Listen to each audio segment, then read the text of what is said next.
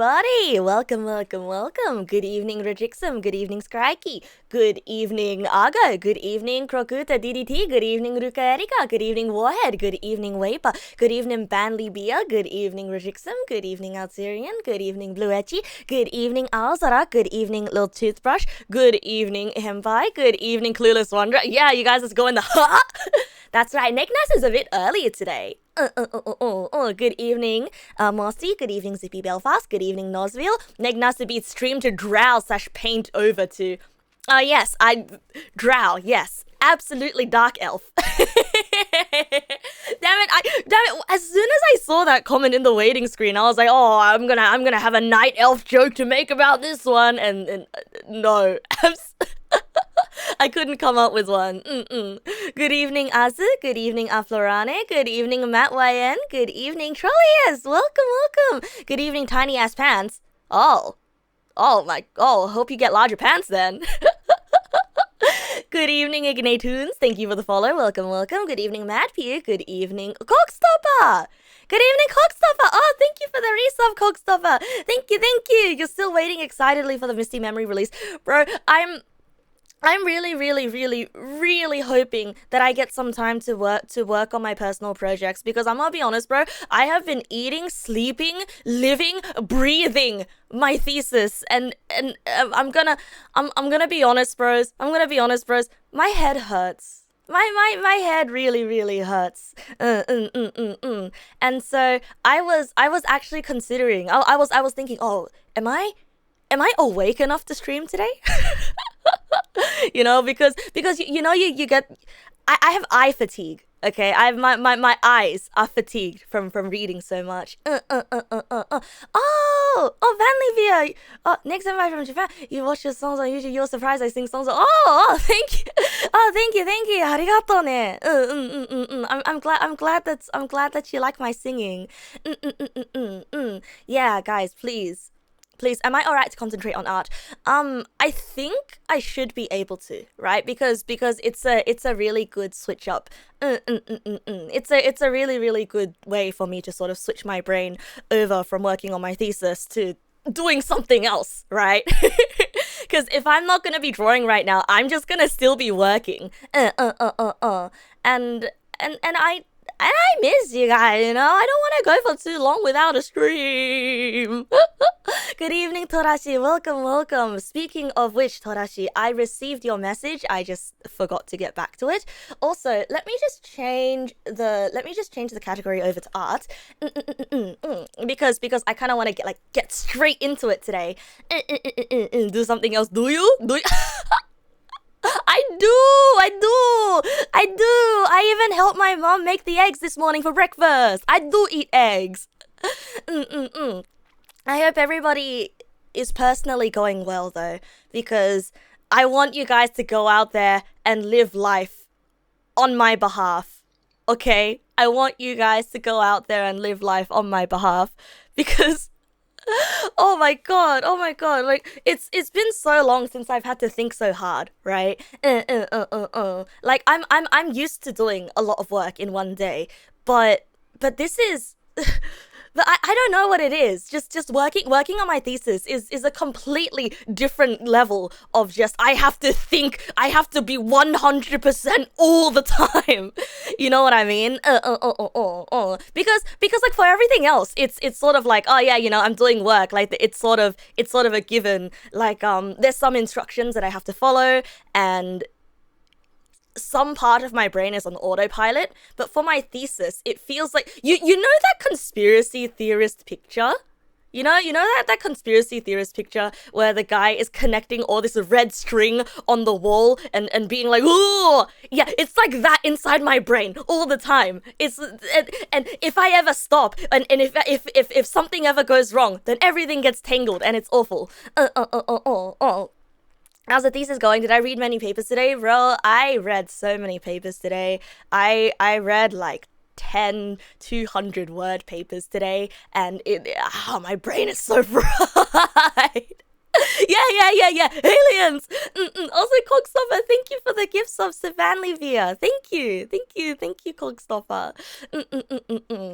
On my behalf sounds like a very high. very high bar.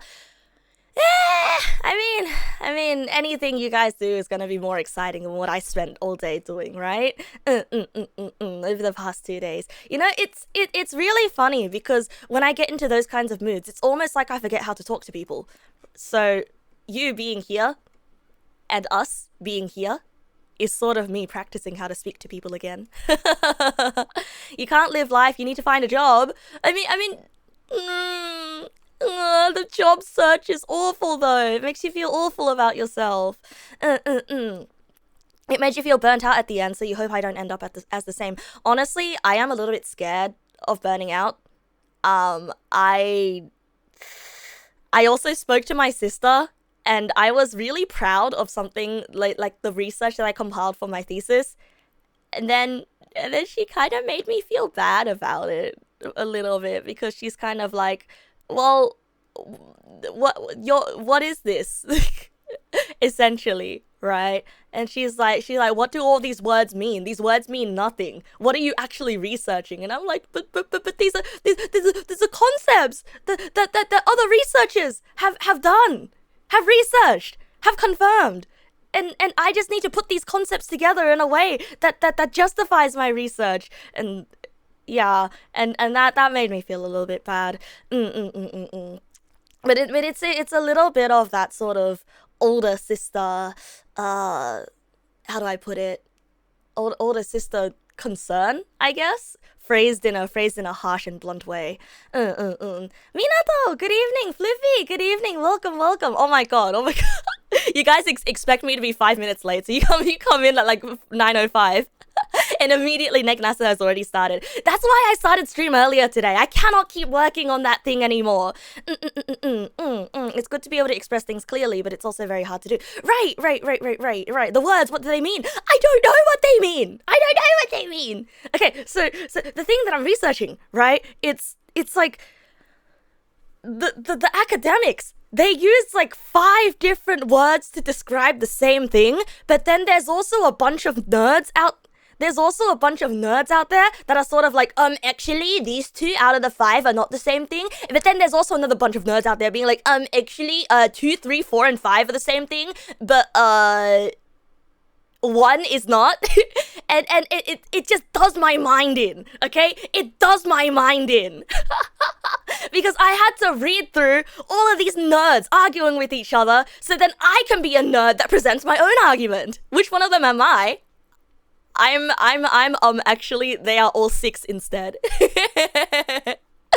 I'm under the belief of, actually 1, 2, 3, 4, and 5, they are all the same thing, but in different ways. Which is like the most obnoxious nerd thing to even claim.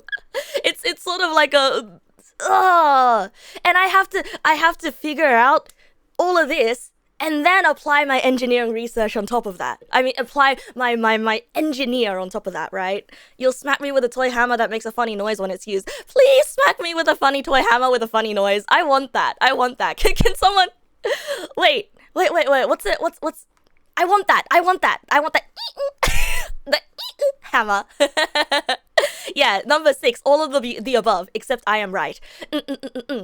Like, I read this absolutely insane paper yesterday where they had brackets correct. Like, they were comparing 2 different papers, right? And then they straight up said, this other paper, like, yada yada yada claims, bracket correctly, bracket that yada yada yada yada, as opposed to yada yada yada yada. And I'm like, can you say that? Can you... In an academic paper, can you say that? That seems so passive-aggressive somehow. Oh, I don't know though. You were making dinner when the notification came. I'm sorry, Minato. I'm sorry. Well, at the very least, you know that the first 30 minutes is just gonna be me yapping, right? Yeah, honestly, I read so many diss papers. Why was it? He doesn't explain why it's correct. They can be active-aggressive if they want to, right? Steal that one for myself. Neg nasu claims correctly that... Neg nasu et al. 2024 claims correctly my smart categorization of the topic over your your dumb categorization of the topic. Man, listen, I just want to finish my thesis, bro. I've read so many papers that I've realized that all these papers start referencing each other, you know? And I started recognizing names. I kid you not, I started recognizing names. Like as soon as I open a new paper and I see, hey yo, it's my man. One really long European name again. It's my man Csikszentmihalyi again. Hey yo. Yeah, these people probably all know each other and I'm not in it. I want to be part of your group. I want to join your mob of angry academics. I'm not even part of the social circle. I feel like listen. At this point, I could probably become a drama YouTuber. That's kind of like, all right, Neg nasu here, reporting on the drama in the beep community. This guy claims this, but then would you look at that? A dissertation. yeah, the dissertation. He's really putting the this in dissertation. Oh.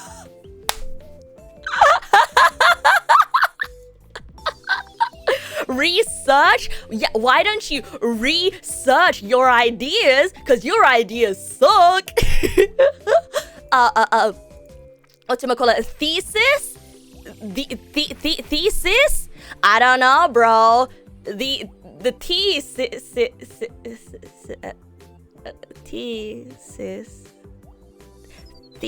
You better ship of Theseus away all of your arguments because they all suck. Thesis nuts. Things are heating up in the insert academic field fandom. Yeah. And anyway, all I'm saying is I've read so he's already dead. Yeah, I know Csikszentmihalyi is already dead. I know. Look. Okay, I'm not actually researching Csikszentmihalyi. Okay, I'm not looking at these papers on Csikszentmihalyi. I just think it's fun to say his name, Csikszentmihalyi. Because he's got a really long Hungarian name. Ships of Theseus in your arguments. Would you mean you changed the parts, but they're the same though? Oh, that's true. Wait, isn't Ship of Theseusing someone's arguments just plagiarizing then? It's like copy my homework but change it up a little bit. Neg nasu reporting the new beef between Dr. T. Eliot from Cambridge University and Dr. H. Johnston from MIT.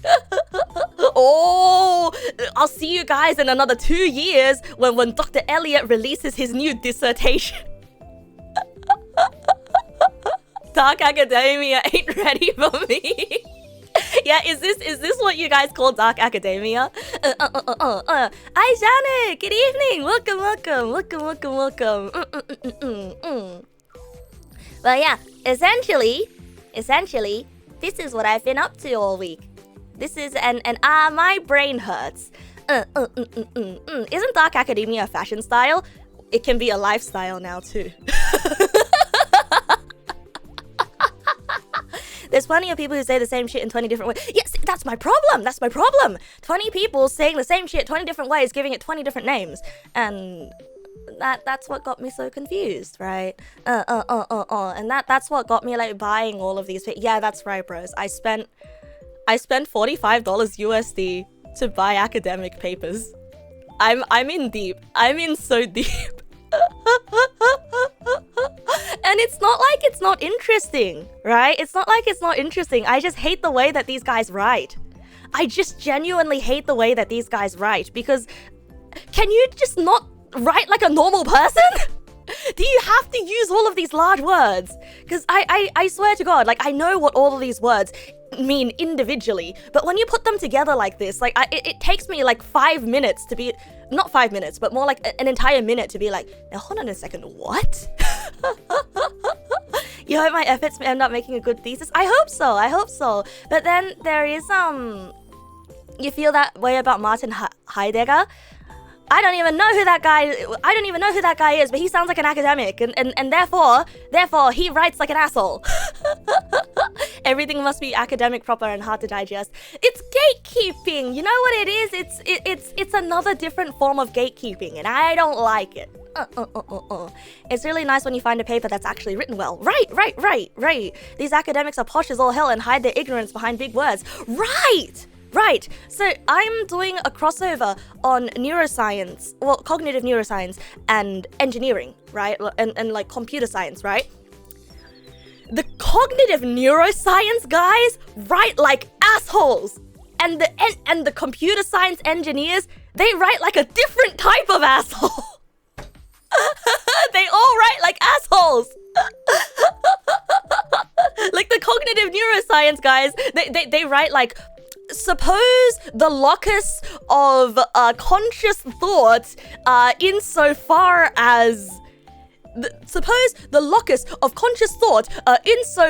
as embodying the simulacrum of heretofore my D's, you know? And I'm like, okay, get on with it. So that's how the cognitive neuroscience assholes write. Like the computer science assholes, the computer science assholes write like the 74 we made a linear regression on the 76, therefore proving the 75, but however the 75 has the locus of an 84, which makes the M27 very difficult to discern. Therefore we did a bunch of other, and it's just say what you did without describing your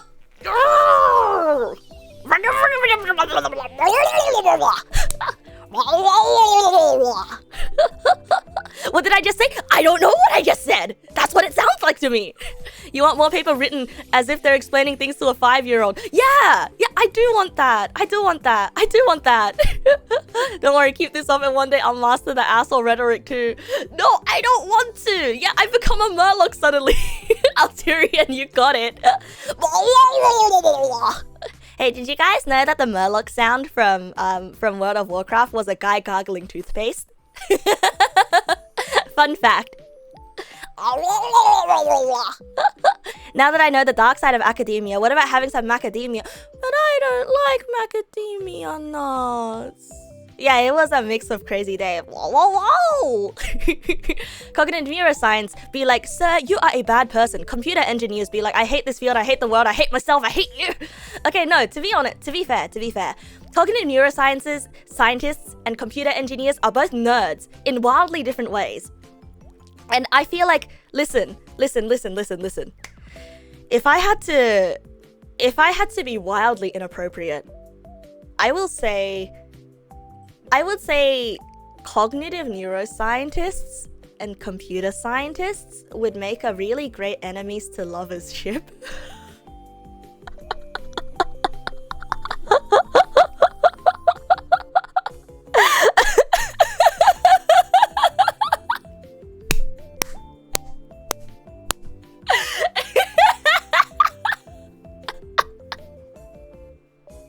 Once again, I'm in crack ships. No, I'm just saying, you know. No, let me cook. Let me explain this. Okay. So the computer scientist is an asshole in a different way from the cognitive neuroscientist, right? Like we're talking about like high like you know the asshole academics, right? So the computer scientist, what kind of asshole are they again?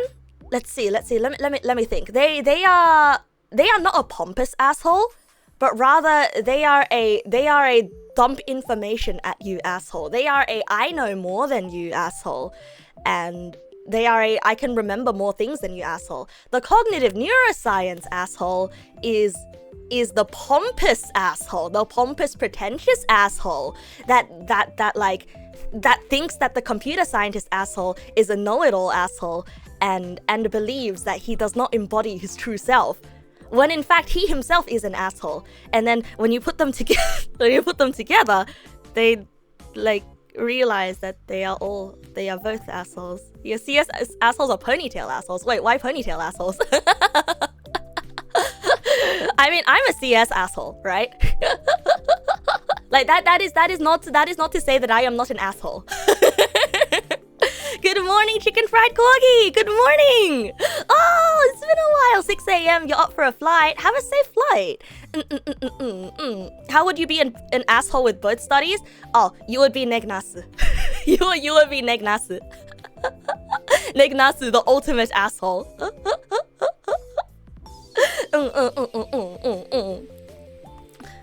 I guess we're all intellectual assholes. Yeah, we are all intellectual assholes. You know, within you and me, we are all assholes in some degree of the word. And I think that is okay. You know, I think it is okay to want to show off a little bit. To be a little bit pompous at times, as the kids say.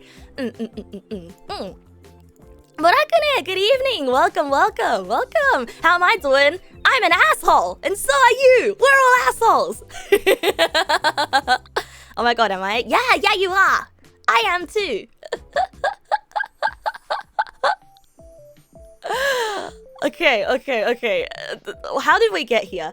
To be fair, info dumping is a common trait, for example, autism, and you would know because you're on the autism spectrum and your whole life revolves around special interests, but you don't mean to be that way. We kind of just are. Yeah, I mean, that's true, right? That's true.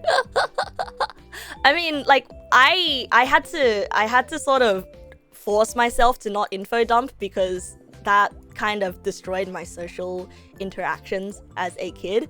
Yeah, CPTSD kind of does that to you, where you just kind of feel ashamed of yourself, so you kind of hide. So that's actually I realized today. I found out today why I hide when I'm stressed. Right? I found out today why I hide away, and it's the CPTSD. Is the CPTSD. Yeah. So why is that? So pretty much, right? So like, I remember how I told you guys like ages ago that like, oh, you know, Neg nasu, I've got BPD and I own it. Yeah, well, turns out it's not actually BPD.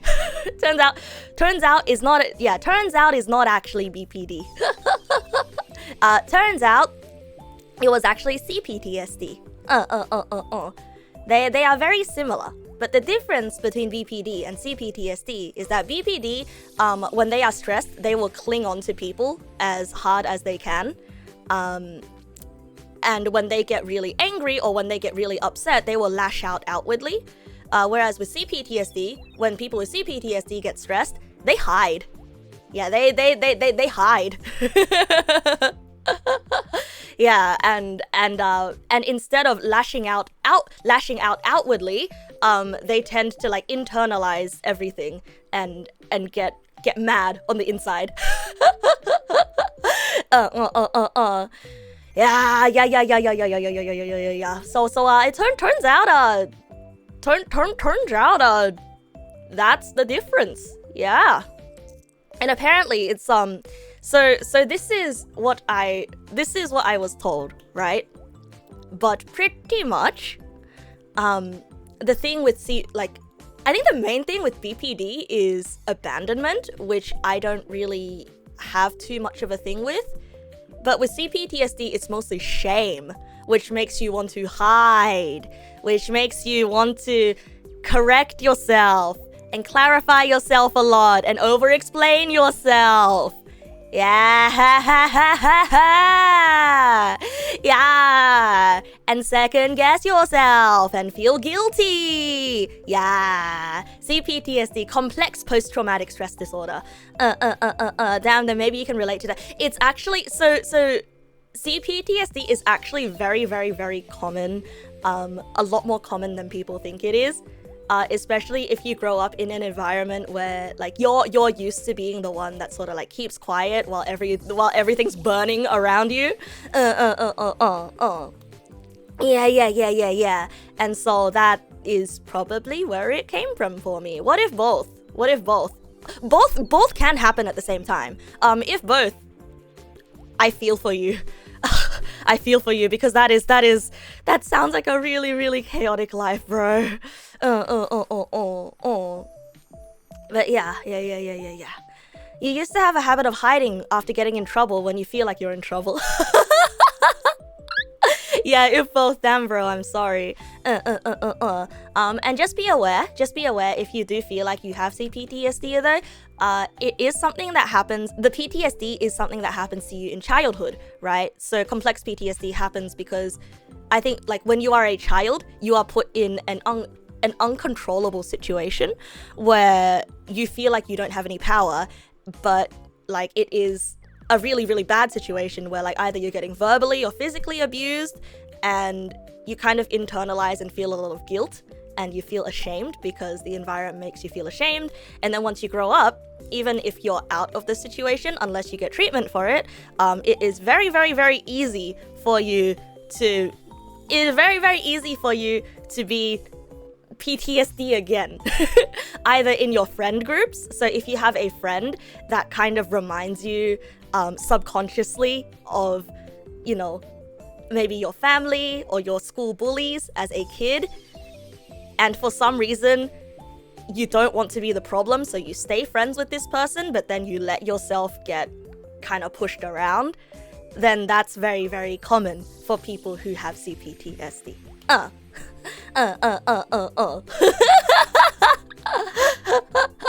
It is very, very common, so please be aware, okay? It is a lot more common than people think it is. Actually, not gonna lie, sometimes there are days you don't chat in the Discord because you're always like, what if I come and greet people at a bad timing and you yap about yourself and you're seen as selfish because yapping about yourself instead of others, it's silly, you know? I mean that's not an unfounded fear, right? Because the thing is, there is such a thing as the disappearance of the comment. I'm sorry. I think that's unrelated. The disappearance of the comments is unrelated. But I do feel like the internet and like space itself is getting a lot more hostile over time, right? Especially like if you consider like when I first went on the internet and I told people, hey guys, I'm 9 years old. And then everyone's like, oh, child, protect. Oh, child, let's teach this child everything. Versus nowadays, you know, if someone said, hey, I'm 9 years old, they're like, Lamau, child, what are you doing here? Get out of here, child. So like internet spaces are definitely becoming more polarized, right? And people, I think in general, are a lot less accommodating. So that fear does come from a place. Like even I feel afraid of talking in Discord some days. There's my Discord. You know, some days I feel afraid of streaming because I'm kind of like, oh, I don't have anything interesting to share. I don't have any interesting fun facts to share. I don't have anything fun prepared. You know, I don't want to be taking up space and stuff like that, which is crazy because I'm here because this is my own space, right? So I totally get it, right? I totally get it. When we were protected that day, you just left the Discord and you can't bring yourself to say anything, and that's fine too. You know, that's fine too. Like even just dropping a react or just letting me know. Or just, you know, being there. It makes me happy that you're lurking because it feels like you are participating, you know? Like I'm saying again, I see you guys, the people who drop a react in Discord, and I know you're checking the Discord because you react to your announcements, but you never chat. I see you. And I appreciate that a lot. Because if you think about it, right, like there's a bunch of lurkers in stream too. Vocal yada yada, vocal minority yada yada, quiet majority kind of thing. Yeah, giving a react can do a lot. That's because the nerds used to be the only ones on the internet, and now it has quote unquote everyone. Yeah, that's the thing. But also it really is because a lot more people are using the internet now. It kind of feels like communities and spaces are doing their own self-moderation, right? And as weird as it sounds, I feel like it was a lot safer to take things in good faith back in the day. I don't know, I'm just calling it back in the day. Maybe I was a child. Maybe bad things still happened and I was just a child.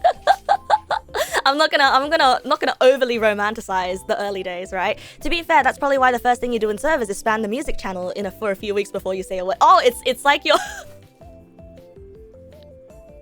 it's like you're wait, there must be a better metaphor. I was just gonna say, oh, it's like you're a dog that pisses somewhere first before trying to make friends. That's not it though.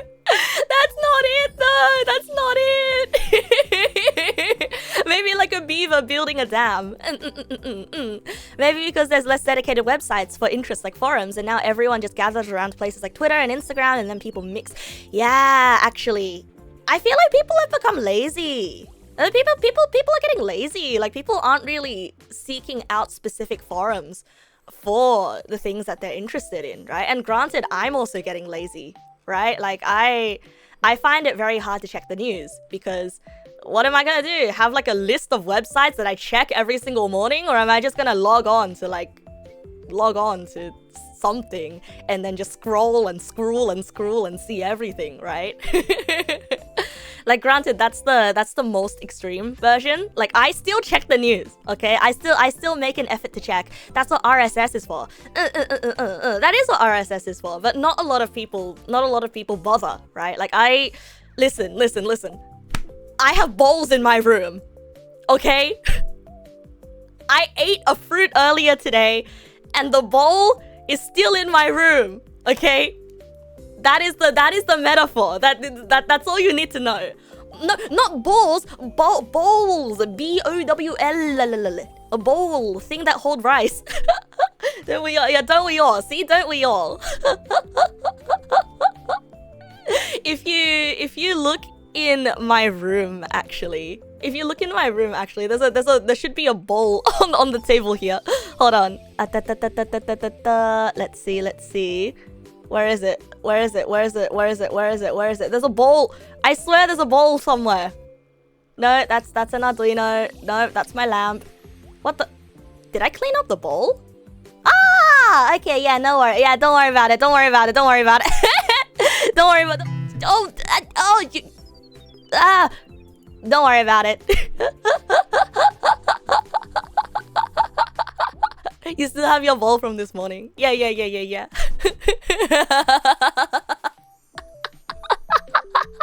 I cleaned it up after the IKEA shopping. Yeah, I cleaned it up. I swear though, I swear I got the artist to draw a bowl on the table. Oh, what happened to that one? Anyway though, so I completely get it. Important takeaway here is that if you ever pissed in the Neg na's Discord server in any way, you're already on my list.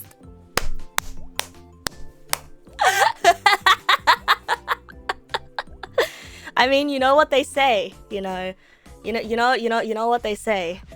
When you go to a friend's house and you piss in their toilet, that means you've left a part of yourself. That's really awful. That's awful. That's absolutely awful. No, but how I define someone as a friend? Okay, look. No.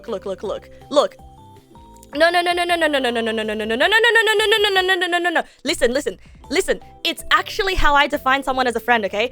I do not like public toilets. I hold until I get to a quote-unquote safe toilet, and then I will go to the toilet, okay?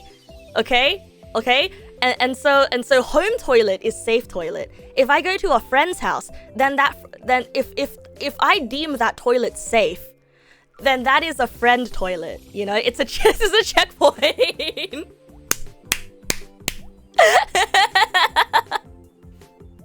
Like, you understand, right? You understand? Yeah. Okay, I'm not allowed to pee in your toilets. Okay, I understand.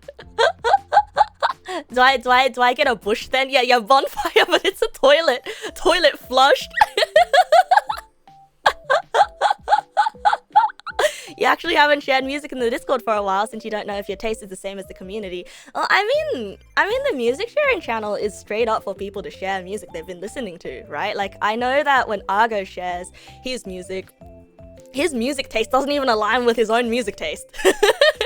So I think you're good to share whatever you want. When can I fast travel to my friend's toilet? I don't know. I feel like Sydney Water's gonna have some issues if I try.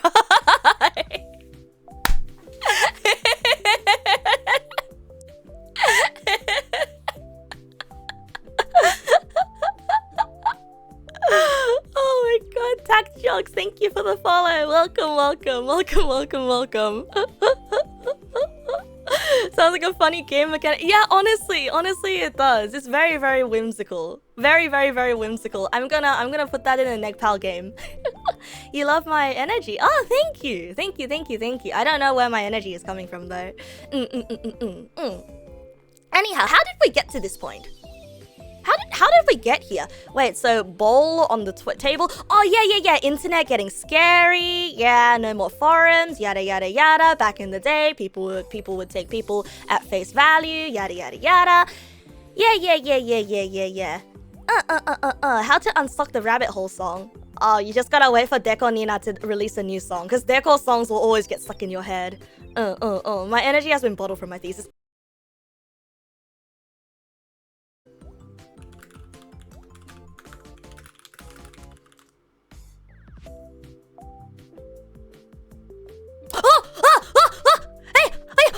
Oh my god, chat immediately just updated. Chat immediately just updated. Oh, we're so back, bro. We're so back. I'm sorry. I'll listen. We tomatoed. We tomato. But it's okay. We're all back. It's so funny seeing me quiet. Wait, really? Wait, really? Wait. How long was I quiet? Wait, I was just staring? Wait, you mean the internet was here this whole time? Well, that's a little bit... that's a little bit embarrassing. I was like sitting there waiting for the internet connection.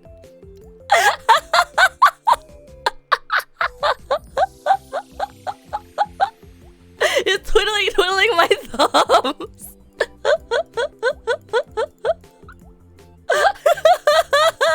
I can just imagine, like, can you imagine you're watching it buffers my video when the connection is down, so you get to see what I was doing.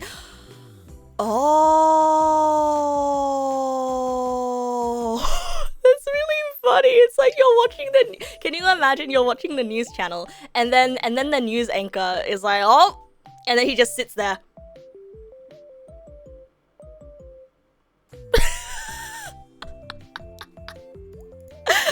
I wonder how it felt. Just immediately goes from talking to just sits there.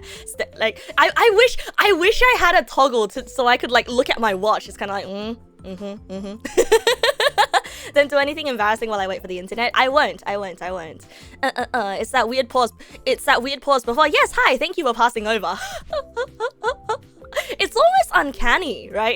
It's like what is this? What makes it funny? It's like someone hit my off switch. Yeah. I mean honestly, right? I do have an on switch and an off switch. There have been times where the newscaster thought he or she is not on air. What they can do is very funny, because I really hope that I never have a moment like that.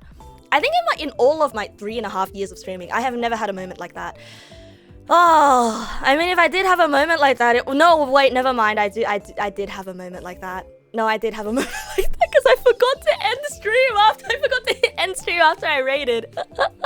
Voxhead, thank you for the follow. Welcome. I'm lucky I'm not a flesh tuber because you didn't catch me picking my nose. I could be picking my nose right now for all you know, and you would not know. I mean, apart from the fact that you can hear me go nasal, I didn't pick my nose. Who knows? Nobody knows. Hey guys, it's not funny. You once caught some background audio during my welcome screen once? That's probably me like playing some different music at the time. Hey. I pinched my nose. Nobody in the world will never knows. Anyhow though, what was I talking about before our tiny little cherry tomato? What a booger of a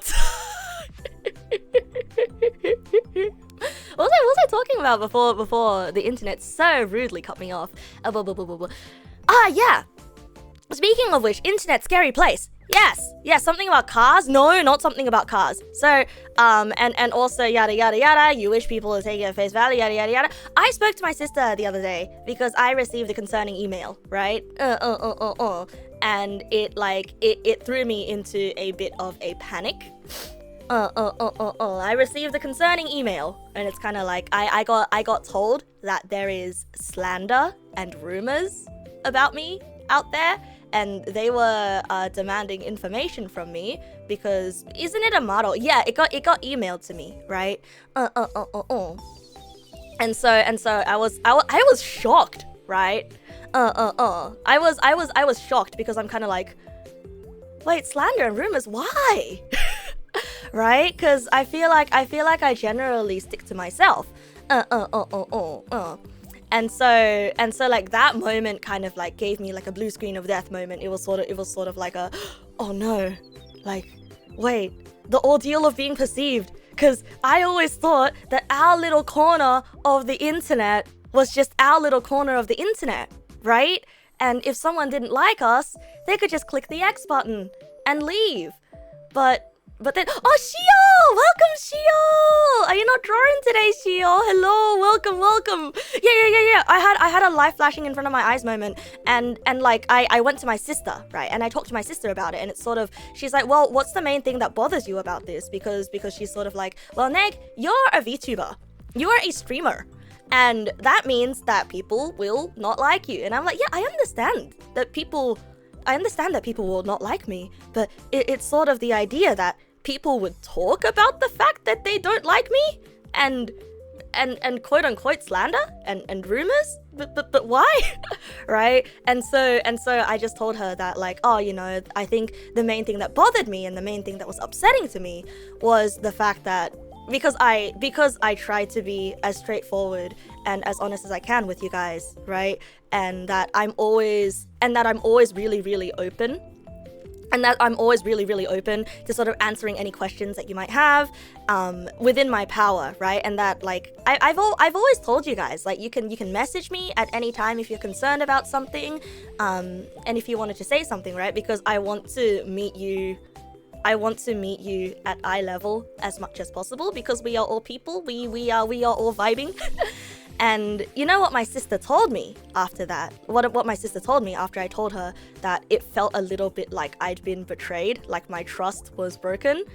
My sister told me that, well, you see, instead of expecting kindness and honesty back from everyone else, like you can treat people with kindness and you can treat people with honesty, and you can face people at face value as much as you want, and that is generally the best thing to do, right? But it will hurt both you and your relationships for you to expect the same thing back from everybody else.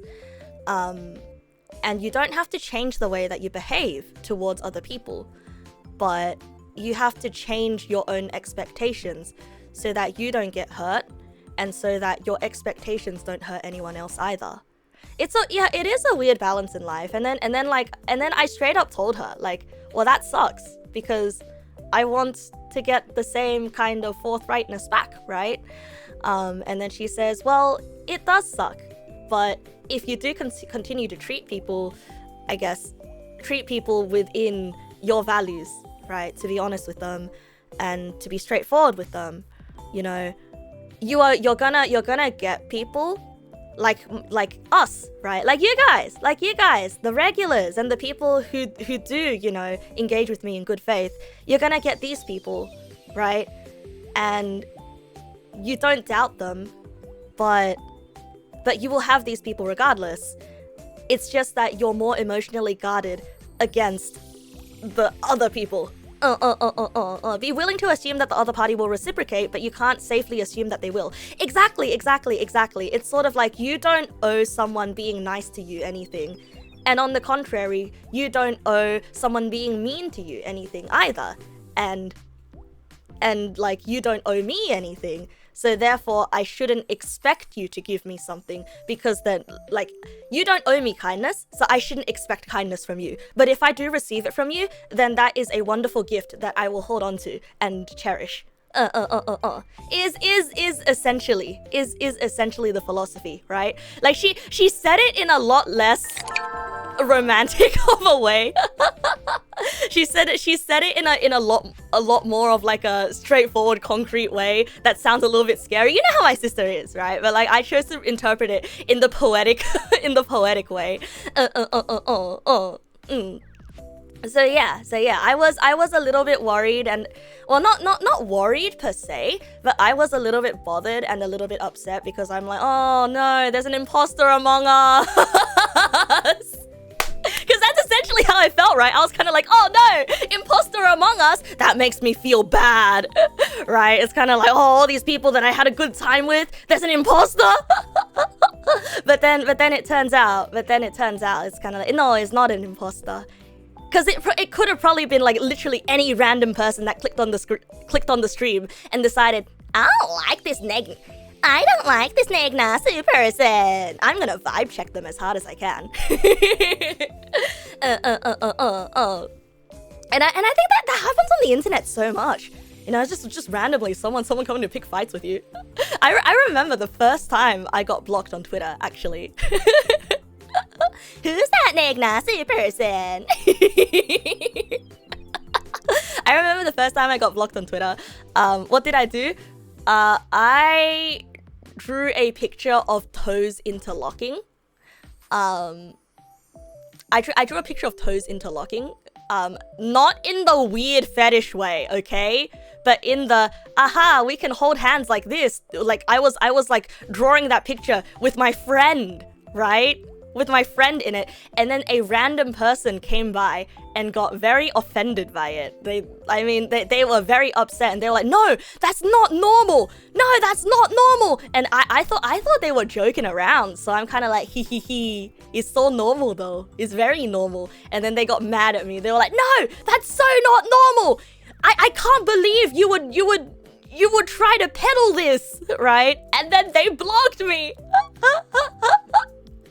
That's it. Yeah, that's it. That's it. They got mad. This is very strange, right?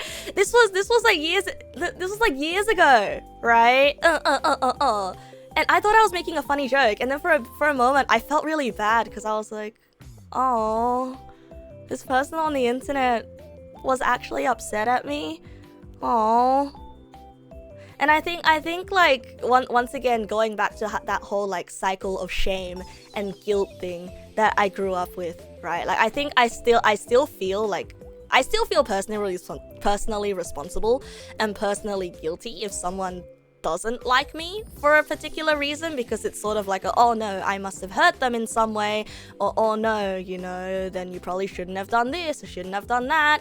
It is a whole thing, but I think people will dislike you for the weirdest reasons, man. Someone111, thank you for the follow. Welcome. They spent the time searching out people posting weird art jokes, get mad at them, then blocking them so they won't appear in this. I don't know, man. I don't know. I don't know. That's one of the main reasons why you have social anxiety, the fear of rejection due to your quirks. Yeah, I think that was where a lot of my social anxiety came from. In school, right? It always comes from school, where I get told to shut up about my interests. But I think like things have gotten a lot better since I've learned that I can hang out with you guys and you like my idiosyncrasies. You would choose the most weird reason to hate me, so you're the only person to hate me for. Okay. You wanna be special, huh? You drew a Has-Been Hotel fan art. They got mad at you because you redrew a scene in your style. That is weird. That just sounds like they don't understand the culture. That is strange. Honestly though, that person that blocked you for that or got mad at you for that sounds like a child. People get upset over. I feel like the word offended. I probably should not have used the word offended, because offended kind of implies like accusatory energy, right? Which I guess I was met with accusatory energy, but I think the word upset kind of encompasses everything, you know?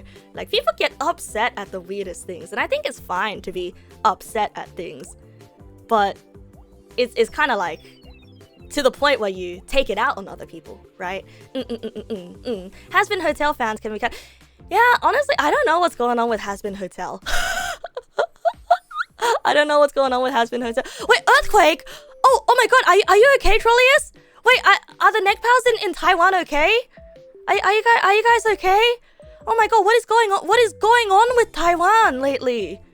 Are there gonna be more earthquakes? Please be safe, okay? Oh. Please be safe. You're okay? Okay, good. I I hope Fish Cat is also okay. You literally sent a message responding to yourself saying you did a great job and the guy's skull emojis you. You see, like, that's the Taiwan and Japan, though. You hear that Japan just has a lot. Yeah, I hear Japan has a lot of really small earthquakes. I mean, whenever I'm in Japan and there's an earthquake, I feel like I don't even feel it. I don't even feel it. And it's weird because everyone around me, like my friends around me, they're like, hey, earthquake? And I'm like, what? Yeah, Japan shakes often. It's very yuretari, furuetari. Yuretari, furuetari. After a big earthquake, usually many small ones follow them. Japan is just on so many different plate boundaries. Yeah, that's why it's an archipelago. Archipelago? Is it archipelago or archipelago? The skill of not caring about what an internet stranger thinks is important. Oh, yeah, absolutely. I think I'm... ちょいちょい揺れたり震えたり。ですよ。Most of the places bordering on the Pacifics tend to see a lot of earthquakes. I think Australia is like bound for some earthquakes too, which is quite fun. We don't usually get earthquakes. That's quite fun. Coming next. Anyway though, I'm glad that I got to share, you know, this with you guys. I know that it's a really, really big no-no for like VTubers or like someone existing quote unquote in the public space to share like, hey, I got a weird email or I got a weird mail that's saying bad things about me. Because generally it's like not good to put that out there. But I don't know. I just feel like how do I put this?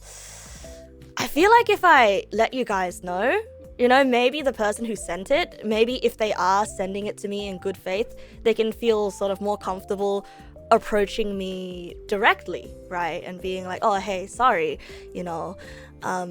Because the way that they worded it was very like, you know how sometimes when someone words something in a weird way, like they're trying to express concern, like they're trying to make it look like they're expressing concern, but actually it's sort of like they're saying, oh, I know something that you don't, and I'm gonna leverage that thing that I know that you don't to scare you, right? Because I don't know, I've learned how to identify stuff like that. Right. But then they pretend to be concerned. That's how the marshmallow read to me. It's sort of like a, like how do I put it, right? Maybe I'm just reading it in bad faith, but that's the worst case scenario. The best case scenario is that person was probably just genuinely concerned, right? But like if you are genuinely concerned, then like I like wholeheartedly invite you to like send me a direct message or like maybe a direct email that's not anonymous, you know. Because like I know that in the past I've been not as forthright with you guys or the community as I might have liked to be, and so maybe sort of experiences from before kind of carry over. Yeah, implying that they know something I don't to get me to contact them or to like sort of do what I want them to do, right? Yeah. I can lie to you sometimes as a treat. What am I gonna lie to you guys about? Like what? Something funny. I'll lie to you guys about something funny. This morning I ate fruits today. Yeah. I didn't pick my nose. I definitely didn't pick my nose. The model is anonymous. Yeah. The model is anonymous. I like how I invented chess. No, I did invent chess. That is not a lie. In most cases, you'd rather assume to give the benefit of the doubt so you can sleep better at night. Oh yeah, absolutely, right? Absolutely. And it is a little bothersome because I know that all of you guys are good eggs. You're all good kids. I don't want to call you kids. That kind of sounds like I'm looking down on you. But like, how do I put it? You know, you're all good kids. So like, cause it's sort of like, oh, you're all good kids. But then if it's one of you, then there's a bad kid among you. But then if it's someone from outside, then oh no, Neg Nasu left her target audience? Oh, scary, scary, scary. Oh, that's so scary. Hello, Uwubusi. I am a nerd. Hello. Even if you're nearly middle-aged. It's okay. You're a kid to someone. Kid, affectionate, right? You're a good kid. You had a pizza yesterday. Pizza had tomato sauce. Tomatoes are fruit. Therefore, you had a fruit yesterday. You know, technically not false. Technically not false. I did have the fruits of my labor. And by fruits of my labor, I mean I microwaved an instant meal. Another thing you generally keep in mind is Hanlon's razor. Never attribute to malice which is adequately explained by stupidity. Oh yeah, absolutely. Absolutely, absolutely. You're not even sure that there is a clear defined inside and outside. Right, right. There probably isn't a clear defined inside and outside, which is... I don't know. It's kind of put into perspective for me. Stuff into perspective for me. You know, it's sort of like... I kind of feel like I have a mental barrier in my brain that's sort of like, oh, because I'm a hobbyist streamer that never has plans of going full-time, then that means I can just say whatever the hell I want, right? And it shouldn't matter what the full-time streamers are doing or what people outside of my target audience are doing, and therefore I assume that everybody here is a friend. But then that kind of makes me forget that internet is a public place. The ordeal of being perceived.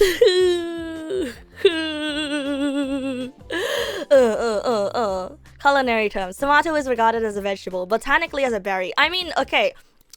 Actually, botanically, vegetables don't technically exist.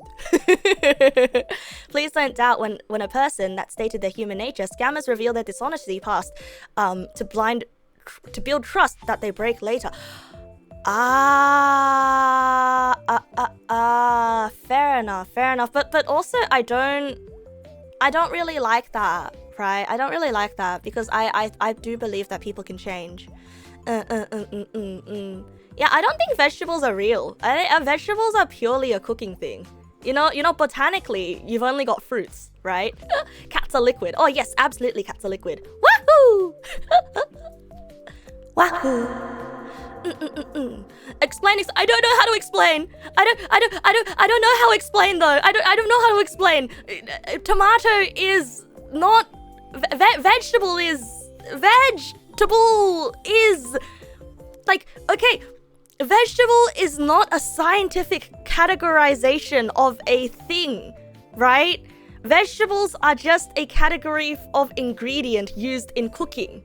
Yes? Therefore, fruits can be vegetables and vegetables can be fruits at the same time, because a fruit just refers to the ovum of a plant, right? I don't know. I feel like Trollius knows more about this than me. Trollius knows more about this than me. No. I read about this. The truth is, stop trying to force everything into one of two boxes. It's just a failure. You know what? Don't think of it as a discrete categorization. Think of it as a Venn diagram. Okay? You, vegetable. Vegetables are technically edible parts of plants, you thought. Right? Vegetables are a category of food. Food. Fruit, if it's a part of a plant, it can be both a human and a programmer. Oh, you can be both a human and a programmer. Yeah, that makes sense. I'm a Venn diagram. Well, I mean, if you think about it, technically you are a Venn diagram. You're just a big circle with things inside you. and Venn diagrams that are things with circles with just things inside them do exist. So technically we are Venn diagrams. Like there is the overlap between my arm and my torso, the overlap between my head and my neck. So why, yes, thank you. Yes, what if you're Venn? Then you're a diagram. I am the mightiest circle. Yes, everything is a Gundam. I am just a brain piloting a meat Gundam, you know?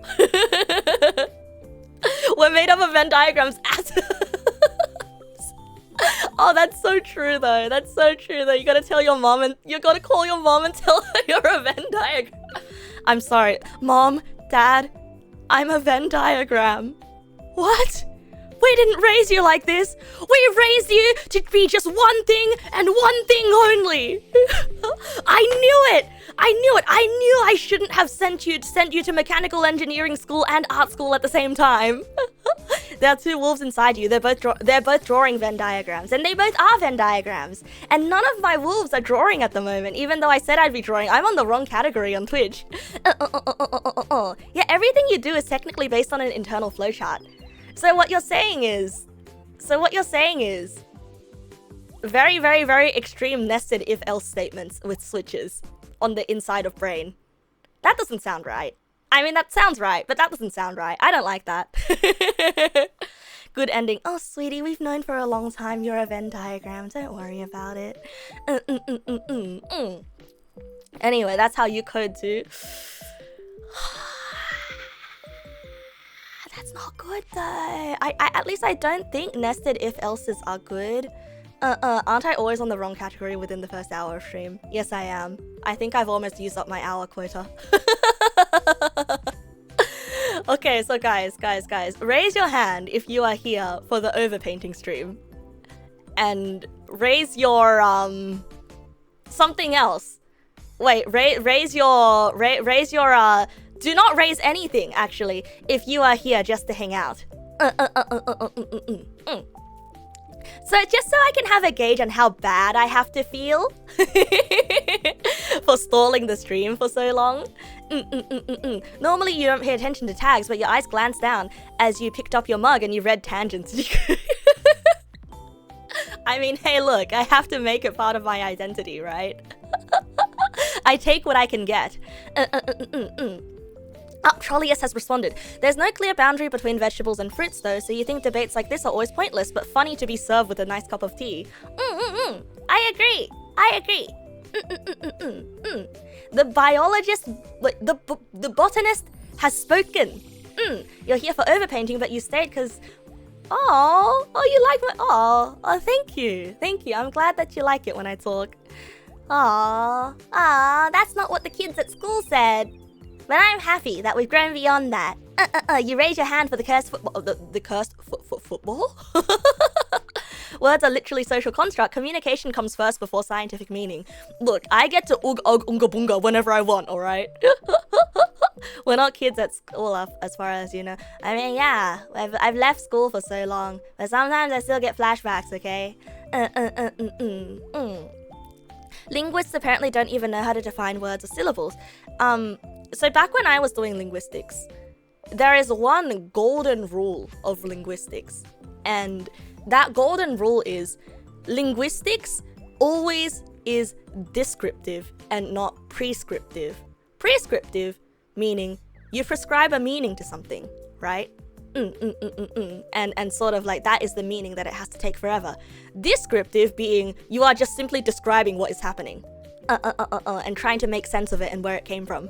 And that is the golden rule of linguistics.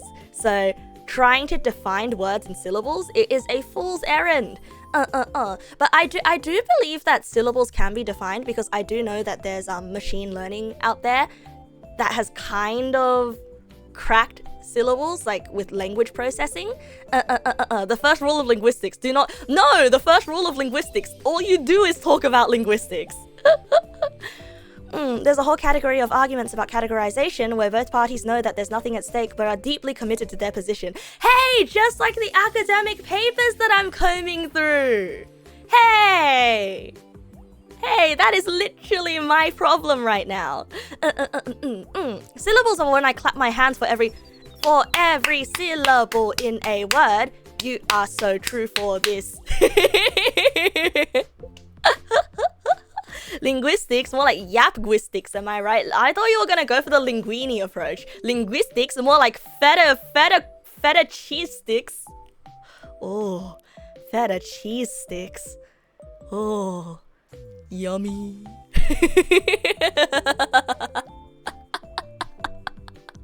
I'm doing research, yeah. I'm doing my honors thesis this year, and I am dying. I am dying. I am spending like 9 hours a day simply working on that thesis. What about when words work like this? That is No, that's not how it works. Stop it.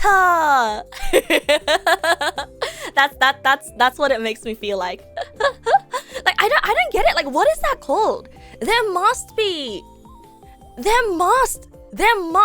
a category or a word for that extra sound that people put at the end of syllables to give it that extra emphasis, you know? Like when I say, I don't want to work on my thesis anymore.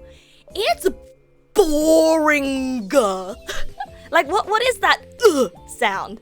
Like why do people do that sound? What is it? It's like emphasizing. Yeah. But like what is it? Right? That's another internet rabbit hole that I get to go down. Boring. You wanted to give your boyfriend a Valentine's gift of a 120-page book with fan arts in all pages. Oh. Why have you done this to yourself? I don't even draw 120 pictures in a year, usually. Oh no. Oh yeah, 120 pages is a ton. You change it to his birthday. Look, if you can't make it though, I feel like you should just give him an incomplete product, because I'm sure that he's gonna be happy with it, right? Either way. It's very, very sweet of you though. Yeah, that thought is way more than what counts. Honestly, 30 pages is more than enough. Yeah. Like, I remember back in the day when I used to be into fandom, right? For a friend's birthday, because she was a fan fiction writer and me draw pictures, right? I wanted to turn her fanfic into a doujin. And I never ended up giving it to her because her fanfic was like 30 chapters long. And I just couldn't do it. So don't aim too high, okay? Don't aim too high. And by the time that like I was like even halfway through like the second chapter, she's already moved on to a different fandom, and she doesn't like that fandom anymore. So I just ended up throwing everything out because I'm like, God fucking damn it! All this time for what? It happens though. Things like that happen. Would I give you guys an incomplete product? Sometimes, depending, right? At least she's really passionate. Apparently not passionate enough.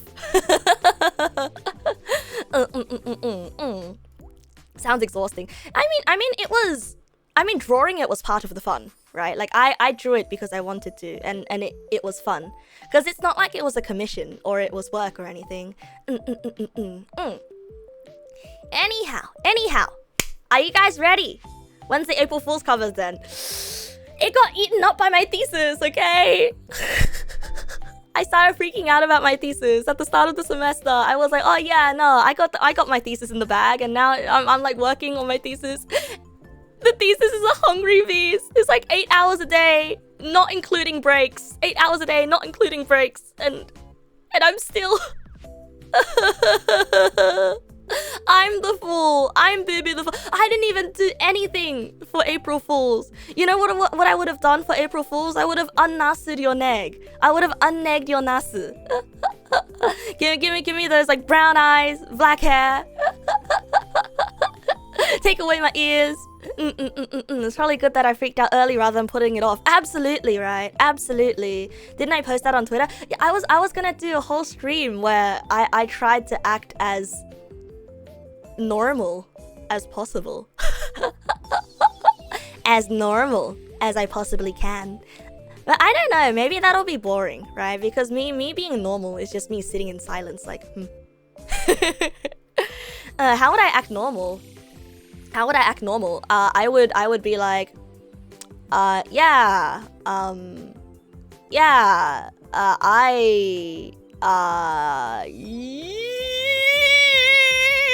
giving me pressure!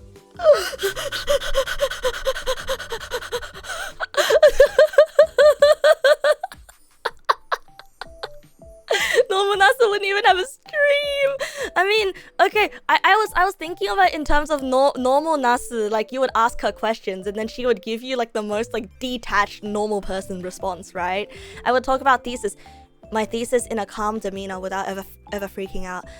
Yes, so when I talk normally, I tend to talk in this kind of tone of voice. When I'm talking to people that I don't really know well. This is the kind of tone of voice that I usually like to use. Yes. And it's very slow. It sounds like I'm thinking my words through. And it doesn't sound very satisfying, does it? Yeah, it doesn't sound very satisfying. Does that take effort? Absolutely yes, it takes effort, which is why I do not like meeting new people in the real life. I do not like meeting real people in the real life because it takes so much out of my brain to not just spit everything out that I am thinking like this. Plain oatmeal speech, exactly. It takes so much less effort for me to just go 10,000 miles per hour. But then I figured that people don't like it very much. Judging by high school. Pressure. I would talk about any normal Nasu, boys, taxes, girly stuff, investment in cryptocurrency. I feel like investment in cryptocurrency isn't a very normal person thing, no? I'm going so much faster to compensate for that normal moment. I need my field to deplete. Apparently some people do like it. Apparently the majority of people don't like it though. Anyhow. Enough talking about things that do not matter at the moment. Are you guys ready for the overpainting stream? Are you guys ready? Does anybody need an explanation about what we're doing today? Kushkama, welcome. Good evening. When did I get glasses? I always had glasses. I just decided to put them on today because I am in art mode. Hell yeah! You could use a refresher. Okay. So painting. So this overpainting is. You send me a picture and I will draw over it. And give some advice. I will give some pointers. No, not advice, but like I'll tell you things that I like about it. I'll tell you things that you did well, and I'll look for places that you could do a bit better in. Yeah, if no one needs it, do an explaining. Yeah, I did do an explaining. Does it have to be a finished piece, or can sketches work? Because you're not finishing a lot. Sketches can work. You can send in anything you'd like. Eudaimoniac, thank you for the follow. Welcome. So like if you've ever watched like Saito Naoki, and like his fans send him artworks and they're like, I'm stuck on this piece. I really want to portray yada yada yada, and I'm stuck in this particular thing. Do you have any advice? And together we will workshop things, right? Where's the link to submit again? You can find it on Twitter, but I lost the link. Have I prepared the thumbnails and stuff? Ta-da! Of course I have. Who do you think I am? Of course I prepared it. One sec. OBS just died. One sec. I lost chat. One sec. One sec.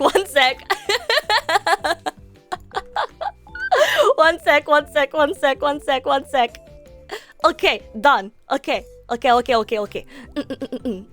don't think I'll make it to the last entry either way? Oh yeah, absolutely not. That's why I'm taking my time here, right? I prepared it, but it died. Anyway, so this is the submission from Torashii. Now, if you guys were here for last time's art overpainting stream, you might remember this piece, right? But Torashii sent me a DM recently and she said, Neg, I don't think you read my entire message, which I didn't. which I didn't read the entire message. I think I tunnel visioned on a certain part of it. And so, you know, if at any point you feel like I'm not giving you the advice that you wanted, you can always feel free to send me a message, right? Like it's no problem whatsoever. Neg nasu, no, I tunnel vision. It's a big difference. Big difference between not knowing how to read, bro.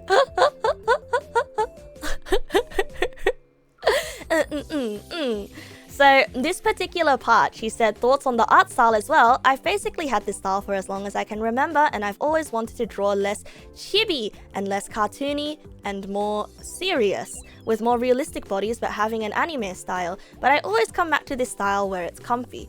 So this is a little bit of a hard question because it's not something that I can overpaint and give you an answer to, right?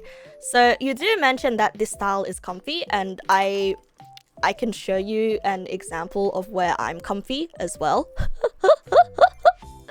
So say for example, if I'm just doodling, right? Like I draw eyes the same way always, like this.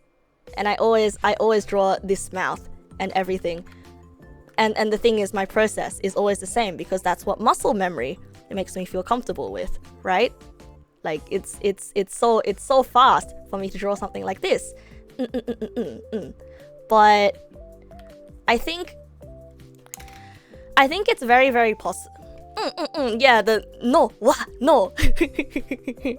But I think if you're looking to diversify your art style, okay, so concerns with art style is actually one of my biggest pet peeves in the art community, quote unquote art community, or when sort of people, I don't want to say beginners, right? But like usually, like generally from what I've noticed, people who worry about their art style tend to be beginners, or tend to be people who haven't been drawing like for very, very, very long, right? Art style is just something that happens because as an artist, I guess like personally how I learn is I will look at what other artists do that I like, and then I will attempt that technique. Or maybe like I'll even specifically go to a tutorial and sort of try out that technique for myself. Kind of like handwriting, yeah, exactly. Like you don't find an art style, your art style finds you. But that is not to say that, you know, you're stuck with an art style forever if you just find it. But what I'm saying is sort of, there's a comfy art style, right? And so this is what your comfy art looks like. This is what your comfy art looks like. And that's an aggregation of everything that you've learned through art, right? Every art technique that you've learned aggregates in your comfy style because you're not thinking too hard about it. But if you do want to really diversify your styles, the first thing you want to do is expand your own palette. And by palette, I don't mean color palette. By palette, I mean consumption palette. Like really take note of artists that you want to draw like, right? I have a folder. Well, I don't have a folder. I have a mental folder. Yeah, visual library. So I have a few, I think like every couple of months, I find a new artist to be obsessed with. I find a couple of new artists to be obsessed with. I would be like, oh, you know, I love the way that they do colors. Like you don't necessarily have to be like, I'm gonna copy this person's style because I love everything about it. But you know, look at certain things that you find that somebody does well, and sort of try to emulate that. Like, obviously don't trace them, obviously don't like super duper heavily reference them, but sort of try to see how they achieve their technique in a certain way. And I think you also mentioned, you can do the copy too, I guess, as long as you don't post it and be like, oh, this is mine. Then that's probably gonna get you into trouble. Your favorite artist exploded their account recently for found sad. Do I practice replicating their style or just passively observe it? So when I draw, I like to pull up a mood board. I like to pull up every single reference that I can possibly find. So let's take an example, right? Let's say, remember this picture that I was drawing? Hold on, it's opening. Remember this picture that I was drawing? While I was drawing this picture, let me just hide the sketch layer. I haven't worked on it in a long time, but while I was drawing this picture, there was a certain mood that I wanted to go for. And you might notice that the color palettes in this picture, they're not, and the way that the hair is drawn, it's not really the way that I usually draw hair, right? It's not usually the way that I would block out the shapes of my strands. And that's because there was a particular kind of art style that I was going for. And so I pulled up every single reference Yeah, I took inspo from GBF. Yeah, I did. So I pulled up all of those references, and if I ever got stuck on how I wanted a certain part to look, I'll just look at the reference. You heard the best way to learn is to choose an artist you like, then focus on studying them. Your problem is you like literally everything, so you can't choose. Then maybe you can do an exercise, like one artist a month, right? One artist a month. And that way you can really sort of expand your palette that way. Good evening, Metal Death. Welcome. Good evening. So yeah, that's my general advice for you on art style, right? And so if you're talking about anatomy though, I think what's more important than anatomy is proportion, right? And I think you've got the proportions here down pretty nicely. Like, what makes art look good and bad is the proportion. Anatomy, in the way that a lot of people describe anatomy to be, like, especially, I hate this word, but like people who are just beginning to draw, I guess, like large shaped people, right? Large shaped, like not chibi people. Anatomy in the way that you say it isn't exactly what anatomy genuinely is. Like, when I think of anatomy, I think of the bone structure of something underneath, right? Whereas I think what you're looking more for is proportion and shape. And so then you have to decide once again, look for an artist that you like. What kind of proportions do you like? Because once again, even with big non-chibi art styles, there's different proportions, right? Like, I'll draw you some examples.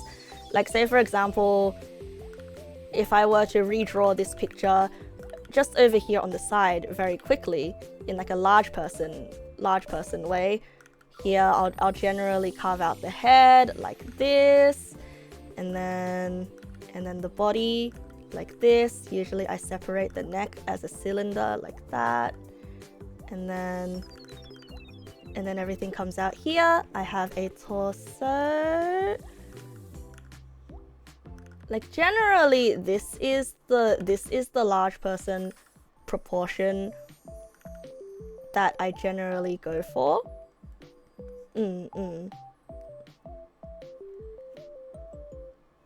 Yeah, this is the large person proportion that I generally go for.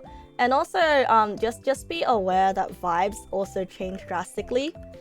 Vibes also change drastically once you large personify it. Like, it no longer has the cute little whimsical style.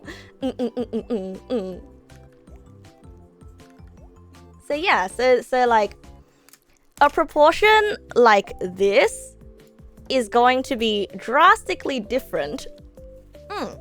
Yeah, for sure, right? A proportion like this, once again, is going to be drastically different from, say, proportions like this, right? I'm just spitballing here. I'm not really like paying too much attention to making these ones look too different, but like, I guess some people would say that what I'm drawing right now is a semi-chibi art style.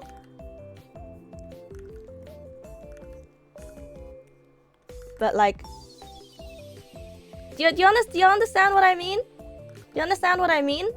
Like, first you have to work out what kind of proportions you like.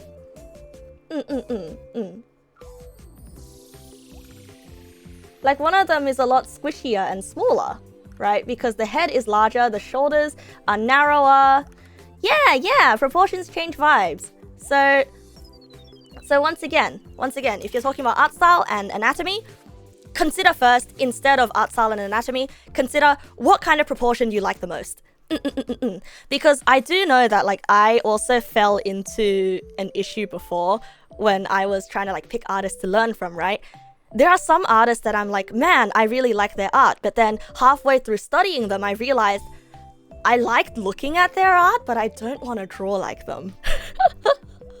I don't know why it took me so long to notice that, but sometimes you do notice that, right? Well, while you're studying artists, you're like, oh, wait a second, I don't actually want to draw like this. I mean, I like it, but I don't want to draw like it. You know, it's not me. so to speak. Like I have a friend who also had this I have a friend. Sorry, this friend is not dead. But I have a friend who also has this problem, right? He's sort of like, oh man, I really want to learn from an artist. Like I really want to learn, but I don't want to draw like any of these people. I mean, I like these artists, but I don't want to draw like that. And I kind of got annoyed at him sometimes because I'm just kind of like, bro, like, obviously, I'm not close enough to him to just say, bro, just pick one. It doesn't matter if you don't want to draw like them. Just pick one. You'll improve either way.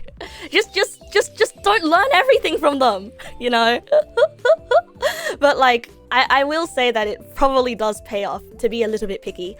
Definitely some art styles you like that you don't want to draw like. Right. Exactly.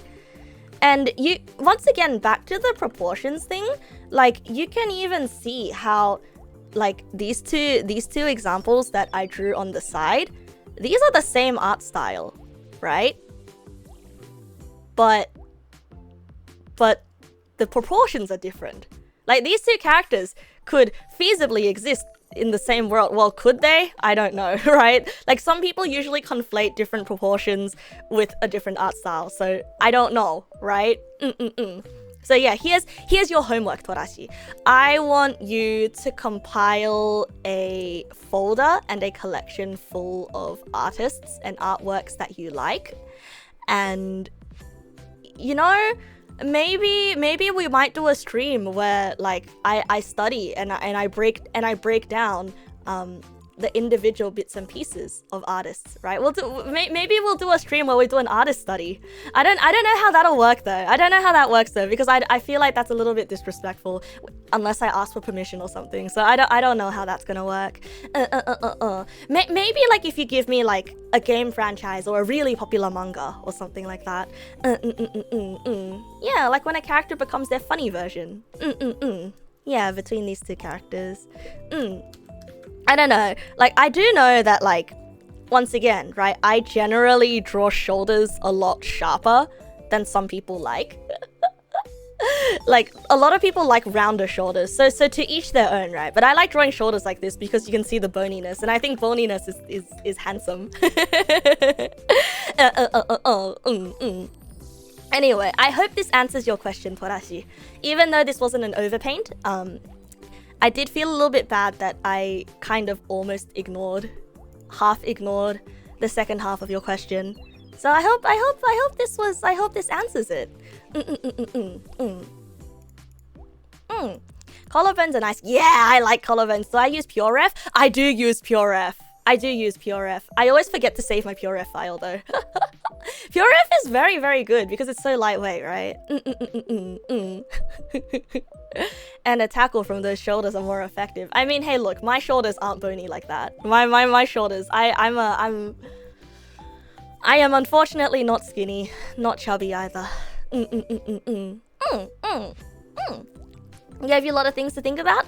All right, perfect. All right, let us move on to the next submission. Let's see, the next one, we already did Teiyu, Snowy. Ooh, you mean a healthy weight? Yes, I am a healthy weight. I mean, I am getting a little bit chubby though.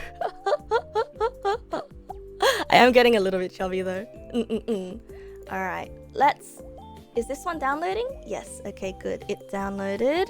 This one's Snowy, so let's open that in a new window, canvas new window, drag this out here,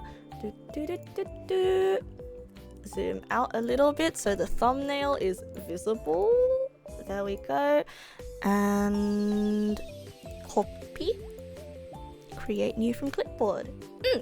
Okay, so this next one is from Snowy. This is really, really cute. I've always really liked Snowy's art style. Like it's not exactly anime, right? But it's got friendly vibes, you know? It has that sort of cartoonish, that sort of indie game vibes. How many overpaint requests do I usually get per stream? Oh, I don't think I've got any requests in a long time, but I just take a very, very long time to get through each request. Nixpay, welcome, bro. So So, Snowy asked, applicable to this one, I struggle with determining when it is best to use thin versus thick lines, as well as determining what line art color to use, depending on how big a role that plays when color is added. General art question, how do you use a lot of colors without it being overwhelming / causing loss of focus to the end result? How many different colors are too many for one palette? Okay, so there's 3 questions here. So when it's best to use thin versus thick lines. So thin versus thick lines are... Remember how we talked about line weight at the very, very start of this series, right? This series. Like, we talked about line weight at the very, very start. And line weight is pretty much like shadows, right? If you're thinking of just lines, it's essentially shadows. So I'll show you something really cool. Let's see. First of all, let's convert the opacity here so we can just isolate the line art. Yeah, it's almost flushy like, right? Let's see. Convert brightness to opacity. So line art essentially are contours, because in the natural world there are no such things as lines. And so when you have contours, think of them as your hardest shadows, right? Think of your, if you're staying with black line art, think of line art as your hardest shadows. And so I'm going to just soften some lines in some area just to show you some of the difference. Okay, I'll pick this pen. So say for example, you want, first of all, this area is a tangent, but I'm not gonna mess with that. Say for example, like this, right? You can sort of see the sleeve disappearing in if I thin out this line art. Let's see, where else? I think this is also a good focal point because you wanna essentially make your line art feel like they are shadows. So I'll thicken this part, and usually people make the eyelashes thick like that because they're eyelashes, right? Yeah, that explains my preference for dark lines over solid black lines. Yeah. And so if they're eyelashes, then I think it's okay if you sort of make the eyelashes a little bit messier. So add a few more lines here. You can sort of like see that eyelash effect, right? And even here too, you can sort of, the area where it curves, if you want the curve to look softer, then you make the line thinner, right? Once again, where the ear curves inwards, like this, you want to make that line thin. There is a little bit of a tangent here, like this. A lot of lines are converging here, which makes it kind of unclear what the heck is going on in that area, right? So I think we can simplify that area just a little bit. I know that's not what you asked for, but like this. Do you see? Do you guys see the difference? Do you guys see how much clearer that is now? Once you remove that line, so you don't have the cross shape there that's confusing your eyes. So just sort of like be wary of that as well, because the shape design plays a big part into it.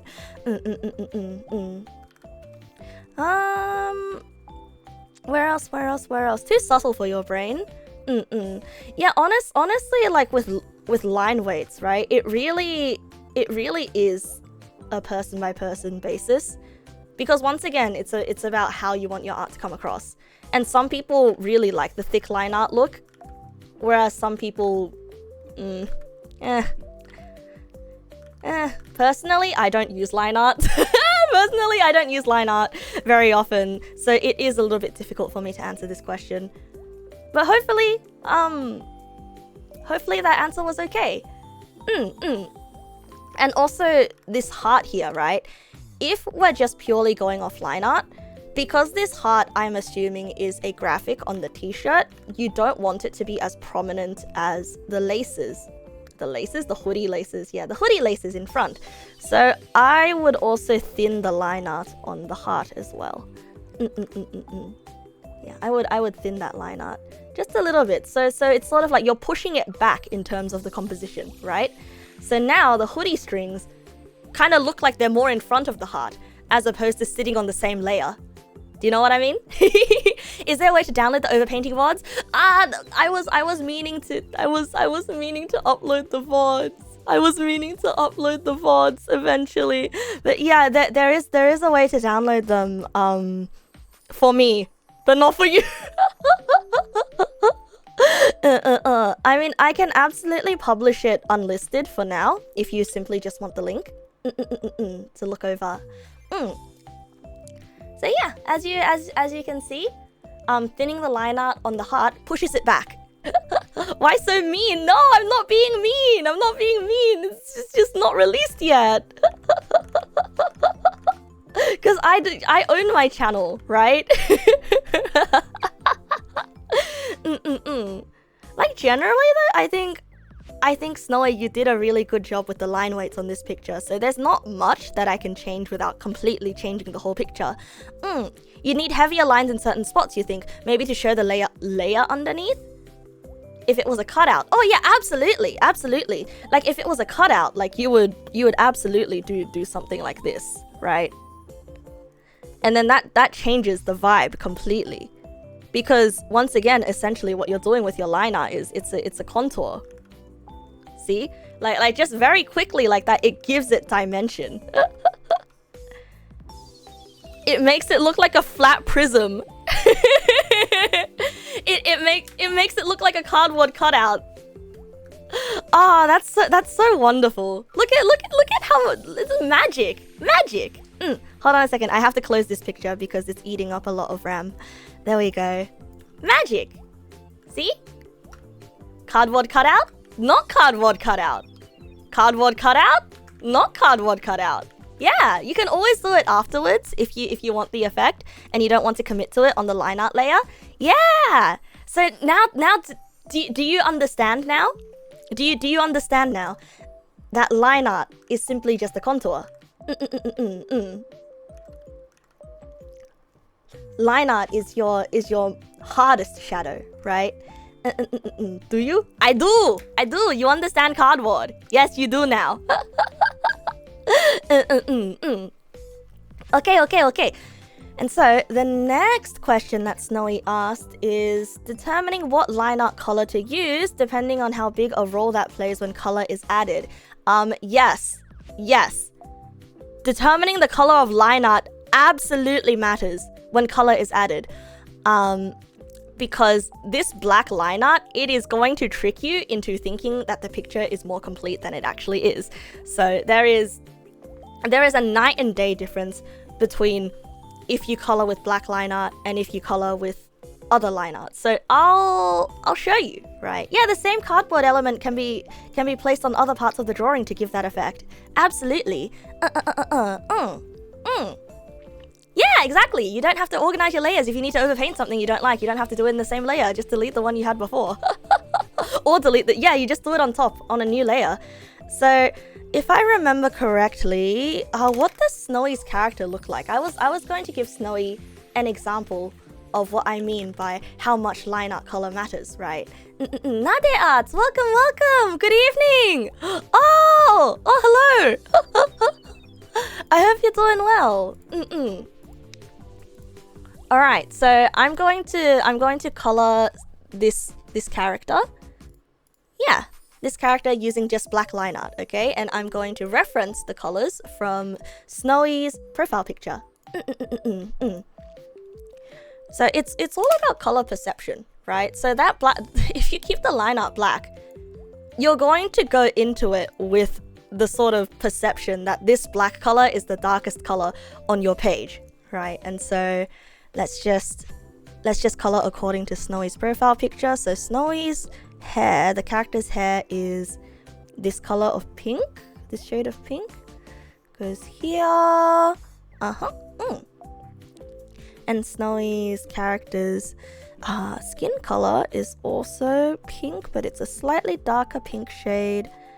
And also coloring on a white background is also affecting this as well. I'm just doing a very, very quick color rough, okay? And the hoodie color is... let's go with a dark purple. Yeah, Snowy mentioned... I mean, in the profile picture, it's a dark purple, sort of like this color, right? And I'm not too sure what this bandana's color is, so we're just gonna leave it there, because I'm being lazy right now. We're just gonna leave it there. Okay. And of course, the eye color. Can't forget the eye color. The eye color, give it purple. And let's give some blush. Okay, that's a Snowy. And so if I wanted to do a quick color render, actually no, let's give this picture more color. Okay, and we'll add the red heart here, right? So that's what it looks like with black line art. Because right now you're looking at it and you're like, okay, like these colors make sense, right? Because black is the darkest color on the page. But the problem is, you kind of have to determine what color you want the picture to be before you fill it in. Because I'll do this same exercise. And I'll change the line art color. Actually, should we take it to its logical conclusion? Nah. Yeah. Okay. Sorry. There's several ways that I thought of doing this, right? So let's do it this way first. So we're doing it this way, okay? So all the base colors have been filled in, and now I'm gonna lock the opacity, and I'm just gonna quickly shade it. I'm just gonna quickly apply some shading, okay? So where is my intermediate brush? Where is it? I can't find the brush that I like. Oh, my intermediate brush. Oh well. Anyway, let's apply some color, right? So okay, because the line art is black, I'm gonna color it like this, and maybe a little bit like this, adding it just around the edges to give it some depth. You can see how like I'm using the color like an extension of the line art. And maybe we'll use this white color and make it a little bit more pink. Sorry, all the colors are like on one layer right now. Not pink, sorry. Gray. Yeah, make it gray. I'm being very, very messy with this. But you'll see what I mean eventually. Let's color the eyes as well. I think Snowy's character has goat eyes. You think Snowy resubmitted and didn't know it was updated? I'm sorry. Wait. Oh no. Well, hopefully when we get to Snowy's updated art, it's hopefully things work out? Question mark. Oh. Because I've been sort of like going at it chronologically. So if we add shading to the hoodie here, like this. Oz, welcome, good evening, welcome, Oz.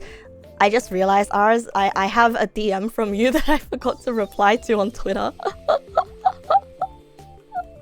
I'm sorry, I'm not ignoring you on purpose. It's the thesis grind, I promise.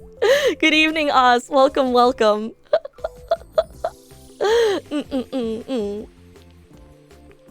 It's a little bit annoying to color this heart right now, so I'm just gonna leave this heart. Anyway, so this looks pretty complete, right? So like I've done some very basic shading, and this looks perfectly fine, right? This looks perfectly fine with the black line art. Another question, can you send in new drawings once the drawings have been repainted? Yeah, of course you can send in new drawings. Of course. So this is one example of how you would go about it if you were drawing with black line art. Now let's try a different example. So I've duplicated the layer here, with all of these colors like this. How long is the queue currently? Oh, I'm on like number 14 and there's 24. Check stream chat when I can. Okay, I'll check it now actually. Let's see, what's in stream chat right now? Snowy Woes ended up resubmitting. Override the first one. Art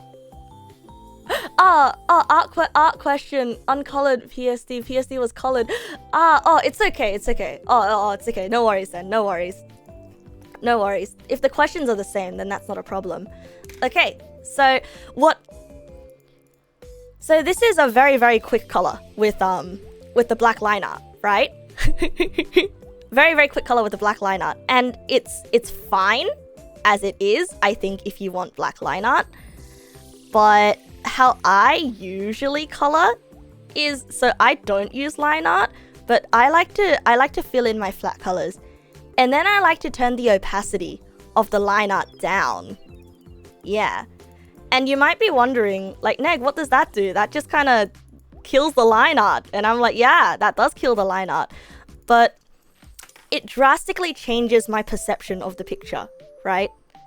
Because if I want a more painterly look, I kind of don't really want to worry about the line art. And also it lets me play with the colors. So here is what I will do. Here is what I will do. I'll start coloring it as similar to the last picture as possible. Okay, I'm not gonna use the same colors because because I feel like picking the colors is a huge part of what goes into this. So what you can see here is like I'm kind of like relining it, and it's probably kind of like, what? Why are you just relining it? Why'd you kill the line art just to reline it? Because the inside, this shows the barrier between the outside arm and the inside, and you can see the shadow, right? It's sort of like blocking out that part. And this outside, I'm not gonna reline it because it's facing the outside and the background is white, so we can just leave it like that. And now I'm just gonna keep coloring as is, sort of taking note of where the line art is while also adding my shadows.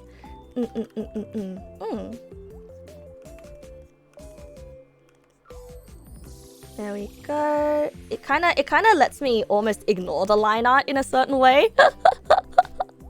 Yeah, it almost lets me ignore the line art, which I think is to each their own, right? I wouldn't say is a good thing or a bad thing, but I will say it's a very, like, the color that your line art is when you start coloring is very, very, very important to how your picture is going to end up in the end, because it affects how you perceive the colors. And I'm not good at explaining why in words. If somebody here is better at explaining than me, please take your shot. But I'm just giving you an example of how it ends up working out. And of course, because we gotta fill back in the eyelashes.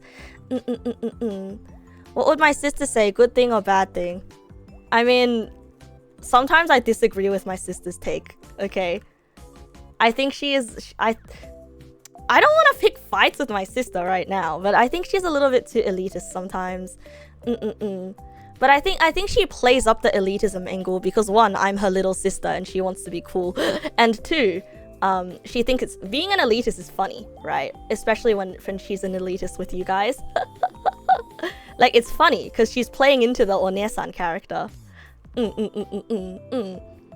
It reduces the outline significance in the drawing. Yeah, it does. It does, which means you have more time to focus on colors, right? And the beautiful part is you can actually bring it back. You can actually bring the line art back later to see if you like it or not, right? And I'll be doing that in just a bit, but it kind of makes you concentrate on adding more contours with the colors. No, I'm not picking fights. I'm not picking fights. I'm just saying it as it is. I think... Because I'm the little sister, okay? I should be allowed to say these things.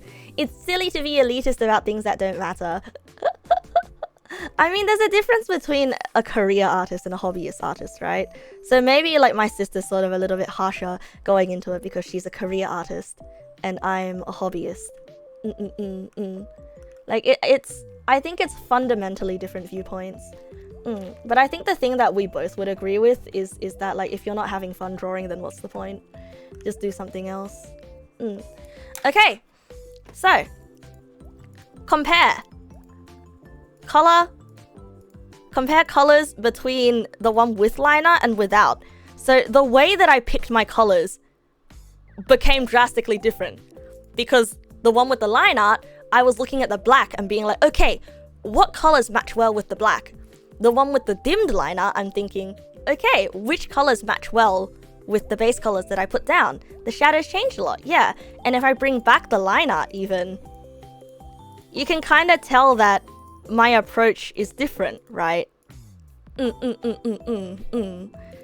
can kind of tell that the one with the black liner, I used darker shadows, and I was a lot bolder with those darker colors. Whereas the one with the soft line art, I veered more towards pastel-y colors. It's especially apparent after I bring back the black line art. It almost looks washed out even.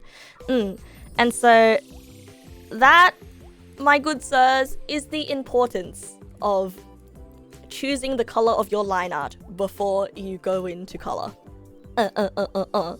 And what the colors are, or quote unquote should be up to you. But if you are not sure what color the line art is going to be afterwards, then personally I would say it's good to lean more towards lowered opacity, right?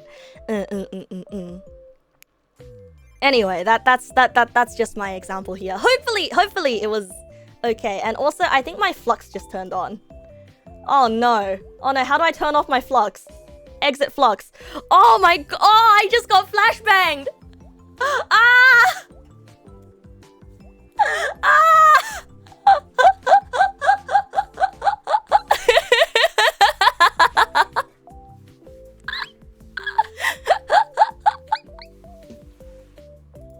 Wait, were you guys seeing everything in flux mode, or were you seeing this? Did the colors change? So flux is pretty much I had night shift turned on for my monitors. Okay, it didn't change. Well, now things look very different to me. Oh my god, it feels like my eyes have just opened. Well, Okay, good. It didn't end up super embarrassing. I didn't end up choosing some really whack-ass colors. Okay, thank God. Anyway, I hope that answers your question, Snowy. And Snowy's next question, Snowy's final question was... Let's see. Dore. Ah, Daisy the Flower Walk! Thank you for the follow! Welcome! Just putting it out there though, I didn't draw this, okay? I'm doing overpainting for submitted pictures. And I did the colors, but the drawing itself was not mine, it was Snowy's. Yeah, you use a similar program called Redshift. I didn't use this program until recently because I had to use it for my thesis research, right? And staring into blue light every single night while reading tiny words on a PDF was very, very not healthy for me. So I decided that I love myself. And I decided to install Flux. You remember you were drawing with Flux for like 2 entire years, then you realize, yeah! It do be like that. Okay, the last question that Snowy asked is a general art question. How do you use a lot of colors without it being overwhelming / causing loss of focus to the end result? How many different colors are too many for one palette? So it's a little bit hard to answer this question because yes, there is such thing as a unified palette in a picture. But it will depend on how well you transition the colors, right? I'd say Honestly, I don't know how to answer that question. I genuinely don't know how to answer that question because there are definitely artists out there that know how to use clashing colors well. Like, say for example, Mika Picasso or Lamb, you know, they use very, very bold colors and it ends up working out because they've got good graphic design eyes, right? But if you do have a character with a lot of colors in their design and you want to make all of the colors look good together, don't be afraid of using gray. Because gray is the ultimate blender of all colors. Colors can get overwhelming once it doesn't have a sense if they don't complement each other. Absolutely, absolutely. Yeah, that's hard. Because there are certain... If you want to depict a color in a certain lighting condition, right? You might not necessarily have to use its exact RGB value, but instead, you know how in certain conditions blue kind of looks like orange? you know when I say, oh yeah, this blue vibes like a green?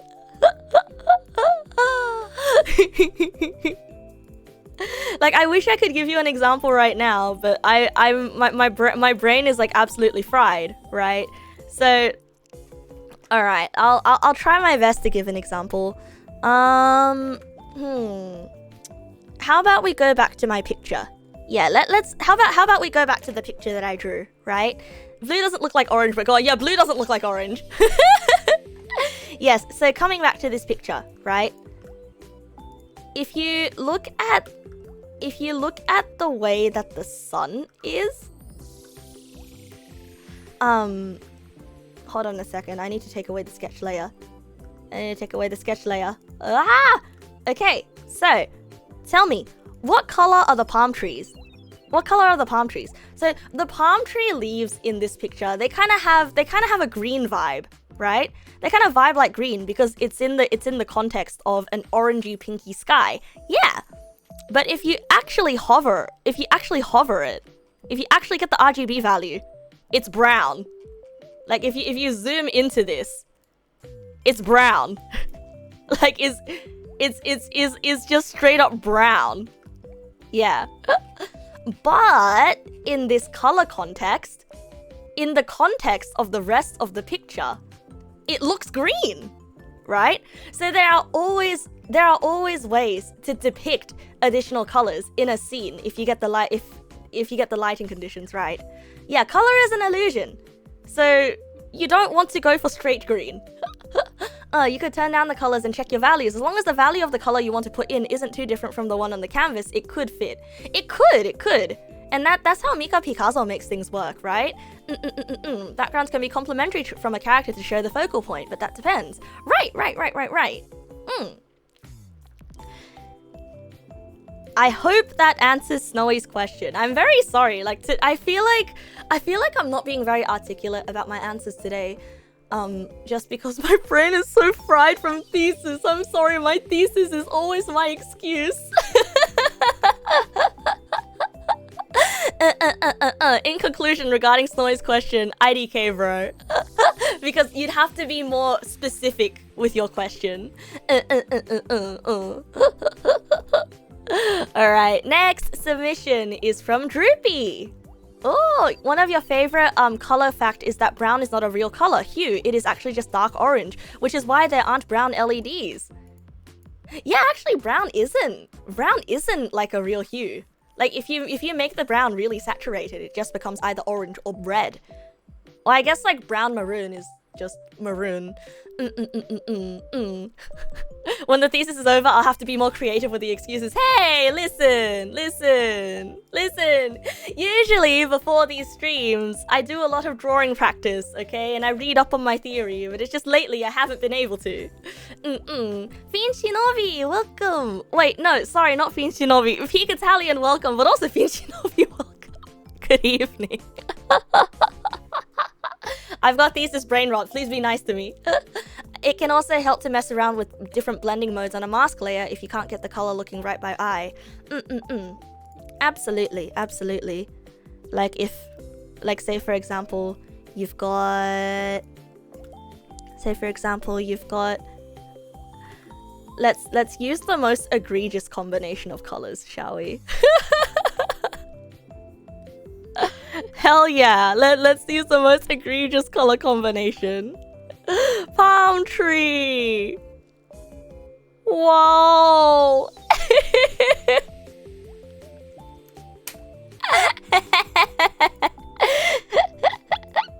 These colors do not go together. But if we drop like a multiply layer over it, it still doesn't go together. It still doesn't go together. Wait, if we drop a multiply layer over it, it kinda... I mean... I don't know, it just looks like I multiplied it! It's because the values aren't right, okay? They're the same value.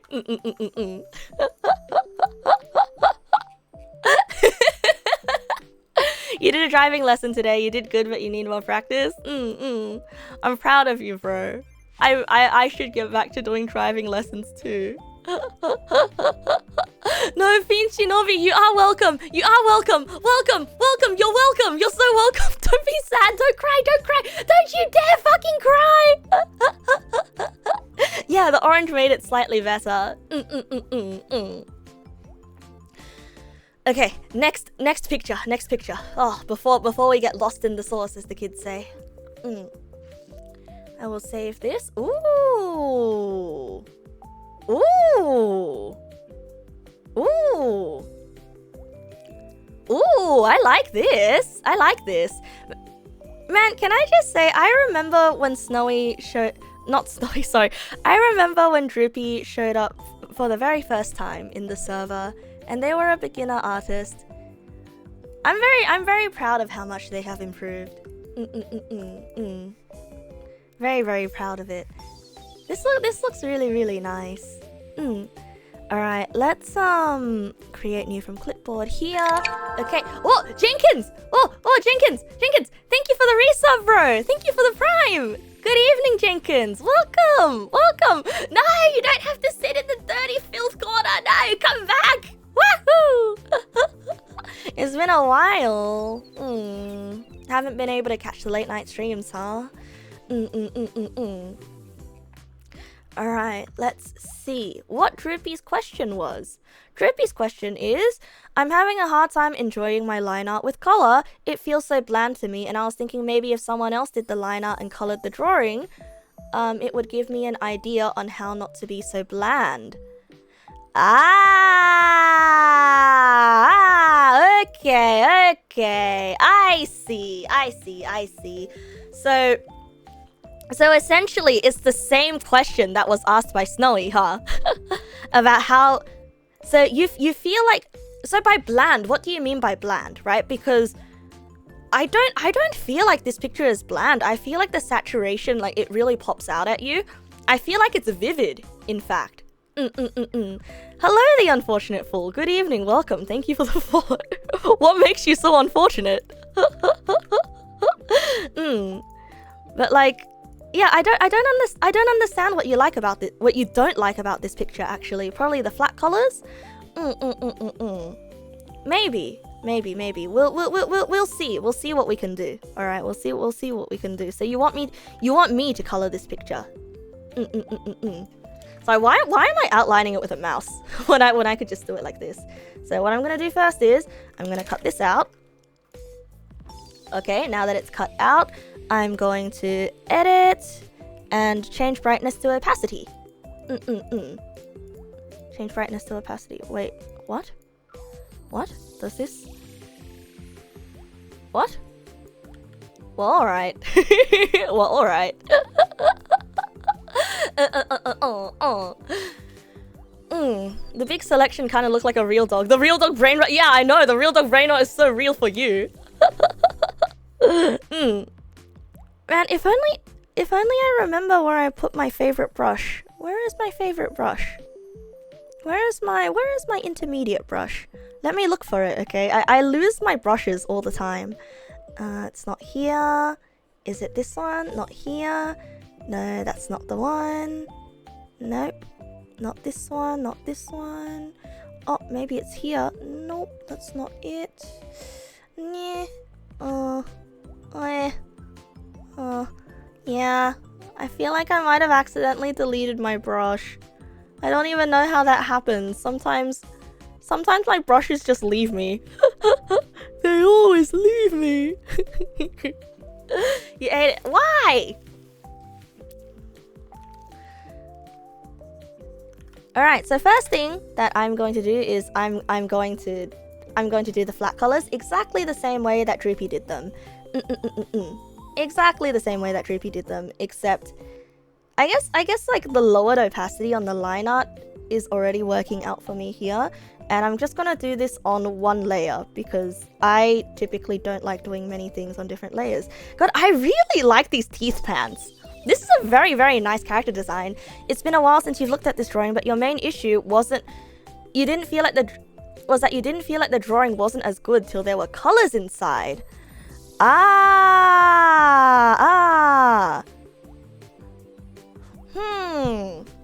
Let me think. Let me think. So you didn't like the drawing until there were colors inside, right?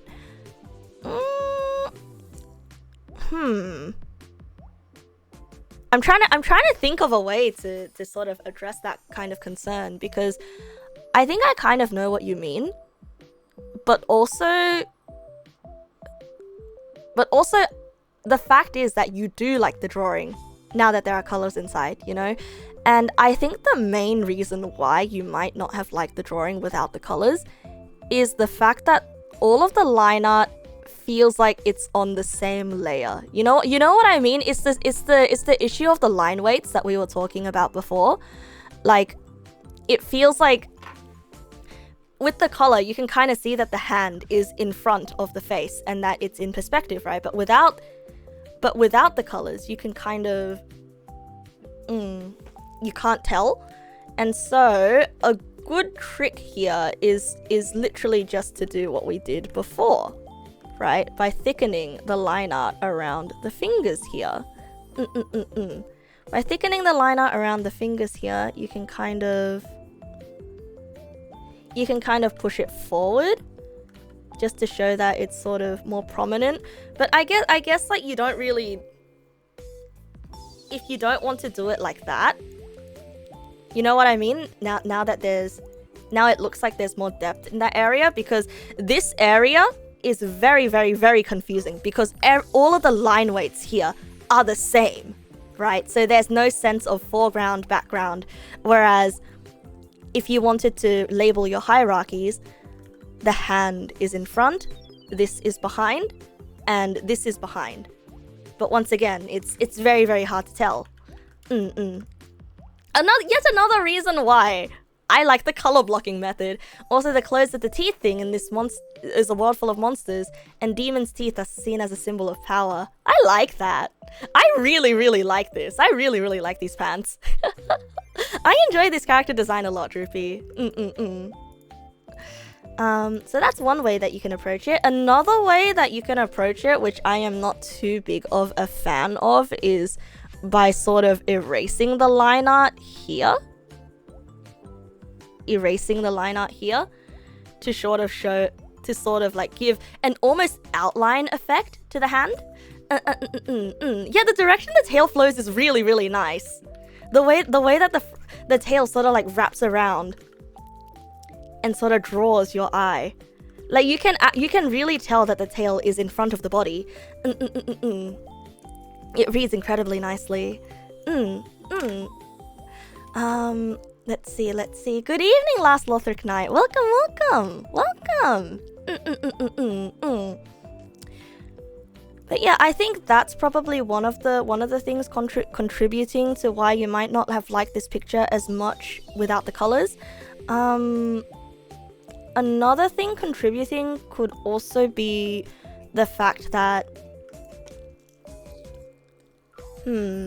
another contributing factor could also be the fact that the way that the hair kind of wraps around the head kind of makes it look like the head is misshapen, right? So it kind of looks like it's too uniform with the head. You know what I mean? Like this strand kind of just forms a block. I think it's especially this strand here that forms a block with the face. Like, it makes it look like it's stuck to the face as opposed to a strand that's on top. So what we can do instead is to have it poof out just a little bit more in this direction. Like this.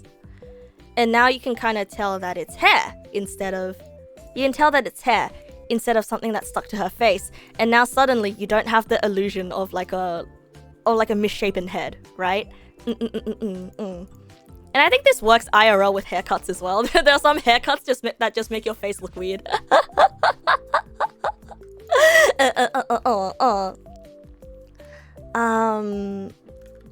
What else is there?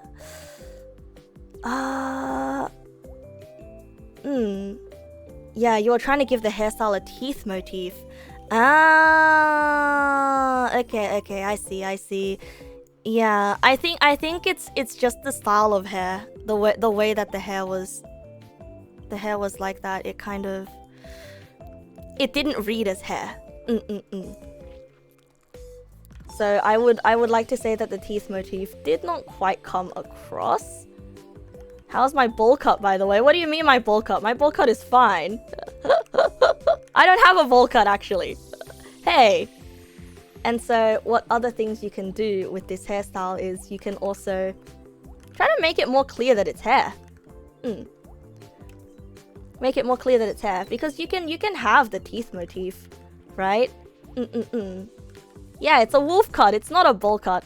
And also this bump here, it implies that that's where a lot of her hair is coming from, but it doesn't quite, the shape of it doesn't quite make sense to me. I don't know how to explain why. I don't know how to explain why. But generally, I think the bump is simply too large here. But it might also be an art style thing. It's probably an art style thing. I'll leave it. Yeah, I'll probably leave it as an art style thing.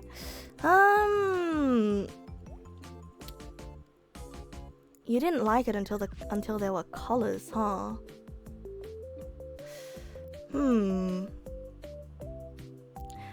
I personally think that it is in the face. I think the face bump might need to be slightly farther right. Yeah, that's probably it, hey. Bump needs to be slightly farther right.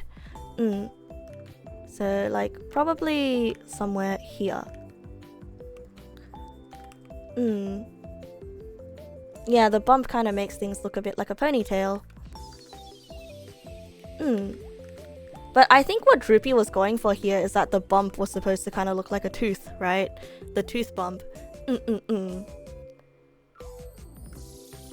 But yeah, I think that the largeness of the bump, it kind of, especially because it's like directly in line with this larger bump as well, it kind of doesn't look like it doesn't look like this part of the hair is puffing out. It just looks like the head was dented in.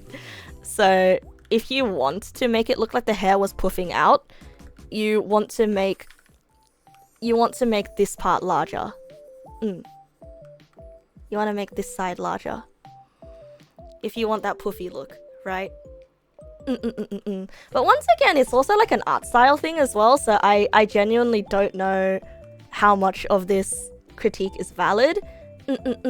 Everything is teeth related for the hair is on the bangs. Okay then. Understand. Okay, next thing that I'm concerned about is the face. Next thing I'm concerned about is the face. I think the face is a little bit too far to the right, and so it kind of has this misplaced energy to it. So we're just going to move the face over. Oh, what's going on?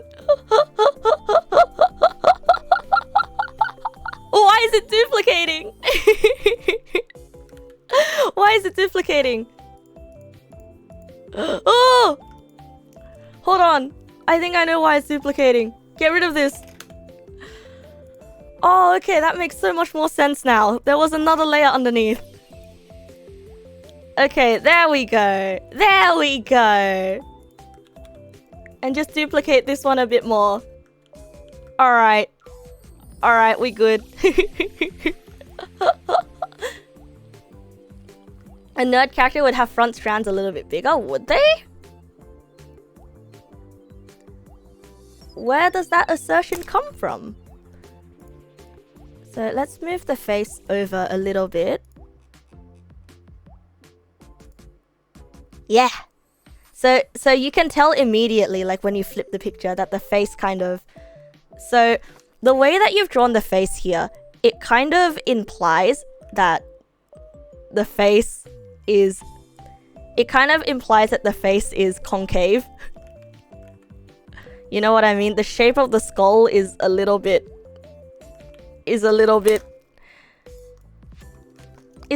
caved in. Right? The shape of the skull is a little bit caved in. So what you always want to remember is the contour. Because even if you flip it here and then you draw out the facial features, like you can kind of see that it doesn't quite look right. Right? You want the face to pop outwards instead of inwards. Ah, and Ngav, thank you for the resub wall. Thank you. Thank you for the 8 months. So yeah, I think the main part is the face, right? Alright, let's bring back my gel pen and add these lines here. Just add these lines back in, and now you can kind of see that there's a bit of a difference. But you wanted the character to look like they're looking at the audience, right? And so in that case, then we need to move the iris. We need to move the pupil, the iris? The pupil. We need to move the pupil here. And just with a few tweaks like that, yeah, you see the difference, and it makes a lot of changes. And what I reckon is you can even make the thickness of the tail right here just a lot thicker, right? You can make the tail a lot thicker here towards the front as well, so that it really divides that space between the tail and the thighs. I really like what you did here with the back, you know, with the line weights towards the back. You've kind of pushed that back, and I also think that there is a tangent here. I'm not sure if tangent is the right word for it, but I think you're not committing to an overlap here somewhere, right? Especially because it's just barely touching the hips. I feel like you want to exaggerate the pose. I feel like I'm feeling the character from this pose right now, but I want to feel the character. You know what I mean? And so what we can do is probably... Isn't it exaggerated enough? It is, but there's just something about the gesture that doesn't feel... Make her ass bigger, of course. No! There's just something about the gesture that doesn't feel like grand enough, right? I mean, if you really want to go ham on it. Because I guess right now, like, you got things going this way, and I really like the direction of things.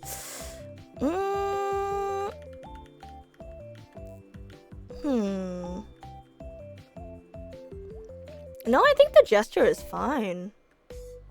No, what else is there?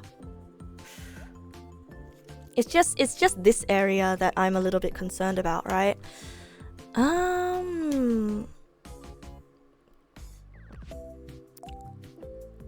Let's see, maybe give her a bit more of that head detail. Yeah.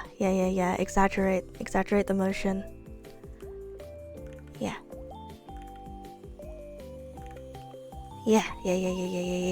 Exaggerate.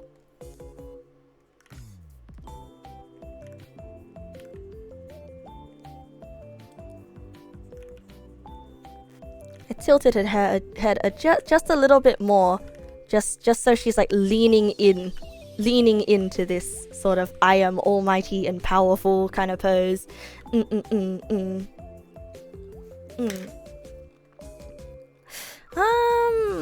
else can we do to sort of like spice up this line art? I can't really see too much,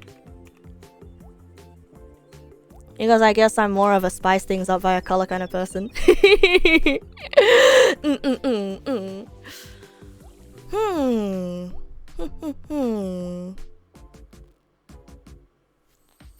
No, I think we've... If I make any extra changes, then I think I'm gonna be changing the picture too much.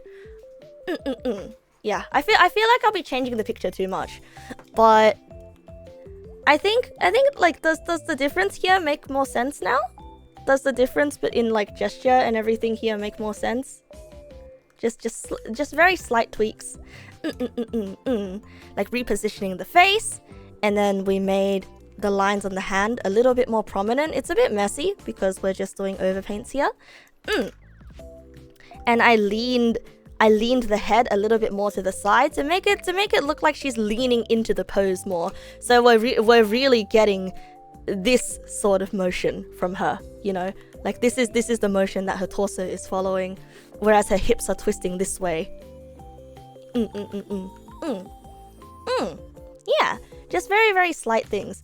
And we could pop some color on that as well, just to see how things can change just a little bit. Yeah, you just remember to flip more. I think instead of flipping though, it's more so like remember the contours of the body part that you're trying to draw. So this especially with a face, right? I think you need to remember what a face looks like in 3D space, right? But yeah, definitely flipping can help you identify parts that can look a little bit awkward. But yeah, I'm glad that I could help. Man, I really wish I was a lot more eloquent today. I feel like I'm not being very eloquent today. And that feels a little bit bad. Usually I'm a lot more eloquent. Villavenchito, welcome. Good evening. Thank you for the follow, bro. Thank you. Yeah, I'm sorry, Bo. I'm just a little bit self-conscious because tired, you know. All right, onwards to the next question. Or the next submission. Wow, we're going through submissions really fast today. Yeah, I drained all my eloquence in my thesis. Alright, the next submission is from Rodrixam. Rodrixam in a bowl. Rendering. I always struggle with it, is what Rodrixam said. Okay. Let's take a look at this one. Oh, that's so cute! Oh, that's so cute! I really love how you drew him just like tilting into the side of a bowl. Just kind of sinking in and kind of melting almost. Oh, I like this. I like this one so much. Ayo. Okay, so here we are for the thumbnail. And then we'll add another one for original. Sorry that I don't know why I keep apologizing every single time I go low energy. Create new from clipboard. Here we go. You remember you sent another one in PSD? You don't really remember the file extension. That's okay. You don't have to worry about that one. I just want to extract the line art. And it's very easily done by simply doing this. Now check this out. Cut. And then edit. And then convert brightness to opacity. Bada bing, bada bam. He's done. No, it's not a cat. It's a Neg pal.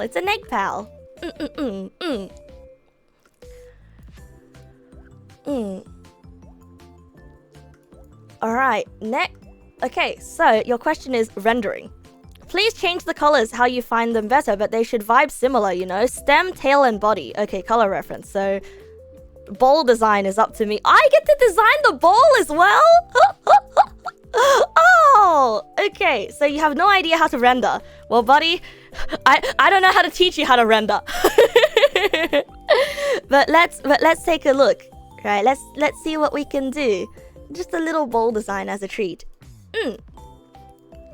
Okay, here's the stem, and here's the tail end. Aww. It wouldn't be complete without a bowl. You know what bowl color would go great with your color palette? I think a red bowl. You're beginning to look a lot like Crimbus. But I think a red bowl works really nicely with this color pal. God damn it! God damn it! God damn it! I knew somebody would say Christmas. Okay, so one of the first things I notice about this color palette is the fact that the body is teal, right? But the stem is forest green. And teal and forest green do not look like they work well together. So instead of a forest green color, I'm going to make it a little bit more of... I'm going to make the green a little bit more yellow. Like this. You see the... Do you see the difference? Actually, no, I don't like the yellow green either. The yellow green I don't like either. I think you shouldn't make the stem too close in color. But oh, yes. Okay, this is good. I don't know what I just did. Oh, I just made it tiny, slightly bit more yellow and a little bit more gray. Yeah, that's the only thing I did. That's the only thing I did. Okay, this looks like it makes a lot more sense to me. I don't know about you guys though. Alright, purple stem, inverse neg pal. Oh! No, but he said the color should vibe similarly. Alright, next thing that... One, mess around with colors. Or more like... I don't know how to explain why these are more complementary. I guess it's because the stem was a lot more saturated, right? Ah, that's the problem! The stem's too saturated. Too much of a saturated green. Okay, rendering. You have issues with rendering. Okay. I'm gonna do my best to describe how I render. Okay? But this is by no means like hard and fast rules. So this is entirely just me. Okay? Okay? So I'm going to lower the opacity because that is just the funny thing that I do. That is simply just what I do. And then I'm gonna fix up all the holes that the bucket tool left. Fix up all of the tools that the bucket hole left behind. Negpal aging rapidly. I'll try my best not to make this Negpal age rapidly. So the first thing that I'm going to decide on doing right here, is I'm probably going to change the background color. Is this soup? No, it's not soup. It can be soup. It can be soup.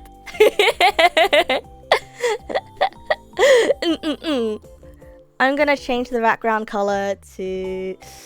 Oh, actually, I can't change the background color. No, it's not soup. It's not soup. He's just sitting in a bowl. I mean, do you want to be soup, Rodrixam? Do you want to... Please don't make soup. I think I'm gonna make soup out of him. Free soup. They're gonna drink you, bro. They're drinking you. The best part of this drawing is how they managed to make an old looking neg. It's this. It's this. It's this. It's the freaking whiskers. I'm telling you, it's the freaking old man whiskers. Okay? Look, immediately, this is proof that shaving makes you young.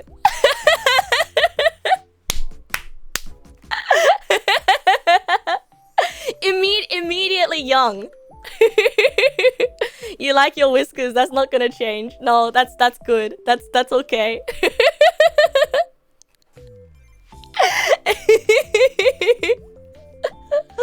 I feel 20 years younger. Everyone's making fun of you for your whiskers, bro. It's okay. I like them. They're unique. They're very, very unique. Does a hairless neck pal look as young as the day they were born? I don't even want to answer that question. Okay, so the first thing I'm going to do is I'm going to render the bowl, because the bowl is what's going to provide context for this neck pal, right? And so what I will do with the bowl first is I'll pick this red color, and then I'll decide to just frick it, we ball. Frick it, we ball. Actually, Hold on a second. This is a good time to show you guys how I use references. Okay, red wooden bowl. Okay, so I will find, I think I like this bowl. Yeah, I like this bowl. So here we are, a reference of a bowl right there, right? So this is not the exact same bowl that I'm going to be using, but I can kind of see where the colors bounce off from this bowl. So check this out, right? Check this out. First, I'm going to color pick this, make sure I got the right color. So this is the base. Another distinct trait about your neg pal Sona was eye bags, but you're not sure why you didn't include them here. Maybe because they're not part of the liner. Okay, I'll add eye bags. No worries, bro. I'll add eye bags. Lock the opacity here, and now I'm going to pick a dark color, and you can see in this picture here, the dark color kind of goes. The dark color is a little bit more blue here, so I'm going to pick a dark color. It's probably not dark enough. Still not dark enough. A little bit too dark, but I think this can serve as the darkest, and then you can see where the shadows in the bowl are there. So I'm just gonna quickly color block out where the shadows are, and I'm just not going to pay too close attention to exactly how things are. But pretty much you can also see that there's like a slight contour of the bowl down here. Why am I using this pen? I don't like this pen. I want to use my other pen. There we go. This is the pen that I like. Yeah, this pen. It's like a softer pen. The bottom of the bowl has a bit of a soft edge, and then you can kind of see that there's like a hard shadow here where the bottom of the bowl is, because it kind of cinches inwards, so it shows that sort of curved shape. And then I'm just going to start blending this together. Blending these two colors together like this. He looks like a jalapeno. Ooh. A pepper? Your neck pal looks like a pepper? And then I'm gonna add, I think I see a little bit of darkness there, so I'm gonna add this. You summoned the jalapeno! You summoned the wrong jalapeno! Everyone's looking at you like you're a tasty little snack, bro. I don't know, bro. I think you have to watch yourself. Okay, so I have some shadows of the bowl here, but now I'm looking at the bowl and I'm thinking this bowl doesn't look vibrant enough. Like, I want the vibrant kind of red that I've got in the reference picture, right? So I'm just going to turn up the saturation, and I'm going to make this red a little bit more orange. And I'm just going to drop the orange right here. So I can see in my reference picture that there are certain parts of the bowl that I guess are more vibrant than others. So I'm going to just put that here. Just put that here, as well as dropping some of that vibrancy down here. And now you can kind of see this bowl is becoming more bowl, hey? You like that orange? It reminds you of the old car that your family used to have. Aw, that's really nice. That's really cute. Now you can kind of see this bowl is looking a lot more 3D, very bowly. You can feel the form. You can feel the 3D form. And to make me feel the 3D form even more, I'm gonna use a dark purple. This dark purple color. And I'm going to very gently brush it at the sides. Actually make it even darker. Yeah, gently brush it at the sides. Just to show that there is a shadow there. Make it feel even more round with a even darker shadow. Not quite black, but not bright either. And once again, I'm gonna do that on the inside. You can kind of see that the shadows in my reference picture here, they kind of form a triangle. So I'm going to try to form that same triangle shape here with my dark shadow. And then I'm gonna blend this together. And so that's how I use reference pictures. It may not be the same bowl, but I'm looking at the way that the colors bounce off the material. You can feel like you can just reach through the screen, grab that bowl and drink the soup. He's not soup. I mean, look. Rodrixam makes his own decisions, okay? If he wants to be drank by you, if you want to drink him, you have to take it up with him.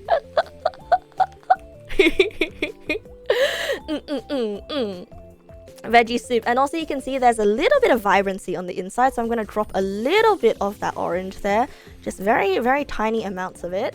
And I'm going to do this. Yeah. And now you can kind of see that there is a bowl shape. Now, the last thing I'm going to do here is add highlights. So I'm going to take yellow, because yellow is a very bright color. And I'm just going to do this. You can kind of see in the reference picture there, at the lip of the bowl, that seems to be where the light reflects off the most. And also here as well, if you want to show the circular shape, light is reflecting there, maybe a little bit at the sides here too. And if we want to sort of have,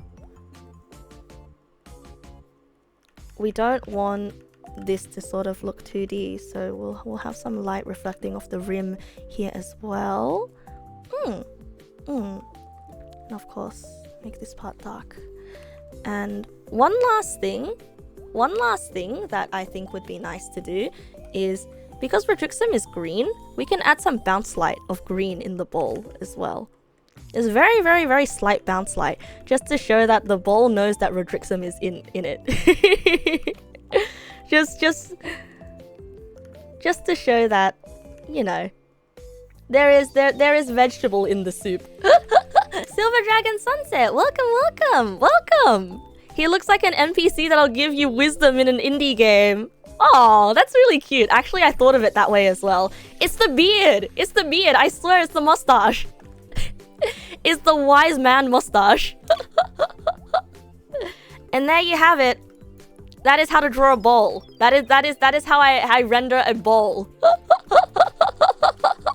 You like that better than being soup?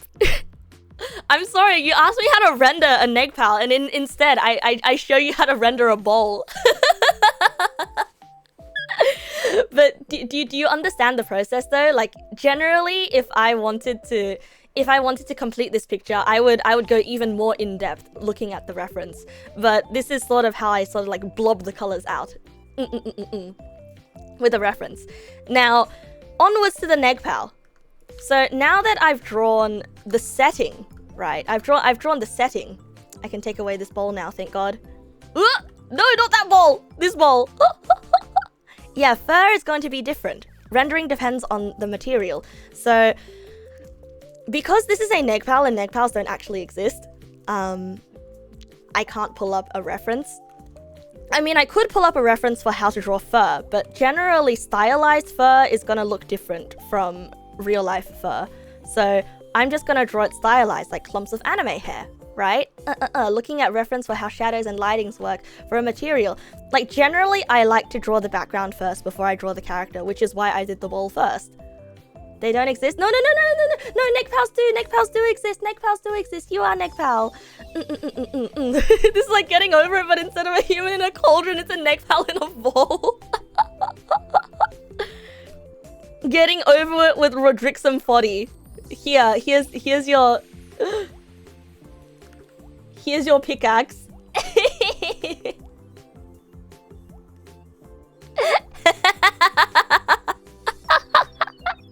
The hamster overlords, welcome. Thank you for the follow, bro. Welcome. Here's the tail as a grappling hook. Okay. Coloring time. So I'll take this body and I'll find a darker color.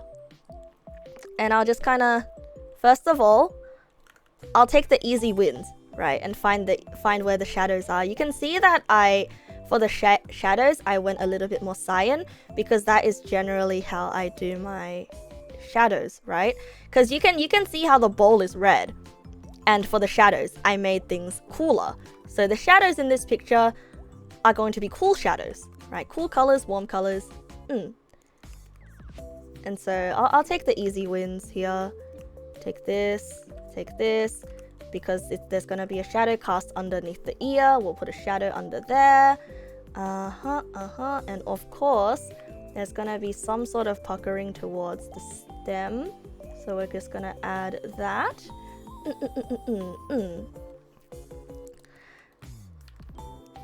And of course, because it's fur, right? It's anime fur. I'll just take my brush and lightly brush over Rodrixam like this. Yeah.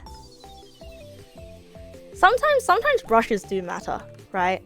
Sometimes brushes do matter, which is why I do like this brush a lot. So what you're seeing me doing here is I'm literally just making small, very quick strokes. Very quick, small strokes, just to simulate that feeling of fur. And of course, add some stuff here, and then I'll take the light color again, and I'll go over the fur again. This time I'm going to be drawing large strands. Large strands. Like this. And like this. It's always nice to sort of apply highlights on top of a dark color that you've drawn. I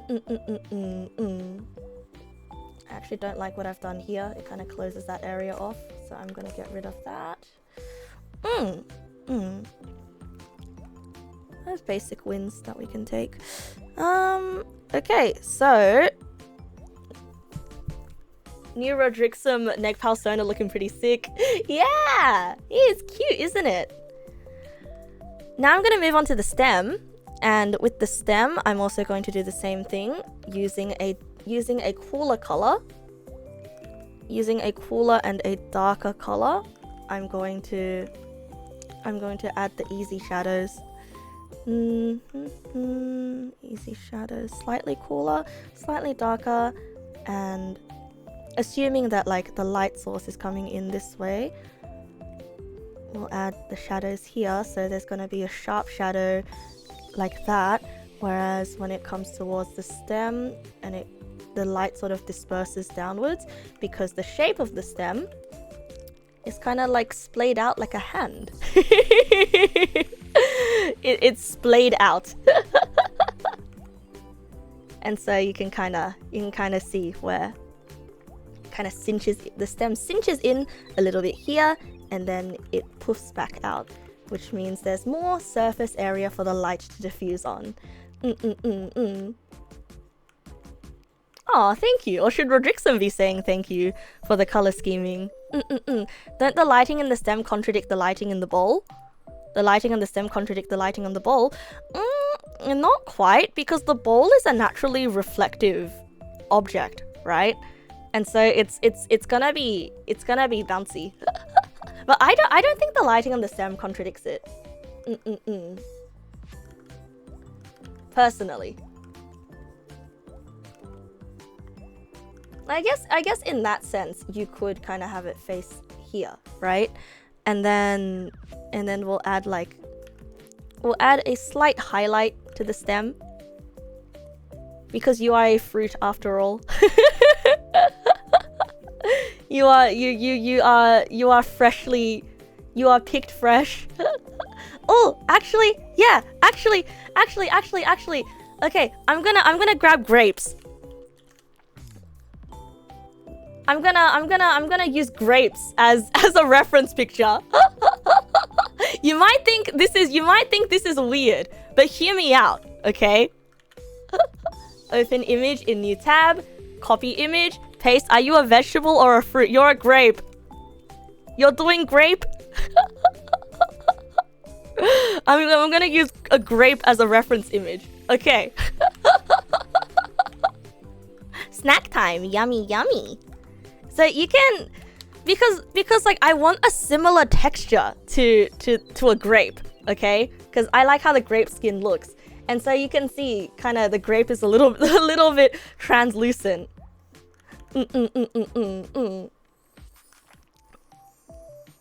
And so I'm just gonna do this, yeah, and then I think the shine of it is.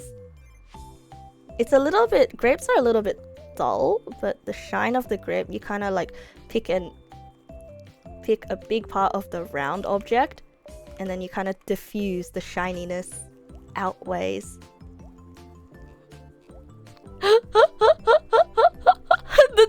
The stem is now just a grape. I don't quite like this forest green anymore, so yeah, so this is actually a bit of a problem that I experience a lot when I'm rendering, where I tend to morph the color palette quite a lot. And I kind of...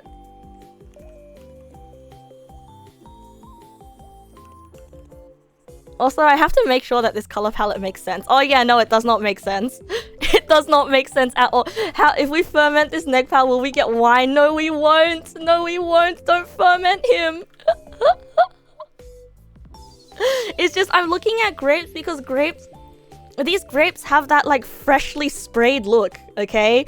They've got a, this has just been sprayed and it looks fresh. Yeah, I turned it yellow with the highlight. Crimson Streams, good evening, welcome. Oh, thank you for the resub. Thank you. Oh, you hope I'm doing alright. I am doing alright. I'm kind of dying to my thesis. But tonight we're messing around and we're doing overpaints. Yeah, no, I turned it yellow with the highlights, so let's not do that. I do like this effect that I've applied here though. I don't know how to explain how I did it, but you can kind of see that I've color blocked out some highlights here. Like it's an interesting shape. That's all I can say. It's an interesting shape that I've created. And so we can even add some of that grapey yellow down here. Silly soup. Yeah. Guys, please, Rodrixam isn't old. He's young. You can't just kill him off like this. Actually, I don't like how shiny this stem is. Because this makes the stem look way too shiny. This makes the stem look way too shiny. So I'm gonna tone it down a bit.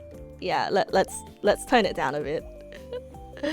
Okay, I got rid of the shininess there, but we can keep some of the shininess down here. Like personally, I don't quite like this at the moment. Just lurking in the back while drawing. No worries.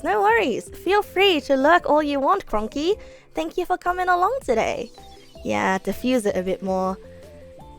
And now I'm going to add just a little bit more contour to the sides of the leaves here, just to make it look like it's really sticking up compared to the head, right? Hey,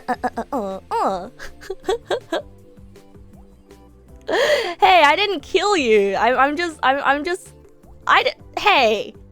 who showed you that clip? Hey, who took that clip? I didn't kill anyone. And now you can really see that this stem is kind of sitting on top of your head, right? It's sitting on top of your head. And so the way that I placed these contours, I guess it's to suggest 3D shape, right? Yeah. Yeah, now the stem really looks like it's sitting on your head. In fact, it almost looks like a part of your head. You are just fermented. Okay, so the whole picture is looking a little bit yellow. And so I think it's because I think it's what I did with the stem that made it incredibly yellow. So unfortunately, Rodrixam, you are going to have to be just a tiny bit more yellow as well. So I'm going to swipe this green in, and I'm going to very, very, very, very gently try not to override too much of it. Kind of splotch it in, right? Kind of splotch this green in.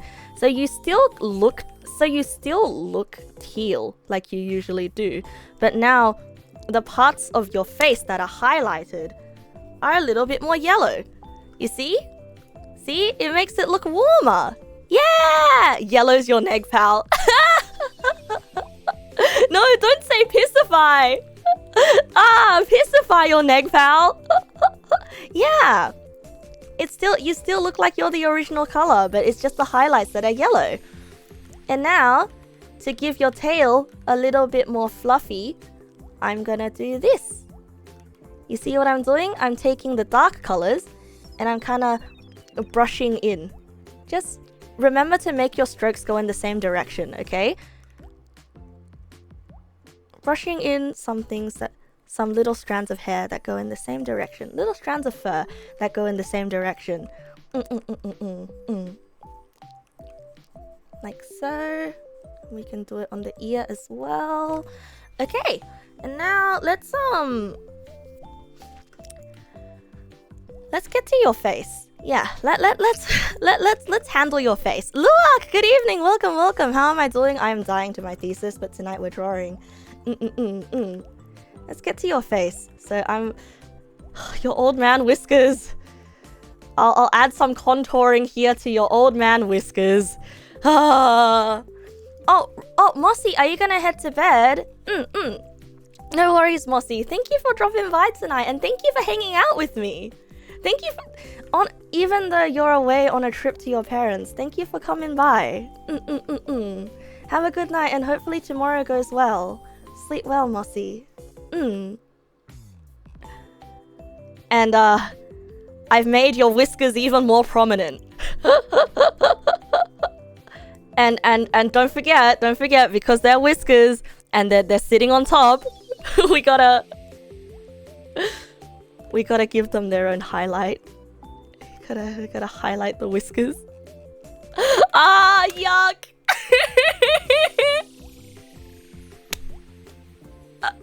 Ah, yuck! I'm sorry. I feel like I was rude. I feel it's mean. It's just, I don't like the fact that they're highlighted. I don't like the fact that they're highlighted. It makes it look too bulgy. No, when they're highlighted, it kind of looks like it's bulging outwards. It's not the whiskers that are yuck. It's when it's highlighted. It looks like a pimple when it's highlighted.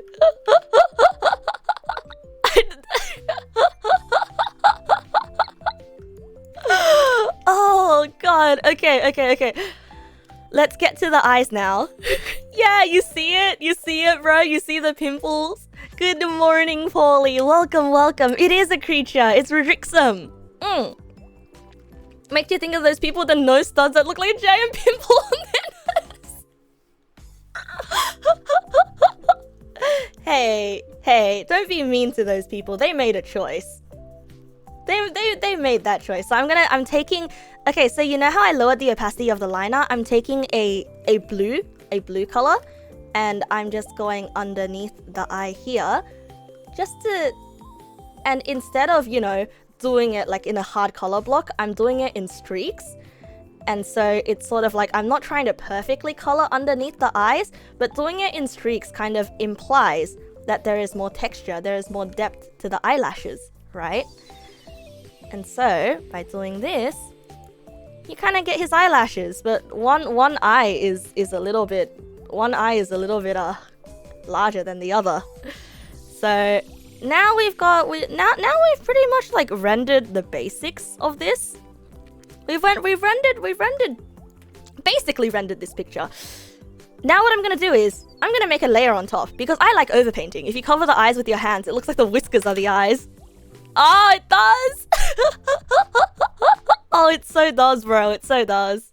I'm gonna do some overpainting on top now. So first, I'm going to fix the issue of one of the eyes looking larger than the other.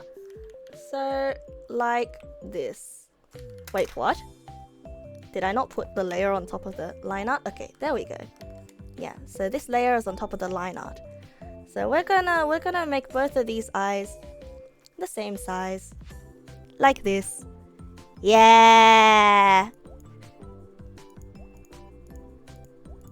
Yeah! And this mouth, we haven't really defined yet, but I usually like to do the mouth on the top layer, so we're gonna make the corners of the lips a little bit darker, just to show that sort of skin pushed together look. And we're going to thin out the whiskers here to give it that sharp edge, right? Remember that sharp edge that I told you guys about last stream? We're gonna give sharp edge. And now the whiskers are looking more whisker-like. Yeah! And I think here as well we can also kind of chip away a little bit at the sides of the eyelashes. And let's add eye bags. Let's add eye bags. Add an eye bag here. Add an eye bag here. Add an eye bag here. Oh, but it adds to the old man aesthetic. Are you sure you want the eye bags? Are you sure you want the eye bags? If people are calling you an old man, I feel like the eye bags make it worse.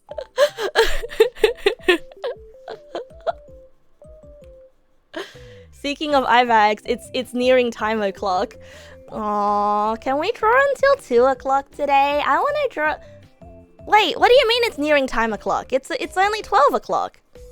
It's only 12. It's only 12. We got plenty of time tonight. I don't know, bros. What do you think? What do you think? Eye bags or no eye bags? I personally like the whiskers.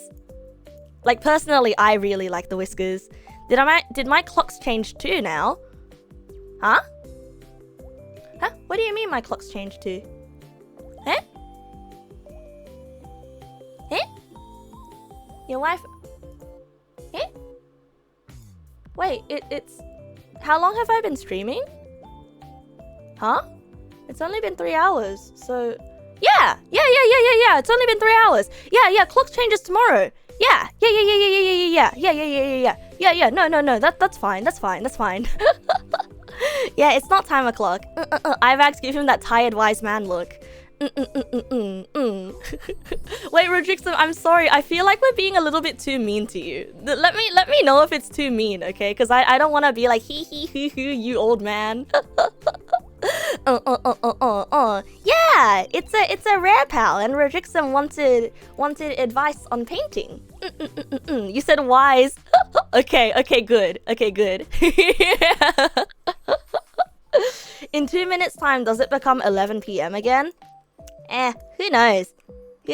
All I know is I'm gonna end stream at 2 o'clock today, because I want to get through a lot of overpainting.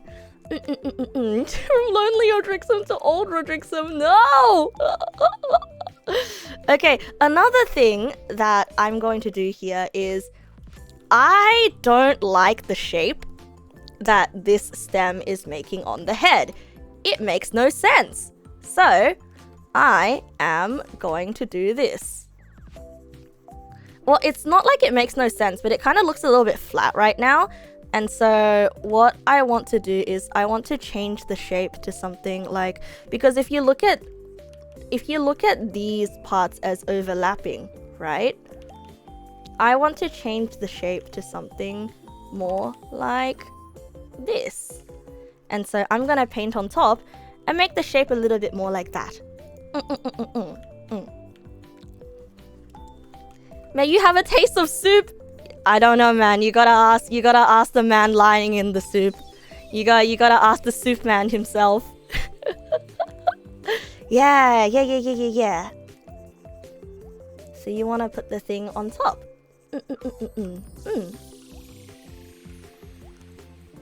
And then you end up with this. Did I say you wanna put the soup on top? Did I just say that? I feel like I just said that.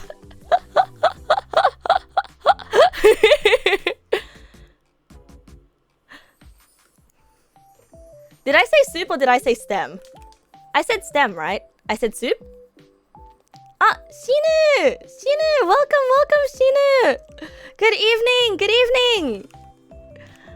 We're doing overpainting, but Rodrixam asked for an entire rendering tutorial. So here I am, rendering his picture. Good evening. I hope you had a good stream tonight. Yeah, I'm sorry that I couldn't join you guys for content warning yesterday. I was working on my thesis. Please invite me again next time, bro, because I really want to play with you and Shio.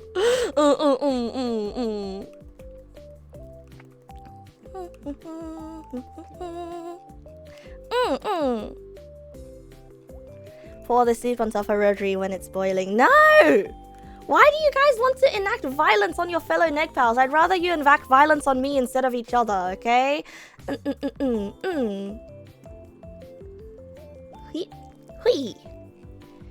And there you go. Now the shape of the stem kinda... It's not really expanding into territory that it shouldn't be expanding into, right? You can kind of see that there's different parts of the stem that are overlapping itself. Why do I think you want to enact violence on me? Because I feel like you guys are hungering for blood. You guys are hungering for bloodlust. Okay, next thing that I would like to do for the overpainting on top is I want to add more pieces of fur to the side. So this piece of fur is kind of awkwardly hanging over the side, but you have a cat, don't you? You kind of know how fur spills over the sides of bowls. So I'm just gonna add it here to show it spilling out. You see that? Yeah, it's spilling out. Yeah, you have two actually. Yeah, I know a bunch of you guys have cats. And so what we want to do is, you know what happens when a cat sits somewhere and they're very, very comfy and snug? That's right. You get a little bit of fur that comes out the side. Not saying that you guys are cats. Maybe dogs also have fur that spills out the side like this as well. So I'm going to take this color and I'm just going to draw a bunch of fur spilling out the side. There's a bunch of fur spilling out the side. Not the whole way though, because then that just kind of looks fuzzy. And then once I've blocked in the color, then I'm going to go over with a brush and sort of like make new line art on top. And sort of, you can see that I'm sort of pulling the line art inwards a little bit, right? And that's just to create that sort of like blobbed look, if you know what I mean. Yeah! And now Rodrixam looks really comfy. Now he looks really, really comfy. And then I think I'm gonna do just a little bit more here. You know, just in places where I feel like it would be nice for him to be spilling over. Because you can kind of see that his face is the main part that's sort of... I guess like he's putting his weight on his face, right? And so this part should absolutely be spilling over. So I'm going to take some of this and just like lightly dab some fur over like this. Very, very comfy. Yeah. And also these are all things that you can always consider, you know, after you've already drawn your line art, after you've already done your base colors, you can always paint over it on top, because some of these things you only really notice after you finish your line art. And some, you know, I don't want you to be stuck being like, oh no, what do? I finished my line art, I guess I have to scrap everything. No, just paint over the top of it, Lamel. And so here you have it. you have it. Little spiky patches of fur that are coming out. I think over here we can also have like another big clump of fur as well. It's really like whatever looks right to you, right? Whatever looks right to you. And now I present to you the before and after of the clumpening. Look at that! Look at how much more comfy he looks! Look at how much more comfy he looks! He's just spilling! He's so comfy that he's spilling out the sides. And it also increases the fuzzy feeling as well. Yeah, actually, I don't really like this part because it implies that like he's on top, and this part is pushed towards the back. So I'm gonna erase this part. And now there's sort of more of a dimension of this part is the face, and the back is sitting in the bowl.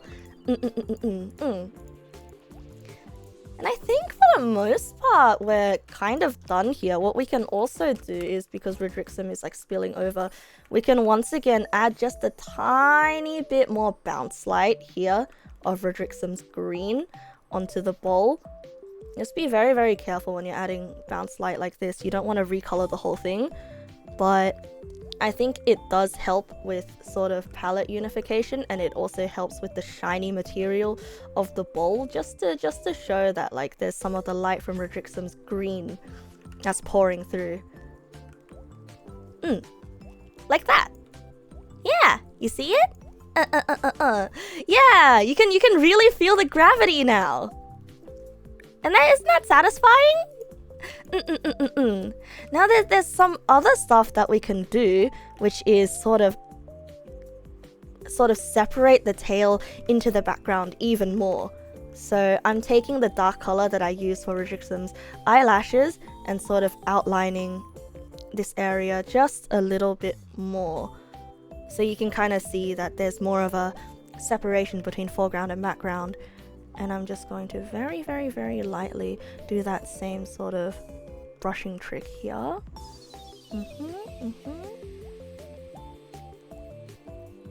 Like this, right? And also this tail shape is a little bit unnatural. It kind of looks like a snake right now. So we're just gonna add we're just gonna make his tail just a little bit thicker, like that. Just add an extra clump here. Make it a little bit thicker. I think the tail can also afford to be a little bit thicker here as well. And also, we'll thin out the tail tip. Oh wow, that's a sharp tip. And then maybe curl it a little bit. Just because I think like curled tails end up looking a little bit more natural, right? Especially at the tip. Have it curled a little bit more. Make him thicker. Yeah, I mean, because it's fur, right? Fur tends to want to puff outwards. Yeah. And then we'll take some of this dark color and then make some retroactive line art around it just again. Like that. Yeah, you could have stabbed someone with the really sharp tail that I gave you just now. Yeah, and now let's take a little bit of a look at the before and after. I made your tail just a little bit floppier. Just a little bit floppier. Kind of has a weird shape still though. Kind of has that like melon guava shape. I don't know, maybe because winter melon shape, maybe because it's green. But like I tend to like tails that are a lot more sort of fox shaped, I guess. Fox shaped tail, like puffy at the bottom and then sort of sharpens out. So what I'm doing is I'm just chiseling the shape until I find a nice shape that I like. I think I like the shape like this. Kind of. This is gonna sound really cursed, but the shape right now kind of makes him look like a soup ladle.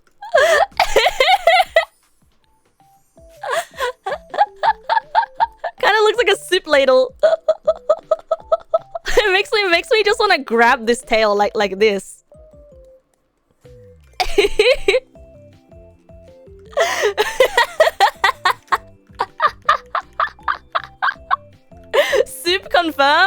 Ayo, soup confirmed. Okay, Rodrixam. Question. Do I have permission to turn you into soup?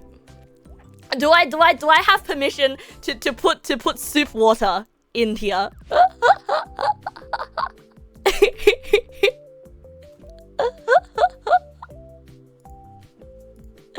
Okay, perfect. Okay, soup. Yeah, let's go! Soup is canon! Let's go! Okay, now I'm going on Google to look for a reference picture of soup. Let's look for dumpling soup because I feel like Rodrixam has dumpling soup energy. Okay, perfect. Okay, I found a picture that I want to use as a reference. Okay. Here we have dumpling soup. So right now I'm looking at how the dumpling sort of submerges into the water, right? And where the water hits the edge of the bowl. And so this soup is kind of oily. Should you be sorry about this? No, we have permission. We're good. And so first of all, the water is usually at the edge of the water. You can kind of see that there's a highlight. So first of all, I'm just going to like draw out the shape of the water. Okay, so this is where the edge of the water is. This is the edge. And let's oh, cazuela soup? Oh, okay, you want cazuela soup? Alright. Okay. Chilean soup.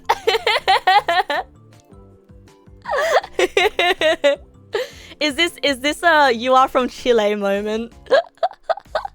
Great Ninja, good evening, welcome. Oh no, it's only 12 AM over here, so I'm good.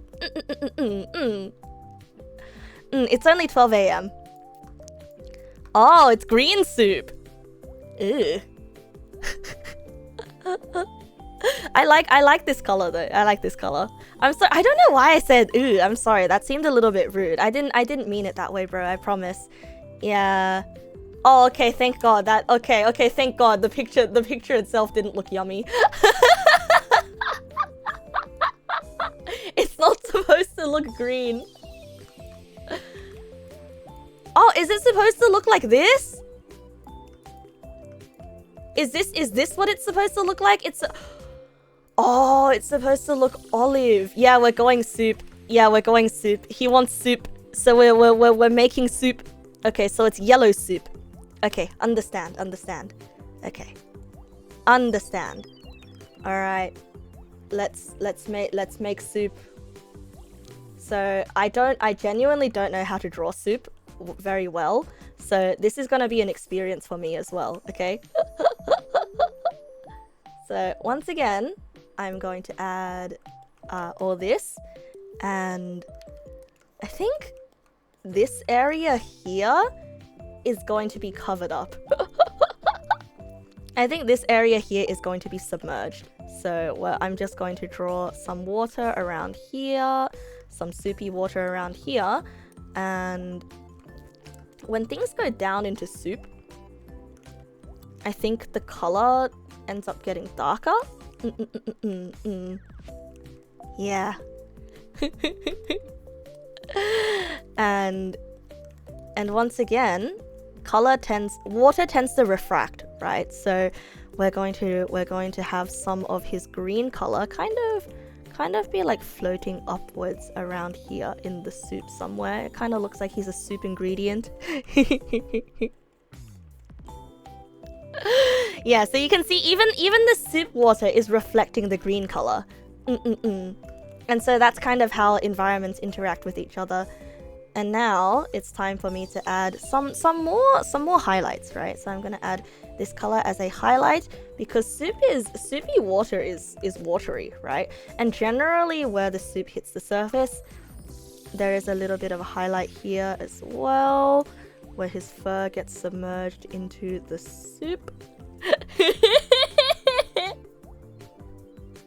Refract, that's a hard word. What do you mean? Refraction is a normal thing that happens.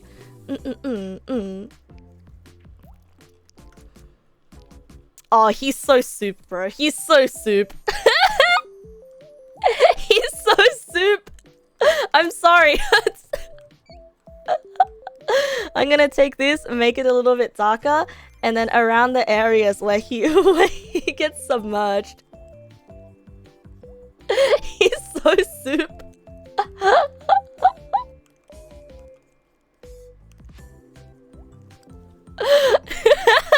He's so soup. I made this happen, but he's so soup. Why is it?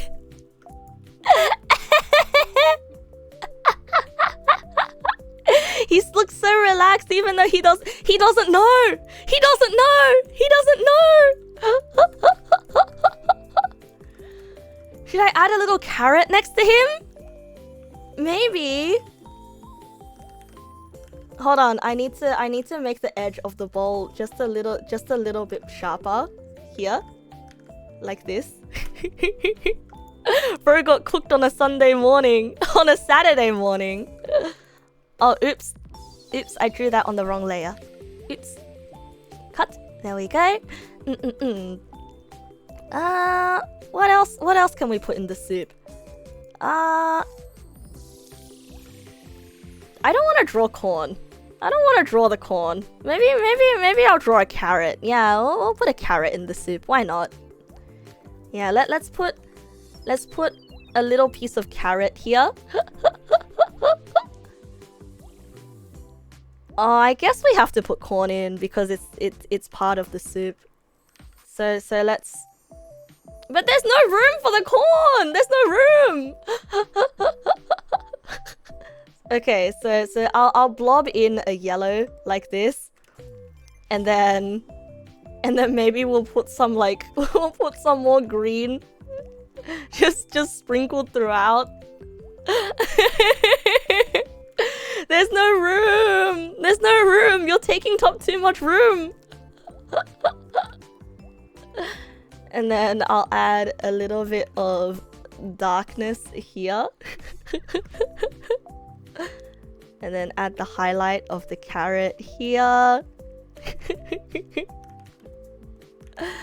And then because this is corn, drawing the corn's gonna be annoying. And then I'll kind of like do this thing to imply the individual kernels. Actually, when you eat the soup, you usually leave the corn for the end since you can't eat it with the rest of the soup. Okay, perfect. Perfect then. This corn is just gonna be here. Imply the corn kernel. So I'm making use of the reference, right? So that I remember what a corn looks like. But I'm not exactly copying the reference. So that's how I use the reference. And then I think there's a bit of a highlight here as well. But that highlight is a bit too yellow. So we'll make... Well, that doesn't look like corn.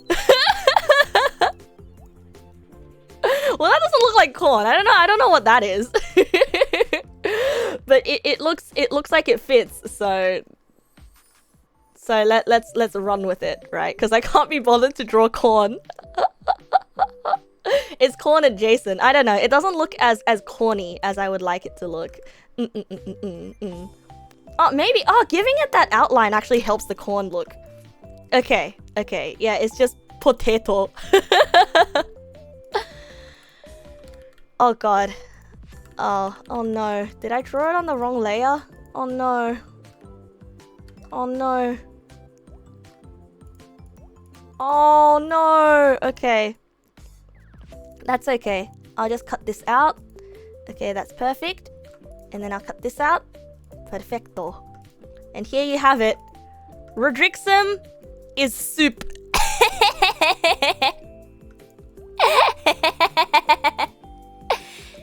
I hope you learned something from this. Taeyu, welcome. Good evening, bro. Welcome. Oh, that's all good, bro. That's all good, bro. Honestly, I saw some of your tweets and you look like you were really out of it today. And honestly, like it's perfectly fine, bro. Thank you for dropping by because you're just on time for the rest of the stream. We've got like how many hours to go? We've got like 2 more hours to go.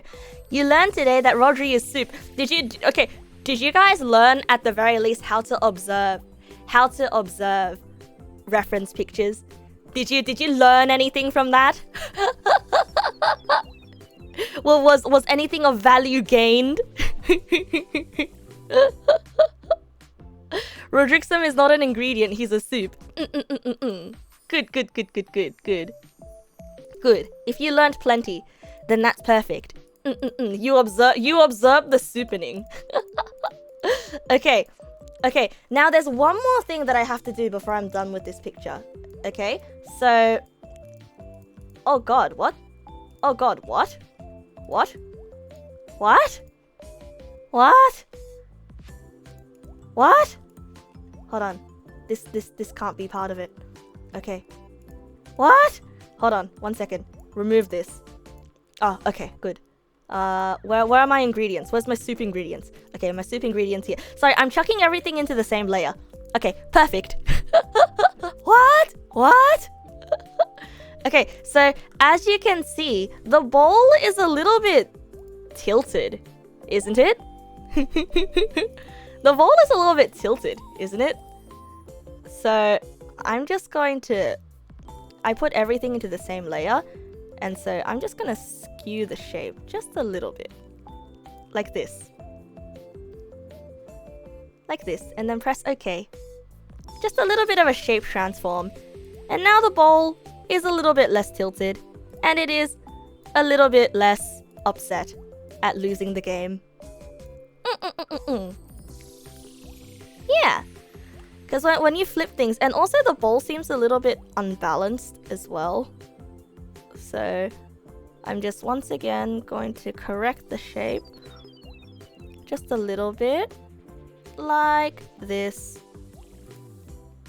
Okay, I think that's it. I think we are done with this picture. What do you guys think? We have created bowl. Observe. Original versus final. Original versus final. I hope something of value was gained today.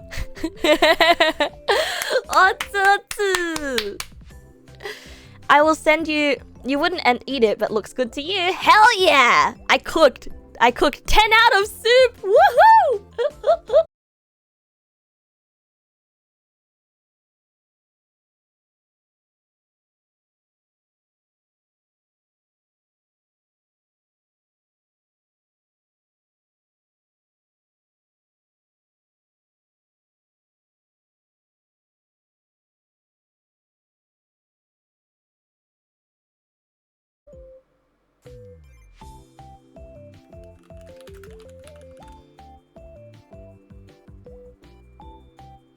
We're back! We're back! Way back! La la! Soup is back! Soup is back! We got freaking tomato soup! Hey, so I did a little bit of off-stream painting. Do you guys notice anything different? Anything smelly? Anything? Do you smell a smell that smells smelly?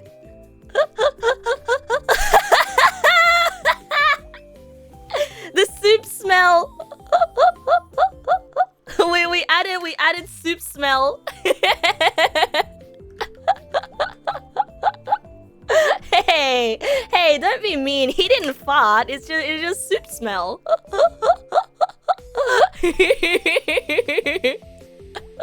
The oog way to the neck pals. He is. Well, there's this wolf on screen. Huh? Shattered Skull, thank you for the follow.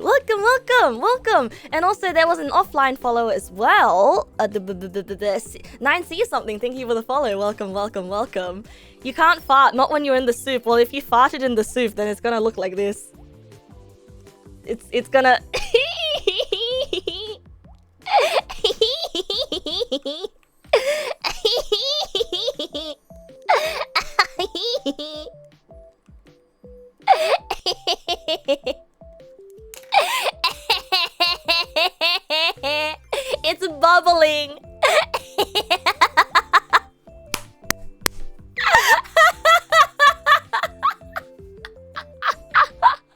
야메로.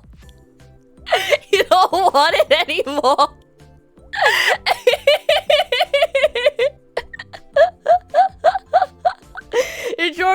Drawing pictures is so powerful, bros. Drawing pictures is so powerful.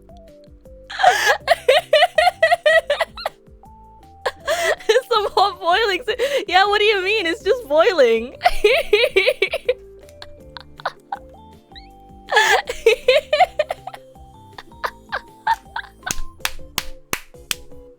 Look, that's what happens when you put a living creature in your soup, okay?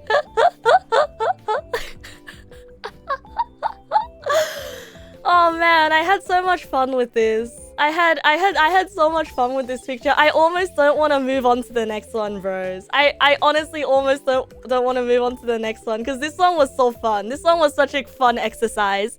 But unfortunately, or rather fortunately, we must move on for the next picture. Say goodbye to your soup, bros. Okay, my Google Forms has crashed. Oh wait, we're good. Okay, so the next one was submitted by Alturian. And Alturian didn't say anything. Alturian didn't say anything. It's just, is anything in particular you're having trouble with in art in general? Is there something you want? You left that field blank. I mean, that's fine, right? That's fine. And Alturian... Oh, I love the picture that Alturian sent in. I love it so much, it froze everything. I love this picture so much. Oh, this is so cute. This is how Neg Pals... The picture is titled Wash Time. Oh, this is so cute. How do you submit picture? You send it to the Google Forms. Let's see. It should be on my Twitter if you can't find it. But this is a link to the Google Form. Yeah, it's a magical rare pal. Oh, it's so cute. Okay, let me just make a new window. Canvas workspace. Let's see. Canvas, new window, and then move this over into thumbnail. And then grab this, and then do this, and then make new from clipboard. Also, the thumbnail is looking a little bit small, so we're gonna move it like this. All right, perfect. Learning a new way to wash themselves after the washing machine incident. Hey, what do you mean the washing machine incident? Can you submit a second picture? Of course. Okay, so Rodrixam, not Rodrixam. Alturian has said absolutely nothing, which is perfectly fine. So let's start with the basics here, okay? The first thing that I notice that is awkward about this picture... Oh, Lustra, Sarah, you gotta catch up on a lecture? Okay, good luck with your lecture. Well, I do an art lecture here. Sorry, why did I say it like that? Sorry, why did I say it in such a stinky sounding way? Have fun with your lecture, bro. Genuinely.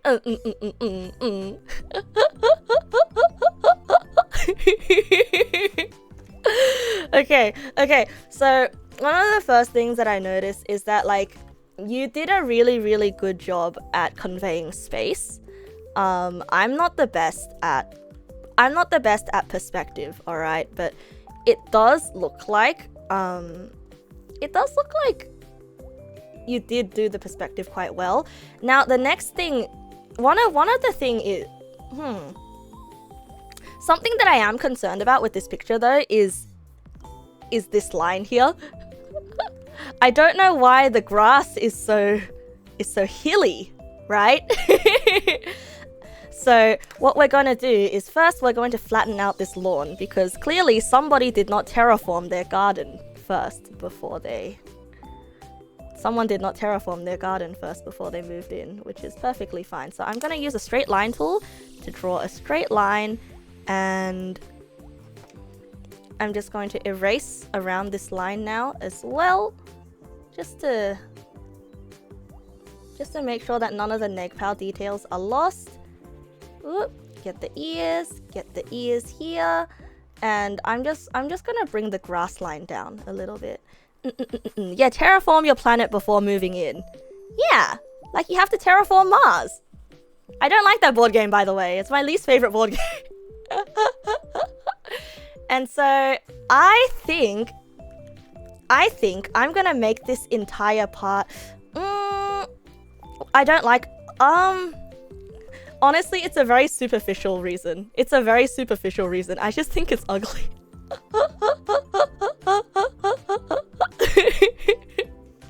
I just think terraforming Mars is a bit ugly. Because it uses stock images. Very, very super. A lot of yards do just look like that, though. The fence would be sloping downwards with it. Really? Oh, okay. No, actually, yeah. Yeah, I do like the sloping fence idea. So let's make this fence slopey. Yeah, let's slope this fence a little bit. I do like that a lot. Because I don't know, there's something very homey and nice about the jankiness of it. So what I'm doing now is I'm just cutting apart the pieces. Yeah, if the yard is on a slope, then the fence should go with it, because that was the main uncanny thing. I would have much rather not shaved down the grass. So this is the best idea that you guys are having. So that's number one. Hilly areas don't really have an option to flatten the whole yard. I remember my old house lived on a hill. I could roll a ball down my backyard. Ah, good morning, Scruffball. Welcome. Thank you for the bits, bro. Oh, thank you. Yeah, when things don't feel perfect, they feel more like home. That's so true, Rodrixam. You're so true for this.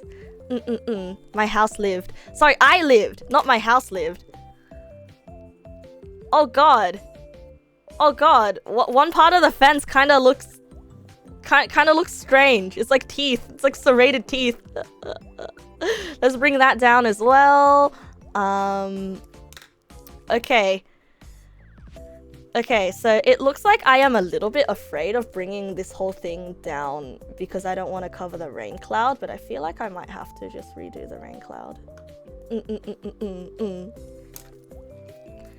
There we go. Now we have a sloped garden. Okay. Next thing for us to do here is that there's a lot. Okay, there's a lot of things that I think could do with a little bit of improvement. I think that the sense of depth is a little bit strange at the moment. So what I'm going to do is, I do like where this neg pal is positioned. Personally, I feel like this composition could benefit from... a different crop. So maybe like this. Because the way it is before, right? Everything's way too centered that it kind of has this awkward feeling because everything is divided in the page like this, right? Like all the interesting elements are divided very, very equally in the page like this. And so that's not very visually interesting. So what if I made the picture bigger and gave it a little bit of a different crop? So let's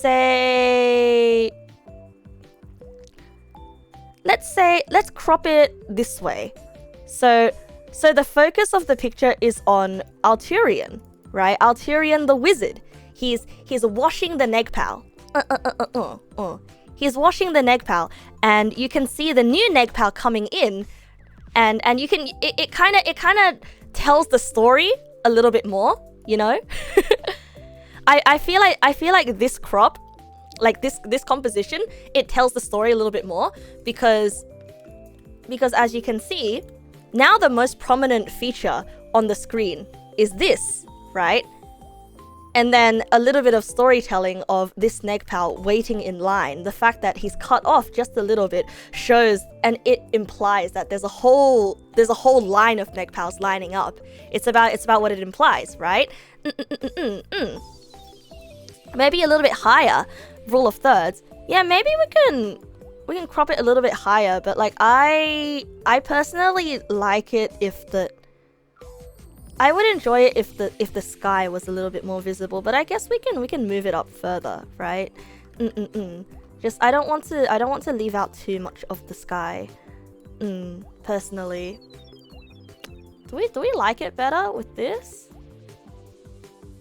We can add more things to the composition later anyway. But personally, I feel like this bottom left corner here is a very, very powerful spot. You liked it further down? Like this? Oh, okay. If you prefer it further down, we can have it further down as well. But yeah, it's oh, I had it right. Oh, okay, perfect. Yeah, because I think having Alturian and this scene happening in the bottom left corner, it gives it more salience, right? It gives it more power. Okay, so that's one of the first things that I would do to change this picture. The next thing that I would do to change this picture is I would cut this neg pal out because it kind of looks like this neg pal is floating a little bit at the moment. Sorry, I just got really close to the microphone and really far away. So we'll move this neg pal upwards just to imply some more. Imply the perspective a little bit more. I'm not using a perspective grid. Yeah, make it stand on the hill just a bit more. Maybe flatten this neg pal just a tiny bit. Move up just a little bit. And yeah, he has no shadow. He has no shadow. By cropping it like that, it feels like there's more neg pals that could be waiting just out of frame. Yeah, exactly. Like sometimes it's about how, like, what you don't see and what that implies instead of what you do see.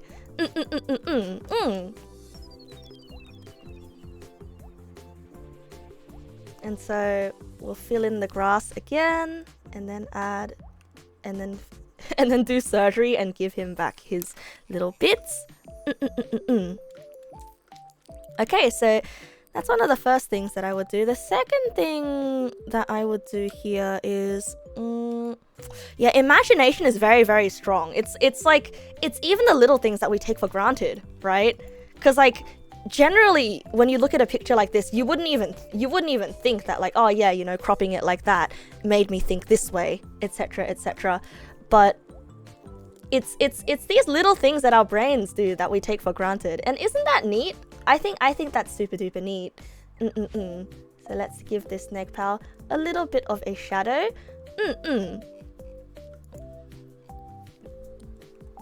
A little bit of a shadow here, and another thing that I think could be improved here is Alturian.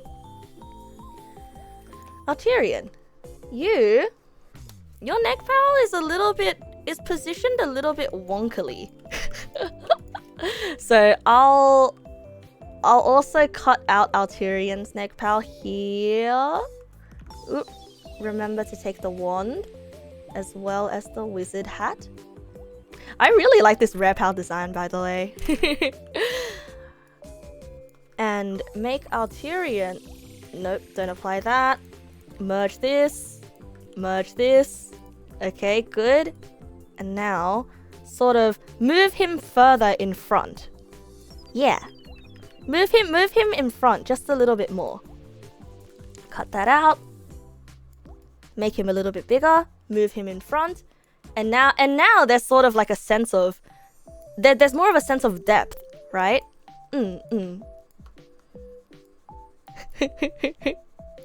The neg pal shower cue.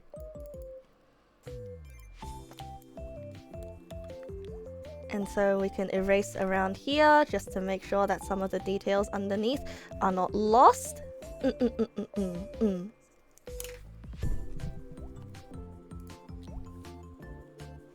I think I would even like move him a little bit more to the left. Maybe make him a little bit bigger. Like I would make him a little bit bigger because he's the subject of the picture, right? Yeah. And then Hold on, I'm gonna move this thumbnail here just up a little bit more. There we go, now it's a lot more visible. And so just by looking at the thumbnail of the picture, you can kind of sort of see how powerful just simply shifting around a few elements is. You like how I frame it as if this is an epic representation of a powerful wizard, and they're just neck pals taking a shout. I mean, you kind of have to, right? You kind of have to. He is an epic, powerful wizard. Yeah, hygiene is important. Hygiene is very, very important. Okay. There are a few things about color that I would really like to change about this picture, but I'm gonna be honest, I don't know where I should start from. You try to do two things with this. One, no black lines. Two, the light and shadow that's created by the wand. Ah, the light that's created by the wand. I see. No, I can see that because you have like this shining bright orb here, right? Have you ever met a wizard with good hey, that's mean. So first thing that I notice is that this grass is a little bit too green. So I'm going to yellow it up because usually on a bright day, right, that's not overcast, grass isn't this dark. Usually grass is a lot more yellow, right? So first we're just gonna yellow the grass a little bit. Grass, one of the things you can yellow without it being a bad thing. Unlike teeth. Right?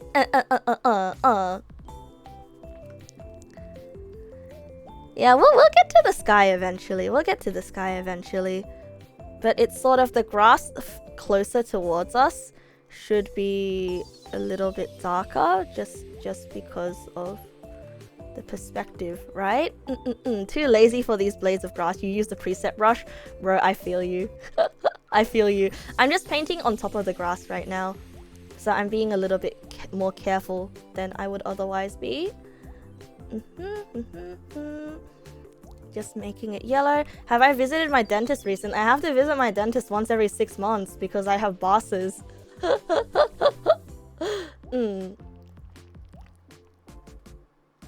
Okay, so you can kind of see some of that like old green there lingering. So I'm just going to fix some of where I kind of took out the neg pals. Here and here and here and here and here.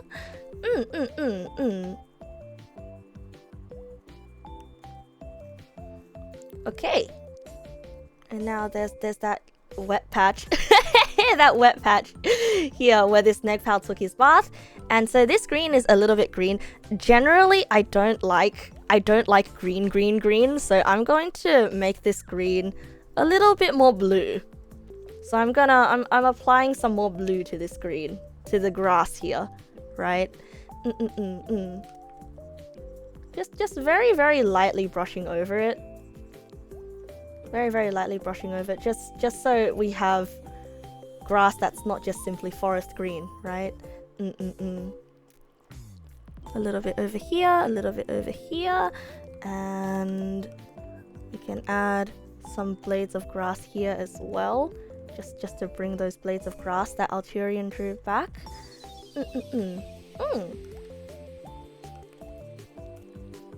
Like this. Yeah, the green is a little bit more green. Generally, I don't like green that's green. See, I'm sorry, okay? I'll try to make more sense with the way that I describe colors. Colors are very, very hard to describe in terms of themselves. There's like no good way to describe colors other than simply saying the name of the color. You must understand. The grass is always greener on the other side. No, I don't like green. I want yellow grass. Not the first artist that had a grudge against green. My sister also has a grudge against green. Sometimes green is more green than green. I just like it if my green is a little bit more blue. You know what I mean, bro? I just like it if my green is a little bit more blue. Yeah, green is just hard to work with. Okay, so next thing that I want to do is I want to fix up the sky just a little bit, right? So I want to give that sky that sort of like bright, clear day pop. I do kind of like the color that Alturians use though, with that kind of overcast look. But I'm just gonna apply a little bit more blue, and generally towards the top of the sky is a bit more blue. I want my intermediate brush.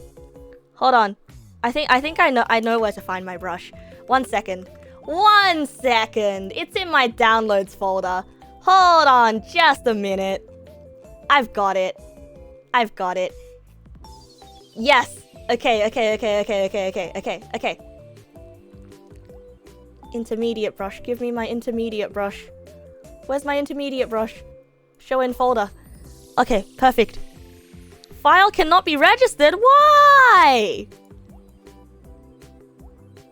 Okay, I got my brush. I got my favorite brush. Was it near the top of the sky or near the horizon? Near the top of the sky is a lot more blue. Near the horizon is a lot brighter, or is a lot lighter. Wait, is it the other way around actually? I need to check. Blue sky. Yeah, the good old downloads one. Yeah. Towards the top of the sky, it's a lot more blue, and towards the bottom, it gets a little bit more desaturated, a little bit more grey. So we're just gonna add some tasty textures to the sky, make the sky just a little bit tastier. You know, kind of like this. I always like drawing tasty skies. I'm just Soul. Thank you for the follow. Welcome. Yeah, it's one of those really nice days with not a cloud in the sky. Actually, you know when you said that the sky was a little bit less satisfactory than you would like, I personally, for me, I don't think it was the sky that was unsatisfactory for me. I think it's the picket fence that's a little bit dissatisfactory. So what I'm gonna do is first I'm gonna cut this cloud out because I don't want to bother this cloud just yet. So cut this cloud out, hide the layer, and then underneath this layer, I'm just gonna add in the white parts of the fence again, right? The darker blues, you go higher up, amateur astronomer. Oh, that's nice. I don't know why, but I found it really cute that you called yourself an amateur astronomer, you know? Because, oh, you're interested in astronomy. I don't know. I think is it patronizing to say that I think it's very cute when people are interested in astronomy? I think usually for these kinds of white picket fences, when you're supposed to paint along with him. You love seeing Bob Ross paint skies, but you can never make them look that nice. Yeah, you're supposed to paint along with him because painting is pain, right? Yeah, generally, I think these kinds of white picket fences, they are tinted a little bit more blue. But, like, personally, I think they are tinted a little bit more blue, right? Or, like, there's some kind of tinting to them in which, like, the color of the sky really does just kind of reflect off them. God, I'm so happy that I got my brush back. Look at how happy I am with this brush. Look at how nice this brush is. Yeah. And so what I'm doing right now is I'm drawing the colors of the sky reflected off this picket fence. Just a little bit, you know, just a little bit. I'm letting the pressure of the brush kind of do its thing, and I'm kind of dabbing it in randomly at the moment. And okay, in hindsight, you think it was for better you didn't go for astronomy. You don't like doing research that much. Really? Wait, really? Astronomy is a lot of research? Well, I guess I can understand that, right? And now you can kind of see that the picket fence has a lot more texture to it, right? You love flat square brushes. It looks like you're painting an actual fence, right? Right? I was really sad when I thought I lost this flat square brush. And now it kind of looks like the tips of this fence aren't really showing. So I'm gonna take this white color that you used, and I'm just going to give it its hard edges back. Give this fence its hard edges back.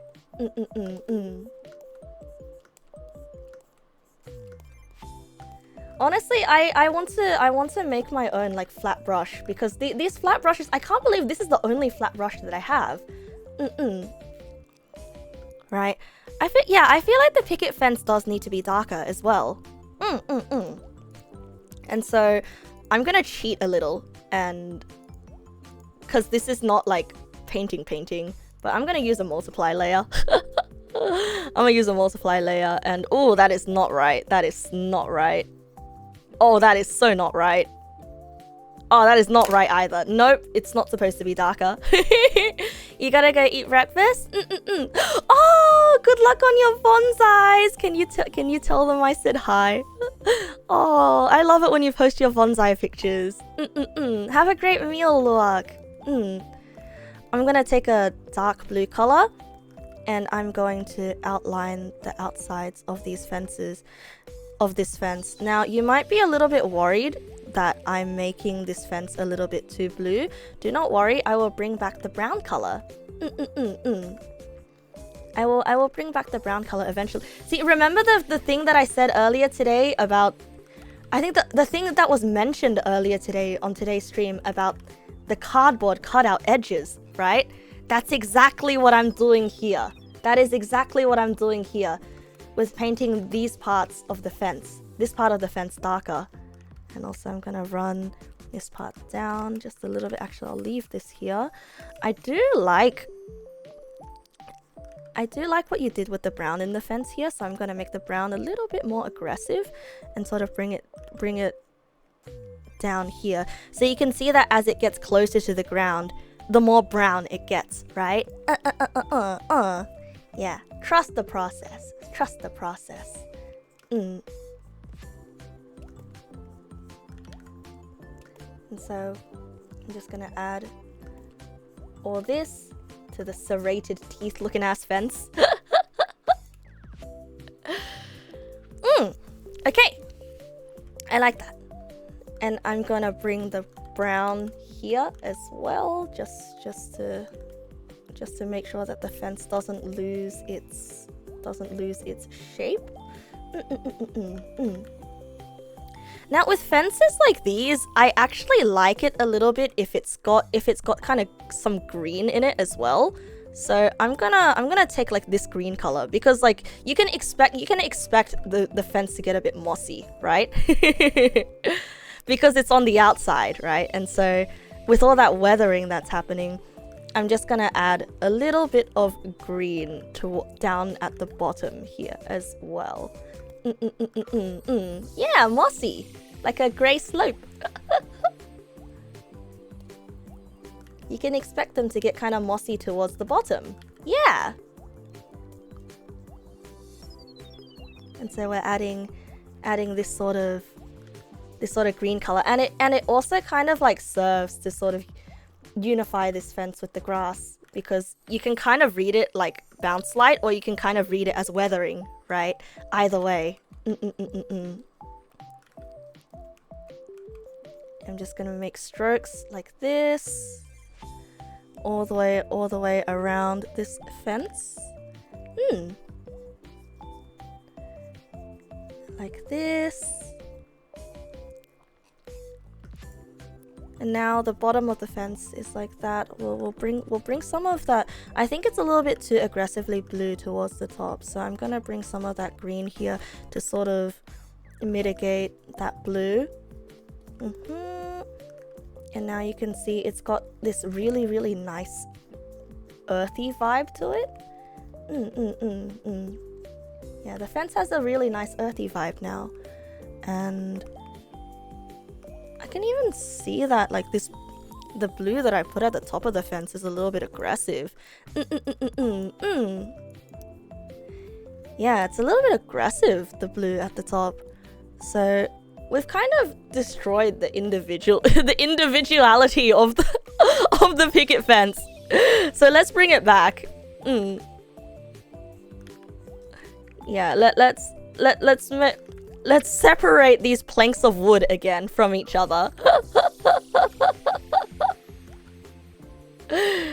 Yeah, unfortunately, they are not best friends, joined at the hip, fraternal twins for life anymore.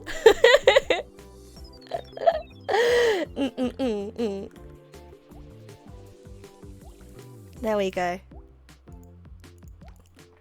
Where did I put the ring cloud?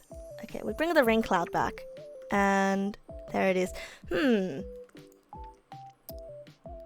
now that the fence is here. This fence still looks too bright. This fence still kind of looks like it's blending in with the sky. So you know what it is? It is a multiply layer time. And I'm gonna find the right color to multiply it with. God damn it. Also help me. Also help me. Let's see. I'll use my flat brush here. Just kind of like color this whole part blue. What if I put some green traces on the fence? Oh, I already did put some green traces on the fence. Oh, you mean like sort of plants growing up onto the fence? I was gonna do that a bit later actually. You should go on your 5K, so you'll be heading out. Okay, good luck on your 5K, Zippy. You be safe as well, okay? And thank you for hanging out with me today again. Gonna eat some grass. Wait, why? You shrimping? Yes. Yes, I am. How did you know? How did you know?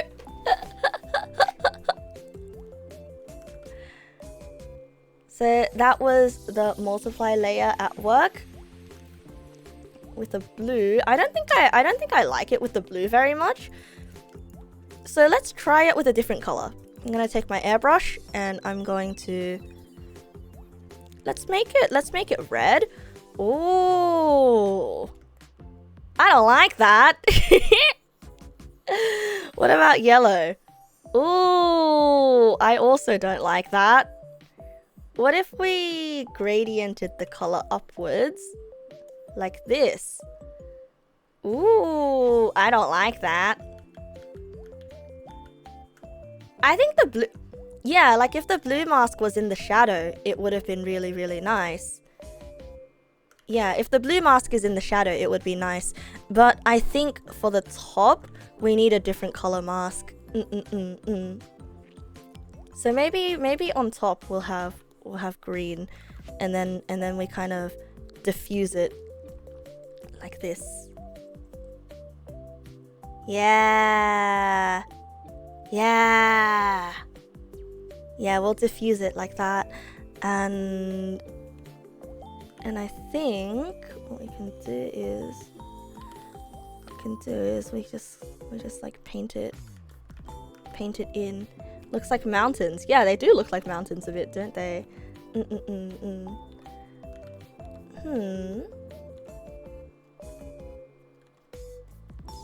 So I'm painting the multiply layer back in, kind of like this.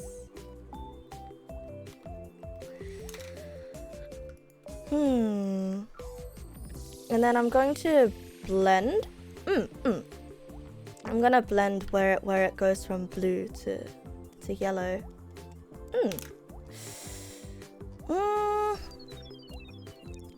And then maybe blend it just a little bit here. Yeah, there we go.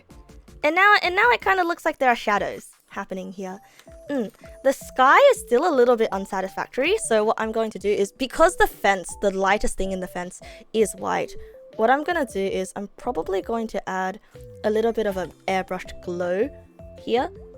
You can kind of, yeah, you can kind of see how the sun is filtering in, like that. With this color here. Yeah. Isn't it a bit of a strange that the most of the fence is under shadow, but the grass has a big shiny spot?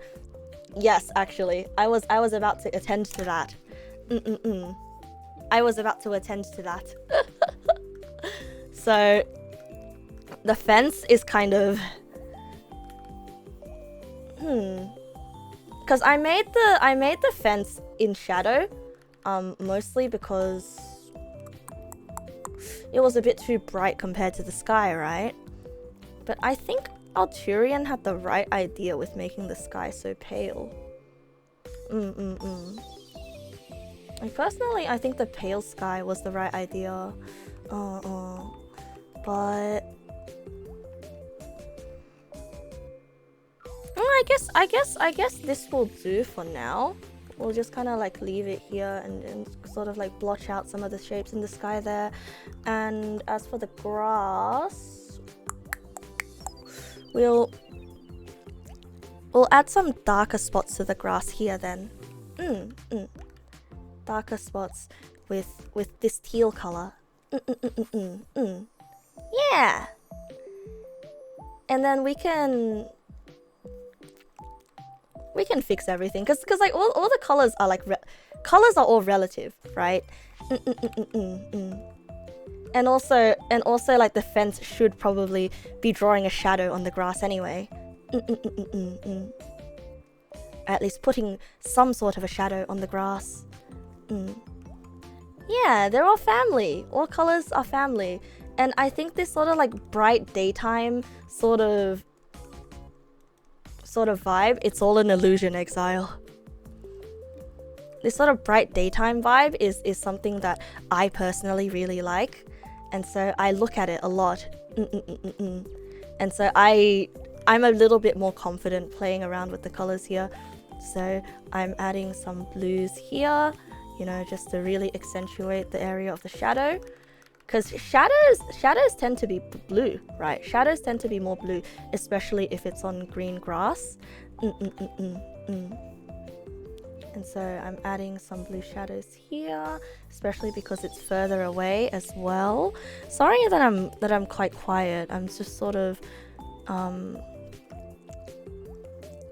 getting into a bit of a flow state, kind of narrating everything that I do. And also because the shadows back here are blue, these shadows here, maybe I need to make them a bit more blue. I don't think so though, because further away things tend to be a lot less saturated, and so I think it's fine if the foreground shadows are just a little bit more green. Just to give that sort of, whatchamacallit, color perspective. Perspective by way of color.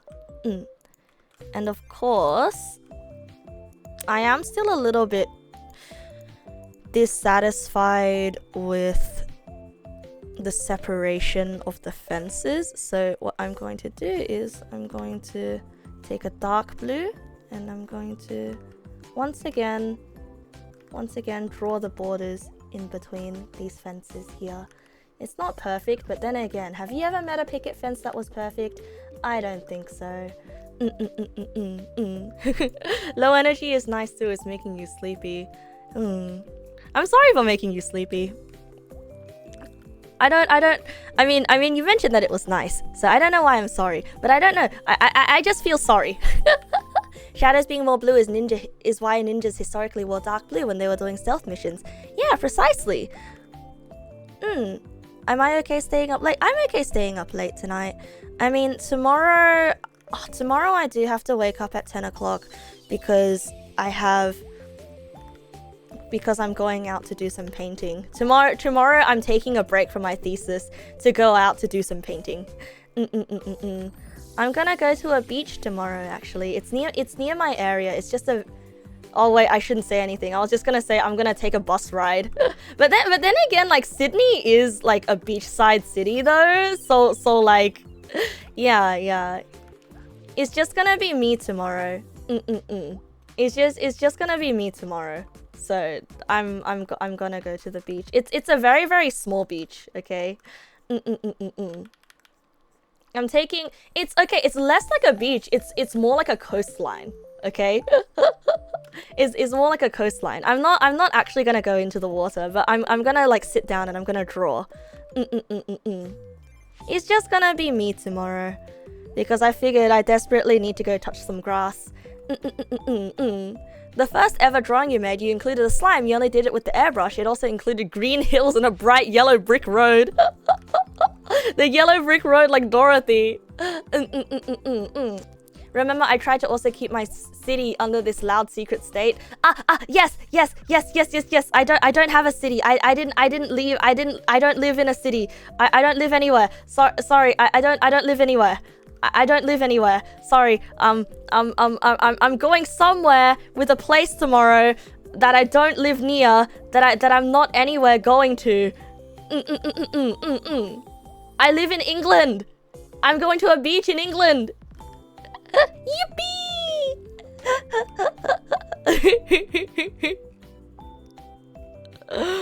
Oh, it's very satisfying adding weathering to these fences, though. Hey, if you like Gunpla, and if you like doing Gunpla, and if you like doing weathering on your Gundams, you would like painting. I think you should do some painting. Enjoy the rocks and the grey skies tomorrow. Oh man, yeah, it recently like rained a lot. But who knows, you know, maybe a beach right after rain would be a nice scenery to draw, you know. It might be nice to draw. I don't know. But yeah, I wanna, and then after I draw the picture, because tomorrow I'm doing a sketchbook stream, right? And we're gonna be singing and doing sketchbook pictures. Maybe I'll also show you pictures of the beach too. Wait, no pictures of the beach. Sorry, that's doxy. That's doxy. I'll show you the picture I drew of the beach though. But oh no, if I'm too good at drawing, you're gonna recognize the beach. Yeah, we do sketchbook handcam streams once every week. I'll show you a picture of a cool rock. Oh, if I see a fish, I'll show you a picture of a fish. Hey, if I find a dead fish washed up on the beach, do you want me to show that to you as well?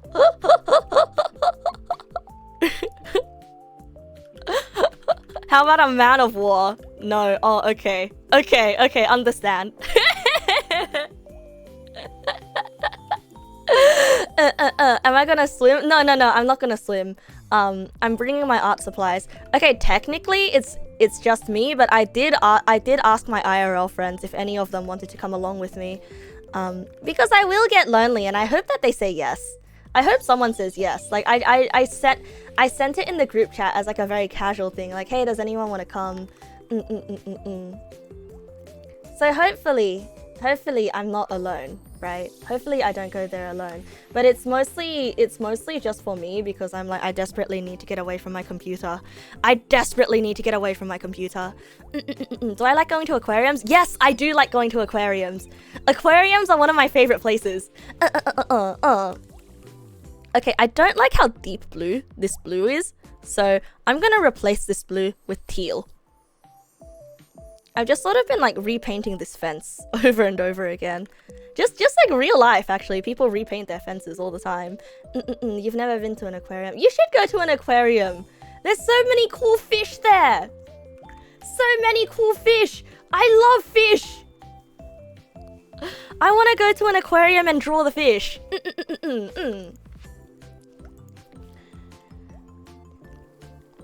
So you can see that I'm using a lot of teal in this picture whenever I feel sort of like I'm not sure what color to put there. And teal is such a lifesaver color, right? This is the puddle of water, so let's just let the Negpal have its puddle of water. Okay, so we've repainted the fence and we've repainted the sky. Penguins are so cute. Yeah, teals and greys. Color theory and fish. I love aquariums. You think the tail is going nuts at the thought of aquariums? Answered the question. I simply like looking at the fish, okay? Like, I point at hammerhead shark. This shark's head is shaped like... This shark is called a hammerhead shark because his head is shaped like a hammer.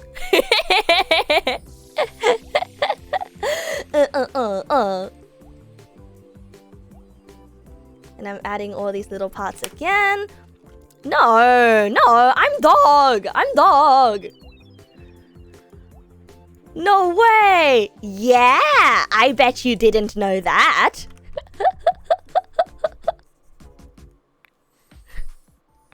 I don't want to eat the fish. I want to go to the aquarium to look at the fish because I think fish are super cute. And also, I think I figured out the issue of why I don't like the fence in comparison to the sky.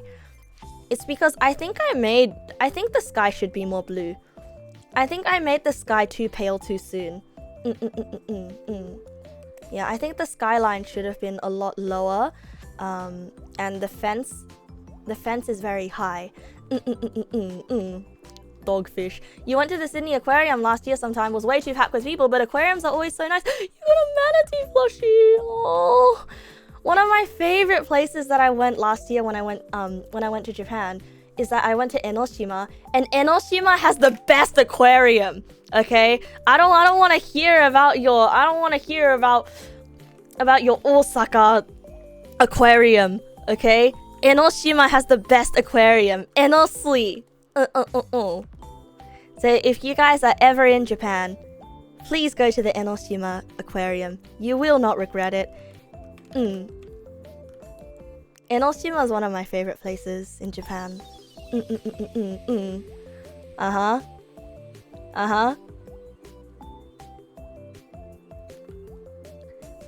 Your field trip in Japan was always the aquarium. Oh no. Oh no, you must be sick of aquariums. Never mind. You think you've been to the most aquariums in Japan. Okay, fair enough. You're the aquarium expert. I don't know, when I was a kid, I was just obsessed with fish, right? And I think even as an adult now, I still really like fish. There's just something about them, the way that they wobble, the way that they wibble wobble, the emptiness behind their eyes, the sadness. You know, every time when I was a kid, whenever my mom went to the fishmongers to buy fish, right, they would have these buckets of fish laid down on the floor, and then I would always stare into the eyes of the dead fish. I would always stare into their eyes, and I would feel really sad. I would even feel haunted somehow. It's kind of like I was getting like a fish-eyed camera lens experience. Oh, Griffin! Thank you for the resub, bro. Thank you. Maybe they remember me to their ancestors. Fish not being able to blink is pretty scary. Yeah, I will admit that is pretty scary. Is this how I met Joro and hit it off? I saw her at a fish market. No, I just really like sea creatures, okay? I just really like sea creatures. Did I tell you guys, when I was a kid and I didn't know how to yo-ho-ho games off the internet, I begged my mom to buy me Fish Tycoon. Like, there was just something about Fish Tycoon. I was like, I want fish. I love these guys. I love fish so much. Maybe it was Insane Aquarium that did it to me. I genuinely don't know what made me love fish so much as a kid. Right? Like there must have been something wrong with me. But like Insane Aquarium, wait, sorry, not Insane Aquarium. Fish Tycoon was like $60 off eBay, and I was like, Mom, I'll do all of my chores for like an entire week. I'll be good. I'll be a good kid. I'll get good grades. Can I please have Fish Tycoon? And then I remembered playing the hell out of it. And now looking back, Fish Tycoon was... Now looking back, right? Fish Tycoon was boring as hell. Fish Tycoon was boring as hell.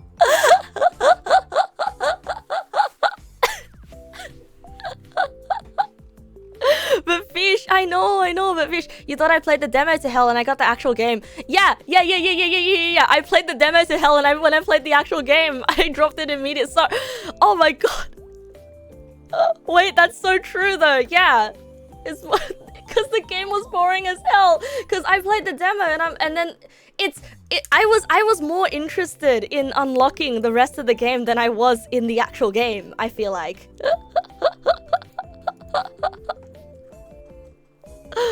Oh my god. But yeah, Fish Tycoon was an experience and a half for me as a child.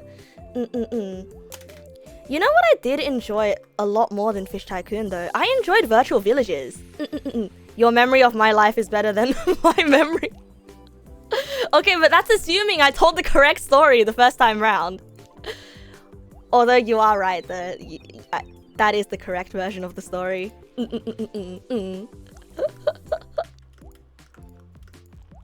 So what I'm doing right now is I'm cutting the neg pals out because they are kind of blending a little bit into the background at the moment, and I'm just going to figure out what I want to do with them in a little bit. There we go. There we go, little guy. Let me cut you out. Hey, what happened to the other guy that I cut out? Hey, what happened to the... Hey, where did I put him?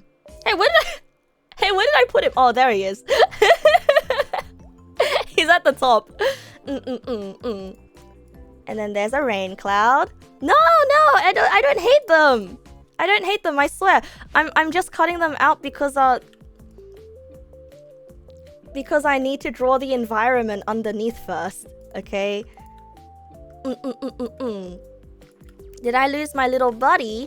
What little buddy? Which little buddy? Yeah, no neg pal for you, just a fence drawing now.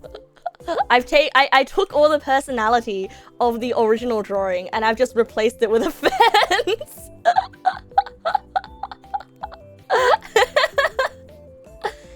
Hey Alturian, this is your drawing now. It's just a fence.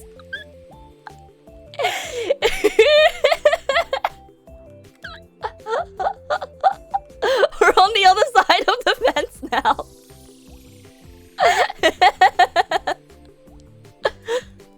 No. I'm just making sure that the grass underneath is consistent, okay? Because sometimes you have to remove things before you give them back. Sometimes you have to remove things before giving them back. That is the rule of life. Like this, like this, like this, like this, and like this. Let's put a bunch of grass here. Yeah. Oh, let's also put let's put some grass that's like growing across the fence as well. Yeah. You see that? Little bits and pieces of like overgrown fence. God, someone needs to repaint this fence. Someone take care of your house. But I think it's really cute, you know. It's super duper cute. And also we can add a little redness here as like a little ladybug. A ladybug climbing up these walls. Maybe there's a mushroom here or something, or maybe some berries. Anyway, this is a painting of a fence.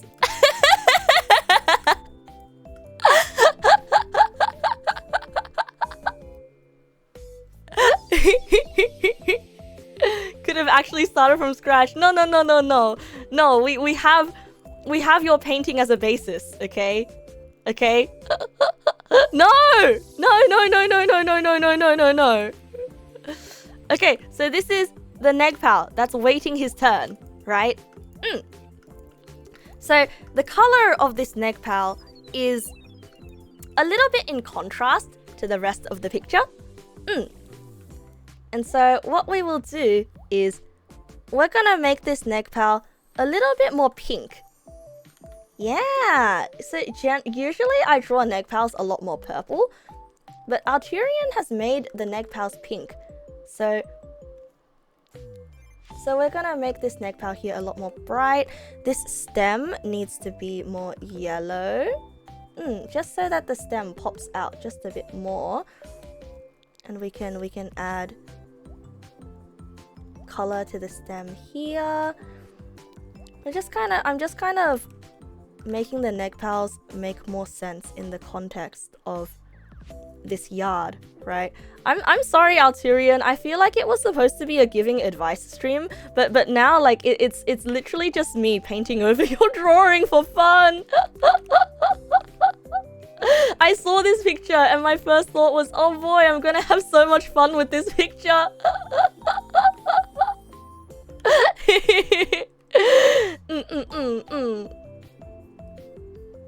And I'm making this mouth a little bit larger.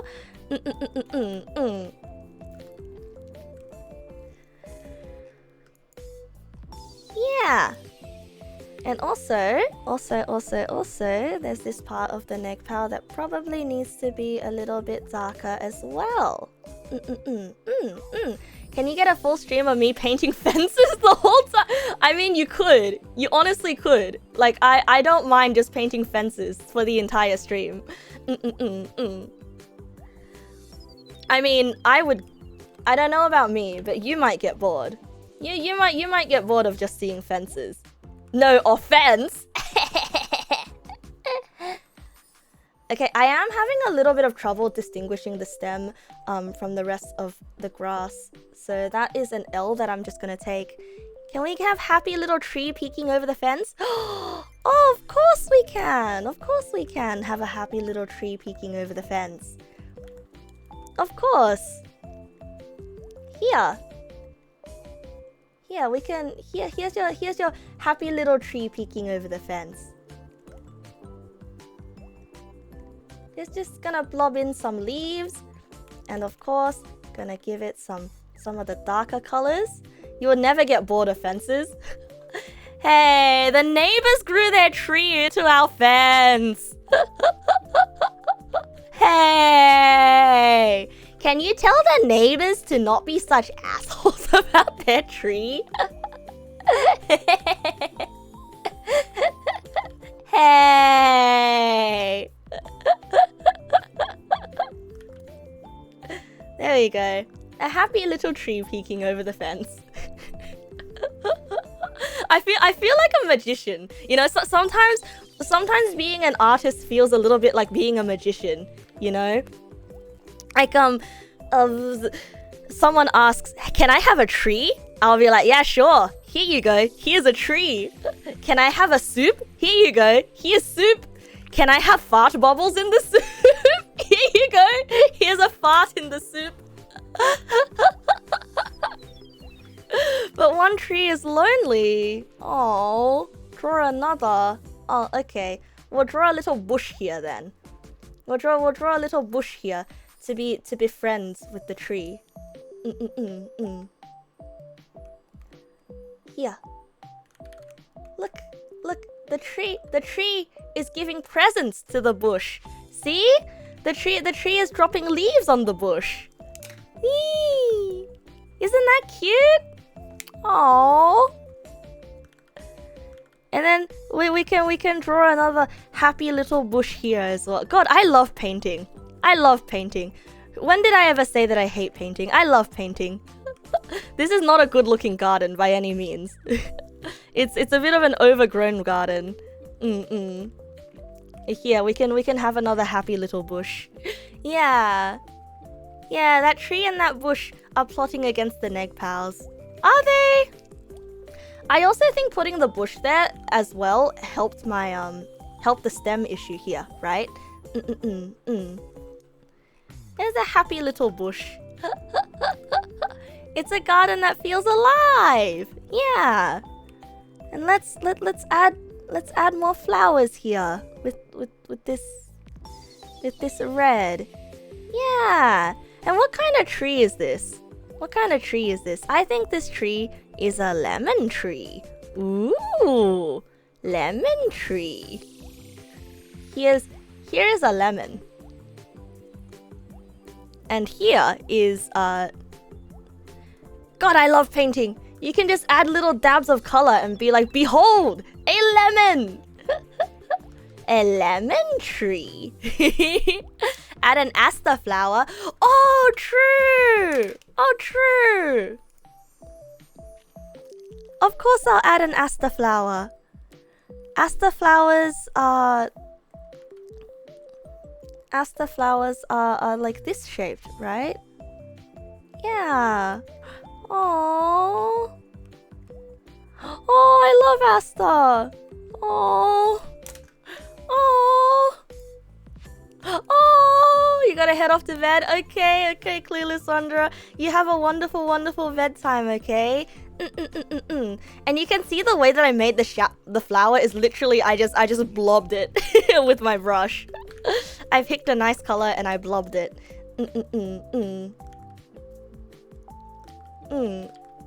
Even if it's a simple sketch, you want to do a fan art of me as Olimar and the Negpals is Pikmin. Oh, cute!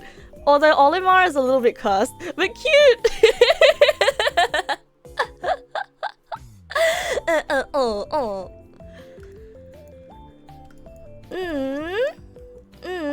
Speaking of which, yes. I'm gonna make this Negpal over here just a little bit more purple. Just add a little bit more purple to his fur. I need to do some place to find reference. Oh yes. I started working on a reference sheet and then I never finished it.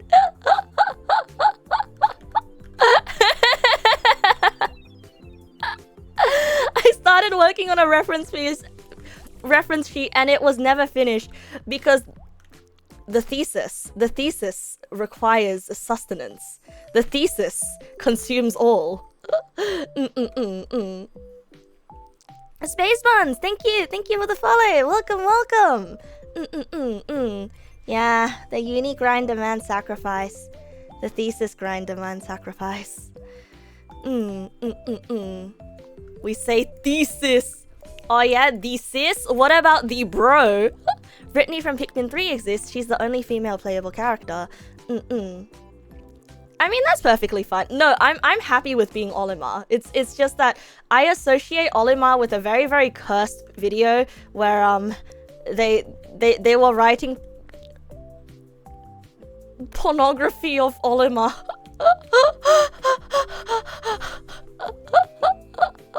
Yeah, the thesis was hungry. The thesis was hungry.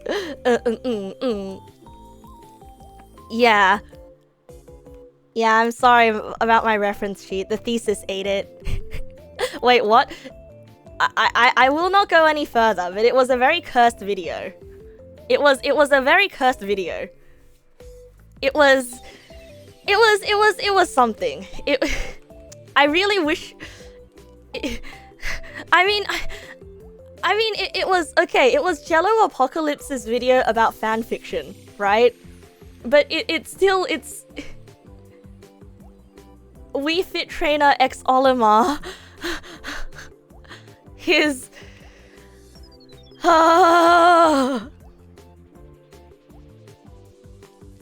Anyway, back to the Negpals. Back to the picture that I'm drawing, right? Nothing's going on right now. It's okay, Alturian. Absolutely nothing. Forget the beam, go. Forgetty beam. Anyways, back to the Negpals. I'm just gonna add some nice bright shadows. No, highlights to this Negpal with my favorite brush. With my favorite square brush. Honestly, this I love this brush so much, bros. I love this brush so much. You guys all should get your own square brush that blends this well. I'm making the stem a lot more yellow and sort of I'm outlining the stem as well here. Although the stem over here is a bit neon green, so let's just fix that. And what else can we do to this Negpal? This Negpal is getting drenched. So let's actually make this Negpal a bit darker because when you are drenched, you get a little bit darker, right? I really like the expressions on these little guys. I really like the way that you drew them, Alturian. It's a super duper cute picture, and I don't want to ruin it, you know, by overpainting it. But I feel like I am getting a little bit careless with the way that I'm recreating these pictures because I'm sort of going into a bit of a flow of consciousness right now. Yeah, the pals are pink. That's not purple? Yeah. Oh, the neck pals in this picture that you drew are a little bit pink, right? Oh, I guess in the color context of the picture that you originally had, it looked a lot more purple. It's just that for some reason I kind of changed the color context of the whole picture. Because the neon green grass is something that neon green grass is something that I try to avoid if possible, because you want your grass to have a lot of different shades of green in it. Alright, without the cloud, it's like that Negpal is looking at something steamy. Don't say that, don't say that, don't say that, don't say that. Negpals are innocent little dudes. Do not say that.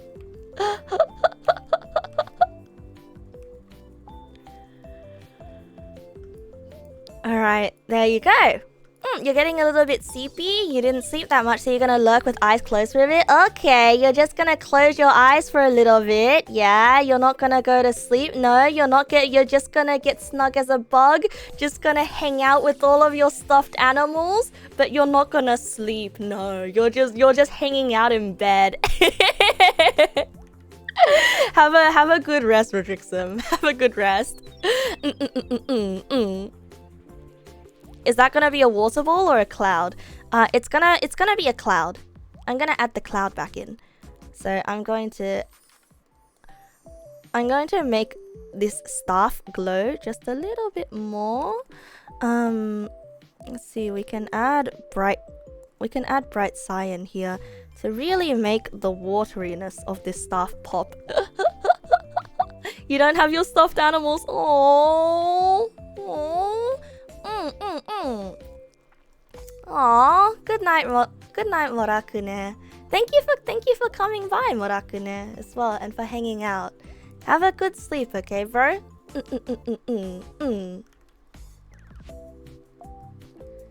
Have a good sleep. Yeah, I can add a little bit of shine to the wand to make it feel activated. Kinda like... Ooh, kinda like this. Kinda like adding this. Oh, cute. Oh, cute. Ah, that's so cute.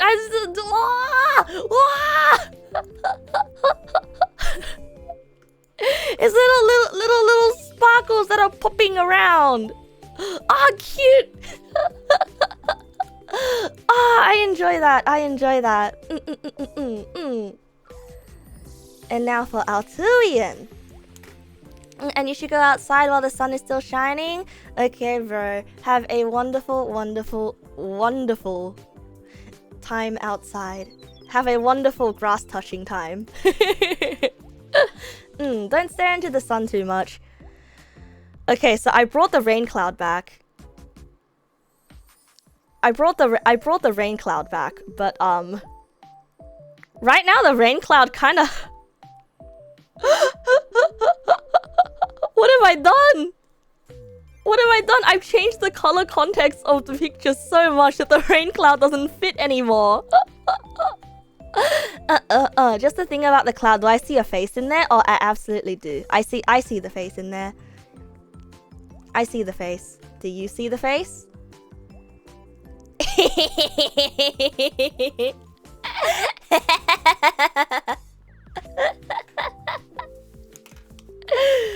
Okay, I'm gonna look up a reference for a rain cloud. Okay, so I see the reference for the rain cloud that I have. How about making the rain cloud hit the Negpal with lightning? Oh no! Oh, poor little guy. I don't want to hit him with lightning. So I'm gonna copy over my reference of a rain cloud, which is like this. And what I'm gonna do next is kind of just reference that, I guess. But of course the rain cloud needs to be darker than the rest of the picture. So it kind of looks like the rain cloud is is a little bit like this shape, you know, because clouds aren't really like sheep shaped, right? Clouds are more like, how do I put this? Clouds are more like this shaped, you know. They're a little bit wider towards the bottom, and the fluffiness is sort of like little bits that are fraying off it. Like think of a rain cloud like a piece of cotton. Think of a cloud like a piece of cotton. Yeah, clouds aren't clumped together. And so if I added a bit of white towards the top here, and we add some Now this rain cloud is kind of blending in with the fence a little bit still, so you know what would be good? I think we could add some fog.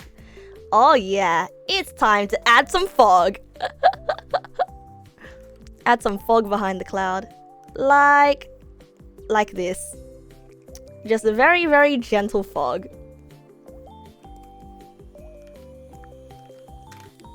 You were thinking that too? Yeah! Add the foggening! Okay, now the next thing I'm going to do is I'm going to take a darker color and I'm going to outline the outside of the rain cloud just a little bit more as well. And we're gonna do it like this.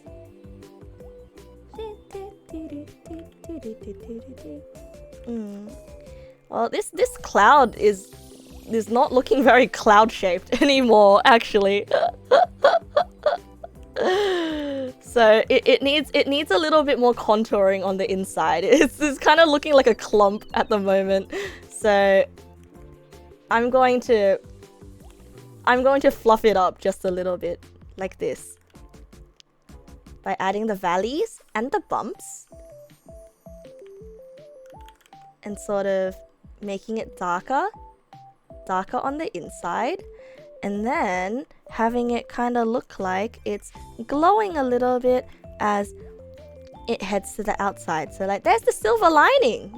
Yeah, there's the silver. Maybe a different idea. Maybe it's not a cloud. Maybe it could be a water ball. Oh, I do like the cloud idea though. Oh, Ranch Sauce, thank you for the follow. Welcome, bro. Welcome. I do like the cloud idea, and I think there is a way for the cloud to work. Oh, okay, I got it. Just make the cloud fluffier on the top, and then have it look more clumpy towards the bottom. Okay, there we go. I got it. Got it. Nice.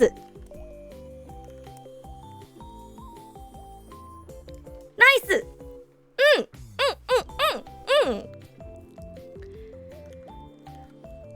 A water ball with a soup ball would do the trick.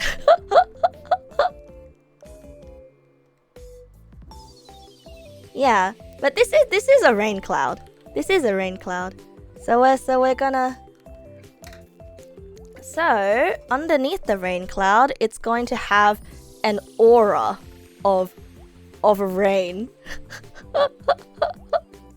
like this. Right, and because rain makes everything a little bit foggy, it's perfect for the fog to be like this. Oh man, this makes the Neg pal look like it's getting absolutely destroyed. Kind of looks like a UFO sighting almost. Now I'm going to go back to my brush, and I'm going to add in, using very light, almost white, I'm going to add in the raindrops.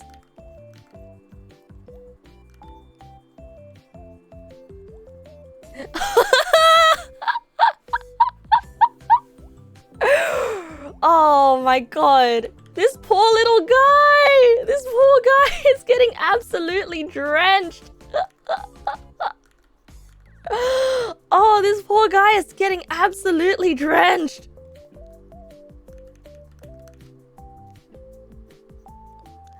Yeah, add in little puddle droplets on the ground. That makes sense.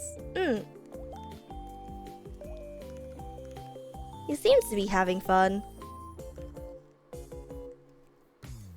And then adding, and then let's add more puddle droplets here, and here, and here. And also, because the sun tends to shine off, water refracts, right? So the sun tends to shine off water. We'll add just a little bit of that yellow shine to the water as well. That's sort of like splashing off.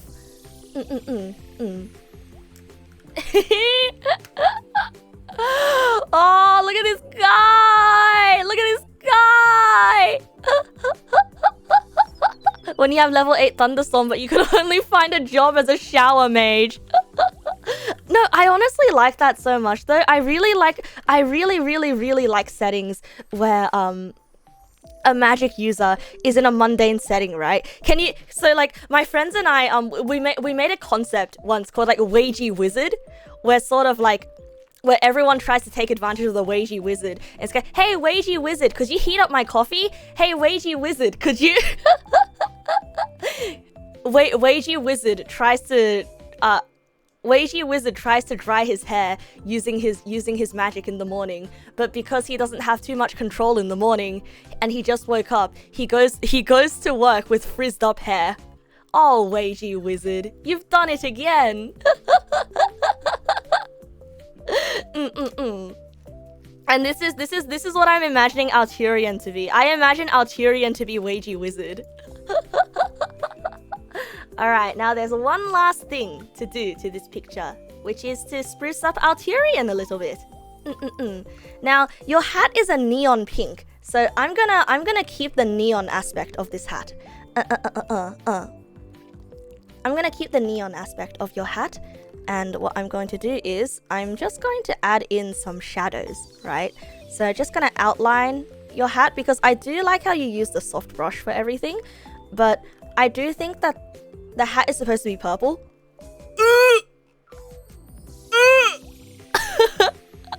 Well, I guess it's magenta. Okay, we'll make the hat more magenta.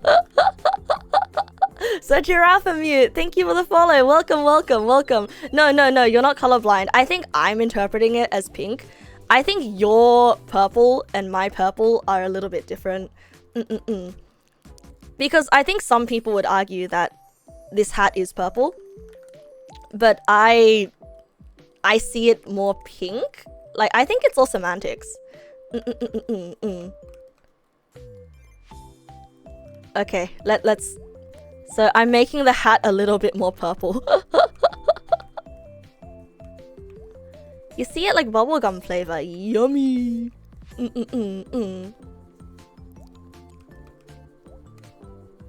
You can give me the hex code?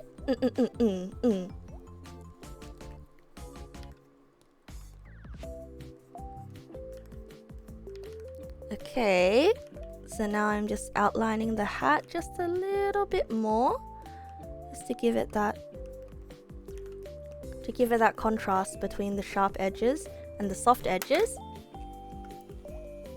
And there you go. Just making the hat a little bit more 3D looking. Personally, actually, this part of the hat should probably be shadow as well. Yeah, the contours, just like the fence. We're contouring your hat. Now, who said contouring was a thing that you only do with makeup? You know, contouring is an art thing.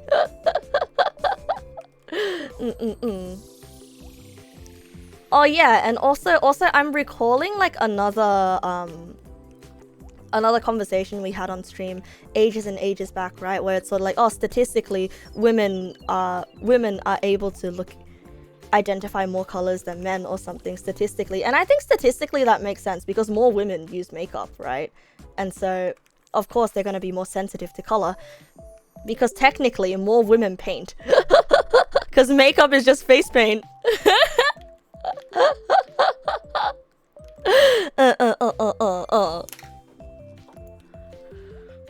Ah, it's supposed to be this color, this hex code. Okay, let's see.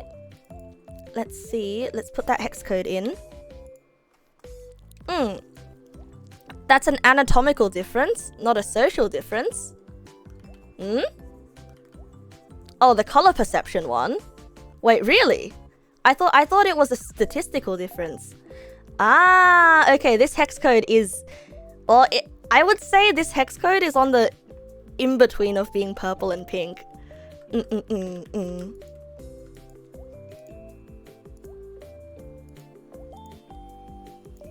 Color C6001cc contains mainly blue. You thought it was? Oh, okay. I thought it was statistical instead of anatomical. Huh. Yeah, I'll have to look deeper into it then. You remember taking one of those color gradient tests several years ago and you got 100%. So, and you're a dude, so your color perception is super sensitive. Well, I mean, color perception is something that you can train, right? I think, unless some people really do just have access to less wavelengths. More men are colorblind, so on average, women are better.